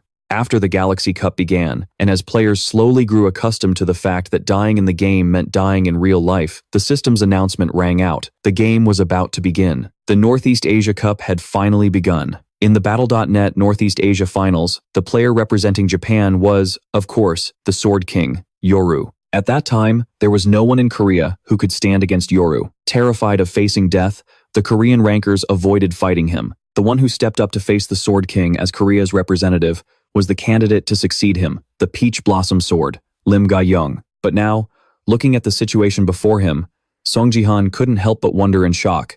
Why is she here? She never even made it into the top 100. Has the future changed? Sung Jihan swiftly dodged every one of Lim Ga-young's attacks. Heaven-shattering thunder step. Lim Ga-young put all her strength into every strike, making him wonder in slight surprise. Wasn't she always this strong? No, she's gotten stronger. Compared to the last time I saw her, she's on a completely different level. She's eliminated all her unnecessary movements. Every attack is filled with power, and even her footwork is lighter. What happened in the time I haven't seen her? Sometime earlier, Lee Haeon had asked Lim Ga-young, "How are your Battle.net points? It looks like you've been grinding for points these past few days." Hearing this, Lim Ga-young looked conflicted. After a moment of thought, she finally confessed, "Actually, I've made it into the top 100. Lee Haeon couldn't help but ask in astonishment, "What? The top 100? Wait, have you reached level 25 already?" Lim Ga-young admitted it outright. "Ah, yes. I just happened to get there. I always place first, unless I run into Sung Jihan." Hearing this, Lee Haeon was overjoyed and praised her. "That's great news. Why didn't you tell me sooner?" Lim Ga-young then hesitated. I need to ask you for a favor." Hearing the word favor, Lee Haeon was surprised. "A favor?" Lim Ga-young clenched her fists, her resolve hardening. She asked hesitantly, "Could I possibly ask for new equipment? I don't want to blame my gear, but after using it for so long, I've realized this sword is too heavy for me. I've tried to get used to it, but my hands just can't take it. It's a precious sword you gave me, so I feel terrible for saying this." Hearing this, Lee Haeon was a bit displeased. "Lim Ga-young, are you crazy? You fool. Why are you only telling me this now? That sword has been holding you back all this time." Lim Ga-young replied softly, "But my score was still high, so I thought it would just sound like I was making excuses." Lee Haeon said angrily, "That just means you could have done even better." She then said to Lim Ga-young in a serious tone, "Even if I have to use my own money, I'll get you a better, lighter sword. So just throw that weapon away." Lim Ga-young heard this and asked doubtfully, "Didn't you already blow all your money on betting?" Lee Haeon flinched slightly at that, blushing as she said, "Of course not." She then took out her phone and said seriously, "You're such an idiot. I'll find you another weapon as soon as possible." Lim Ga-young asked worriedly, "But, are you sure?" Lee Haeon replied with absolute certainty, "It's fine. Just remember to show everyone what you're made of in this promotion match. And if you give it your all, you might even be able to beat Sung Jihan." Hearing this, Lim Ga-young was stunned, thinking to herself, "She knows I've been comparing myself to Sung Jihan." Lee Haeon continued, "No matter what anyone else says, you are still the rising star of the Bronze Cup in Korea. You just need to prove yourself." Hearing this, Lim Ga-young was deeply moved. "She's genuinely cheering for me, telling me I can climb even higher." Lee Haeon reminded her enthusiastically, "Let's make a real splash in the top 100. Lim Ga-young finally smiled and agreed. "Okay, thank you, my lady. But I don't think I can keep that promise. The me right now can't beat Sung Jihan." With every one of Lim Ga-young's attacks, Sung Jihan easily parried and countered. His eyes were filled with determination. "That's right. You know you can't win, so why are you trying so hard? You could have survived much longer if you'd fought against those weaker than you. The same goes for the Northeast Asia Finals. And now, Lim Ga-young spoke with a serious expression. I know better than anyone that I can't beat you as I am now. Hearing this, Sung Jihan was a little taken aback. Lim Ga-young continued, no, perhaps I'll never be able to beat you, but if I give up, then it's all over. Those words struck a chord with Sung Jihan. Lim Ga-young then swung her sword, declaring resolutely, if I can't surpass you, then I'll do everything in my power to catch up to you. She then gathered her strength and unleashed a spectacular technique. Finally, watching this display, Sung Jihan had to admit, that's right, you've always been this kind of person, a player who can keep fighting to improve, even knowing they can't win against their opponent in this lifetime. Before, the Sword King killed her with his twin swords, but in this life, she made it into the top 100. Now, I'm curious just how much my regression will change the future. Sung Jihan finally let out a smile, thinking to himself, I've had this thought for a while now, but Lim Jion, I need you on my side. Just then, Lim Jion unleashed her ultimate move, the secret technique, Peach Blossom Defense Burst. Sung Jihan seriously considered it. It wasn't quite suitable for his spearmanship, but there was one move perfect for this situation. The 3 talents martial extremity, Earth Emperor sweeps the 1,000 armies. The official match began. A bald young man with dark skin and his cronies swaggered over. So, we meet again. This was Clark Jr., a player and one of the top 3 warriors on the American Bronze leaderboard. He approached, a weapon worn on his fingers, his expression grim. Baron Williams, America's #1 support and mage. At the same time, a system message appeared. The battle will continue until only one person remains. A 1 versus 4 match. Clark Jr. sneered. The world must be coming to an end. To think that a cowardly bastard who always needs others' help is the most promising talent. I'll show you the difference. As he was speaking, a loud yawn from Williams cut him off. Just a bunch of insects. Why are you barking so much? Hearing this, the others became furious. Damn it. Williams wasn't scared at all and even issued a challenge. As expected of the #1 player in the American Bronze Cup, stop talking and just come at me. As he spoke, a red fireball appeared in the man's hand. This was exactly what the system wanted. Prove you are the strongest. Baron Williams seemed to go berserk. I'll burn you all to ashes. Turns out, this guy was a battle maniac. Seeing this, Clark Jr.'s group immediately charged forward, one with a sword, another with a bow. But before they could do anything, the bald Clark Jr. was grabbed by the face by the blonde-haired man. Instantly, a burst of light, like fire, radiated out, incinerating the other 3 in a flash. The others, who were moving in for a sneak attack from behind, cursed, damn it, kill that bastard first. But unexpectedly, the man suddenly turned his head, a grotesque smile on his face. Kill that bastard? You mean, me? You insects? With that, he unleashed a torrent of red flames, incinerating everyone while laughing maniacally. Die, you inferior trash. He was the strongest player, always brimming with confidence, never humble. But now, it was time for our main character to take the stage. As Williams was rampaging, a flash of light caught his eye. Jihan was just as formidable, sending an entire group of people flying with a single sword strike. Finally, he couldn't help but acknowledge Jihan's strength, just like in the world before his regression. In his past life, this guy had always looked at Jihan with contempt and ridicule, but in this life, everything was different. Williams walked up to him and said, "Hey, you're that guy, aren't you? The unbeatable Sung Jihan." He pointed at him, intentionally mispronouncing his name as a way to insult him. Sung Jihan didn't want to cause trouble, and simply replied, "It's Jihan." Jihan doesn't have a very nice meaning in Korean. Simply put, Jihan means pervert. Hearing this, the other guy clutched his face and laughed. My apologies. I'm not very good with the languages of trash countries. He seemed to have no respect or fear for opponents from any other nation, and his confidence was completely over the top. The guy then deliberately emphasized the name Jihan instead of Jihan, his eyes menacing. I hope you understand, Jihan. Then, he snapped his fingers, and a blue flame erupted, surrounding Jihan. But then he realized, it seems you're not as bad as the rest of them, are you? Jihan suddenly appeared right beside him, and quickly used Lightning Step to slash at him.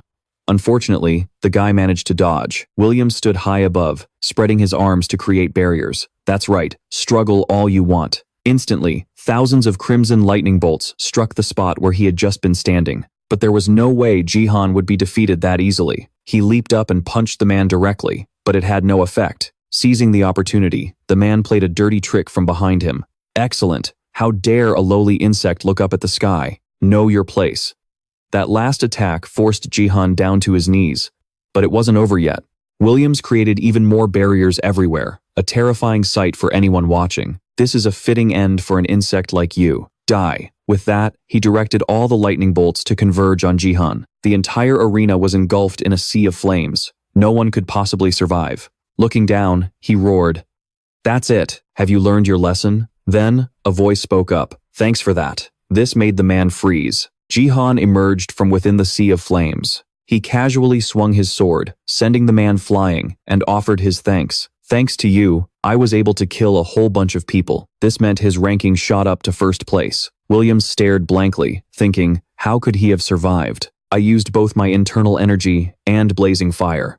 If he touched that, he should have been burned to death. But soon, the blonde-haired man realized the flames weren't touching him at all. "Don't tell me, you're using internal energy too?" Jihan just smiled. "Contempt? It's too late for regrets now. You dare look down on me," Williams roared in frustration. "This can't be happening. I have 2 status windows, so I should be the only one who can use this internal energy." "What kind of trick are you playing?" Jihan feigned innocence. "What trick? It just means you're not the only one, doesn't it? Now that I'm experiencing it firsthand, I see just how pathetic your skills really are." These words struck a nerve, hitting the young man's pride. Williams's face contorted with rage. Whoosh! The flames surged even stronger. "You insect who only knows how to copy me. You dare insult me? I'll burn you beyond recognition." Jihan wasn't the least bit afraid. He had even prepared a little gift for their first meeting. "I can't let you do that just yet. I haven't shown you everything I've prepared." He opened his hand, revealing a shimmering blue crystal. It happened a few days ago. While he was on a walk and checking his status window, he had a thought. Even though I'm still using the Dark Queen as my constellation, what should I do during tomorrow's first promotion? Suddenly, thinking he needed to fill the void left by the war god, he remembered he had a treasure. "I still have this, don't I?" It was a crystal shard that bestowed a blessing upon the player, usable one time for players in the bronze and silver ranks. Back in the fight, with the crystal in hand, he immediately crushed it. The system displayed a notification.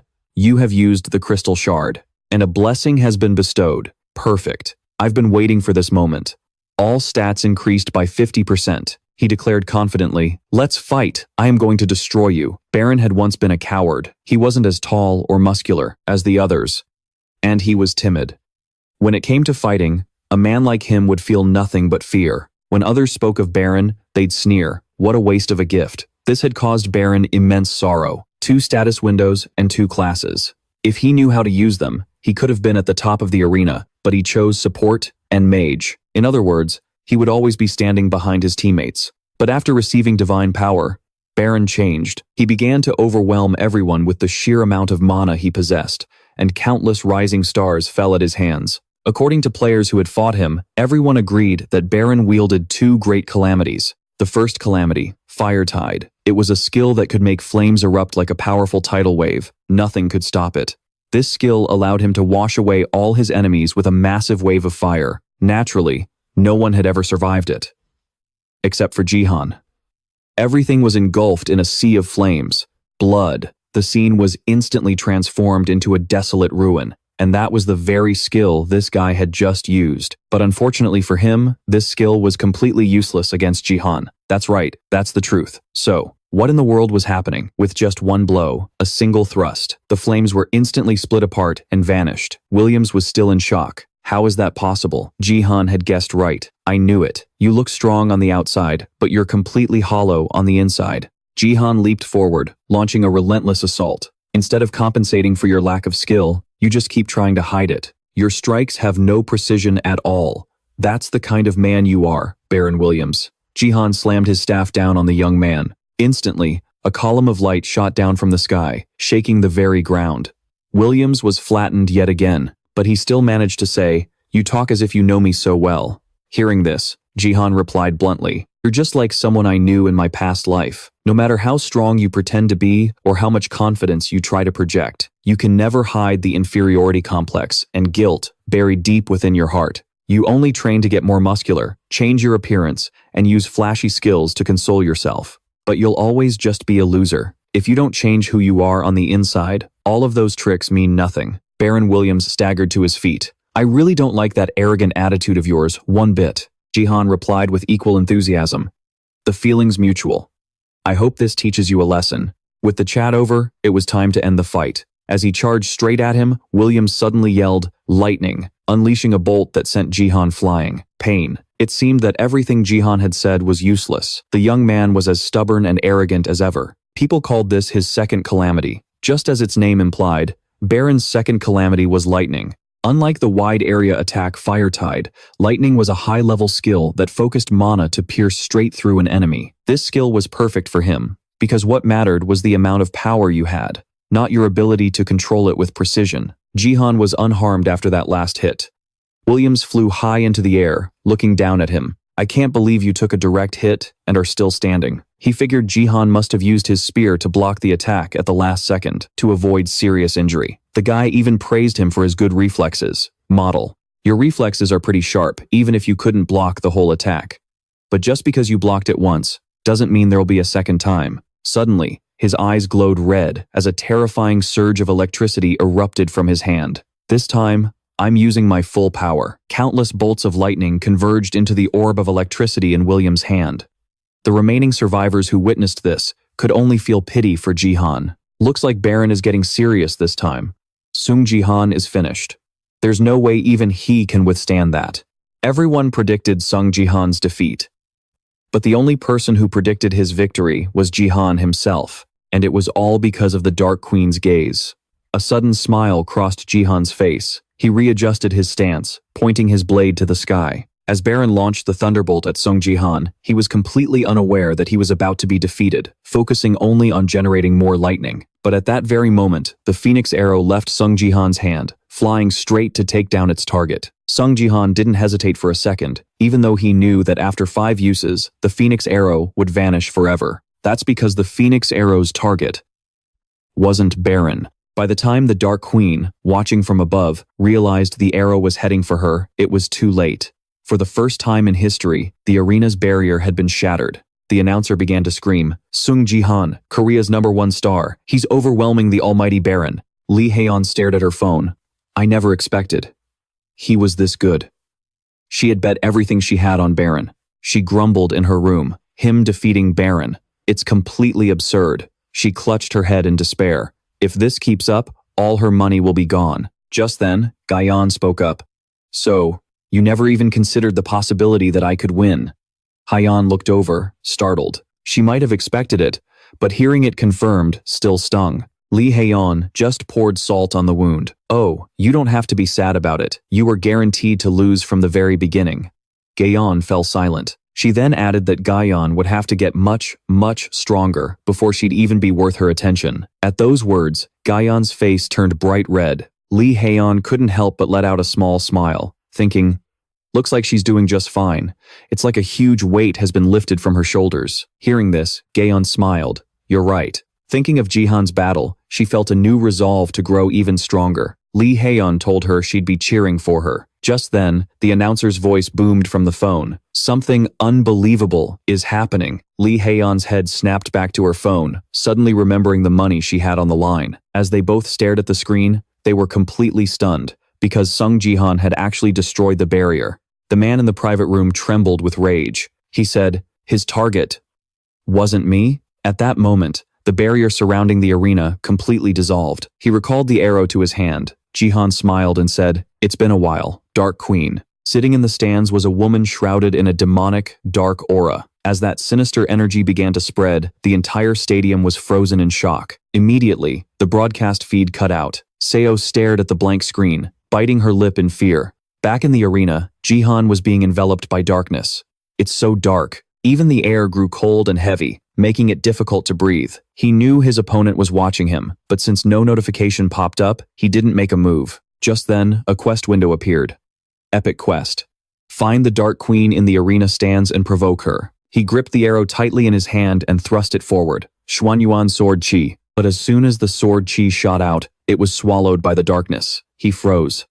It seemed his attacks were completely useless against her. Just then, a tendril of darkness appeared beside him. He whipped around and threw a punch right at it, but he was worried, because his fist hit nothing at all. Is all of this just shadow? Suddenly, humanoid shadows materialized throughout the stadium and began attacking everyone. The guards fought back, but the weaker spectators were sent flying. He quickly joined the fray, fighting against them. Physical attacks are completely useless against her, and so, he activated his holy power. Energy gathered in his palm, and he hurled it at the creatures. He then noticed that while it didn't do any damage, the darkness receded slightly. Jihan guessed it. It really is just darkness. Its weakness must be light.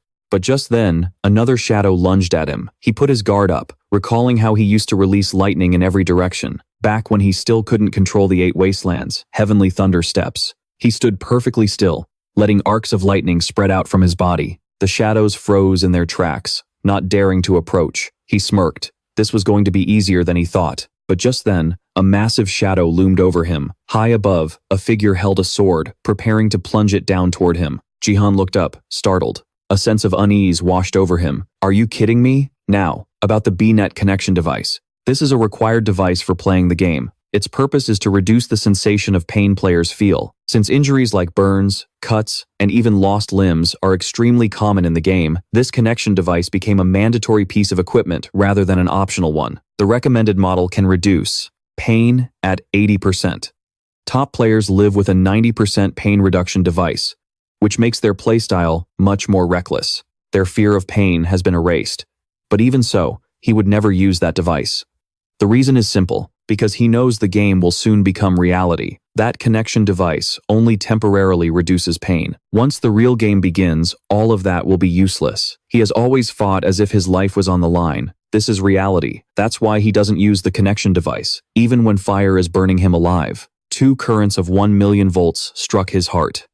But he endured all of that pain. This is something an ordinary person could never imagine. And now, he faces the danger of being sliced in half by a 10-meter-long sword. Horrified, he grits his teeth and curses under his breath. The others watching were uneasy, not knowing what that thing was. Meanwhile, he was dodging the massive shadow's sword strikes. For some reason, it was only attacking him, the main character. A moment later, he was knocked away, catching himself on his elbows. He knew this was an unfair fight. She was just too massive. How could he possibly fight back? Jihan's vision started to blur. If he kept dodging all her attacks like this, he'd die sooner or later, because it wasn't just her targeting him. That last attack drew everyone's attention to him. Right now, many other players wanted to take advantage of this opportunity to eliminate Jihan. No matter what, he couldn't just defend forever. He glanced behind him warily. Then, he exhaled. It seems there's no other choice. Jihan gripped the arrow tightly and activated his divine power, enhancing it with magic and fire. An immense divine power appeared in his hand. He would face them head-on. Instantly, the shadow was dissipated by him. Jihan said calmly, if she wants to drown him in darkness. His eyes opened. Nameless Divine Art. 3 calamities. Martial extreme heaven. The people around them suddenly froze, staring upwards. He would use an even stronger light to drive out the darkness. Immediately, a brilliant flame erupted. Mount Tai crushes the top. The arrow surged forward, a magic circle appearing around it. He lowered his head, exhaled, and then looked up. He was surrounded by a shroud of flames. He wondered if this would be enough. He turned to look at the other players. Seeing this, they pretended like nothing happened, and cheerfully walked away. Seeing that, he returned to the main problem. Only she was left. The Dark Queen. At that moment, dark shadows erupted around him. Again? I'm getting tired of this. It seems this won't end as long as the main body remains intact. He couldn't drag this on any longer. He immediately raised the arrow and said, Dan Tian, begin circulating. His entire body emitted a golden light. He could now perform higher-level martial arts, like using the 3 calamities martial extreme, without needing the Nameless Divine Art. Instantly, light enveloped him, separating him from the darkness. He knew that at his current level, the technique wouldn't be perfect, but he couldn't just rely on the power of the Phoenix Arrow. He raised the arrow. When the Phoenix Arrow is thrown, the Phoenix Fire will be activated. He would use it to make up for his lack of power. Since ancient times, lightning has been associated with the wrath of the heavens, a punishment sent down by an angry god when the world is filled with darkness and chaos. A flash of lightning instantly shattered the darkness. He activated the lightning skill, striking the sky as a system message appeared. Power exceeds player's capability. Player's life is in danger. His body began to show signs of disintegrating, but he stubbornly continued to use that power. He roared, Martial art of the Thunder God. He forced himself to stand firm. Holding the arrow, he aimed forward, preparing to purify the demons and evil. Nameless Divine Art, Heavenly Thunder, God Technique. The arrow shot forward. And that's all for this video. Go hopes you'll show your support with a like and a share, so we have the motivation to create more amazing series.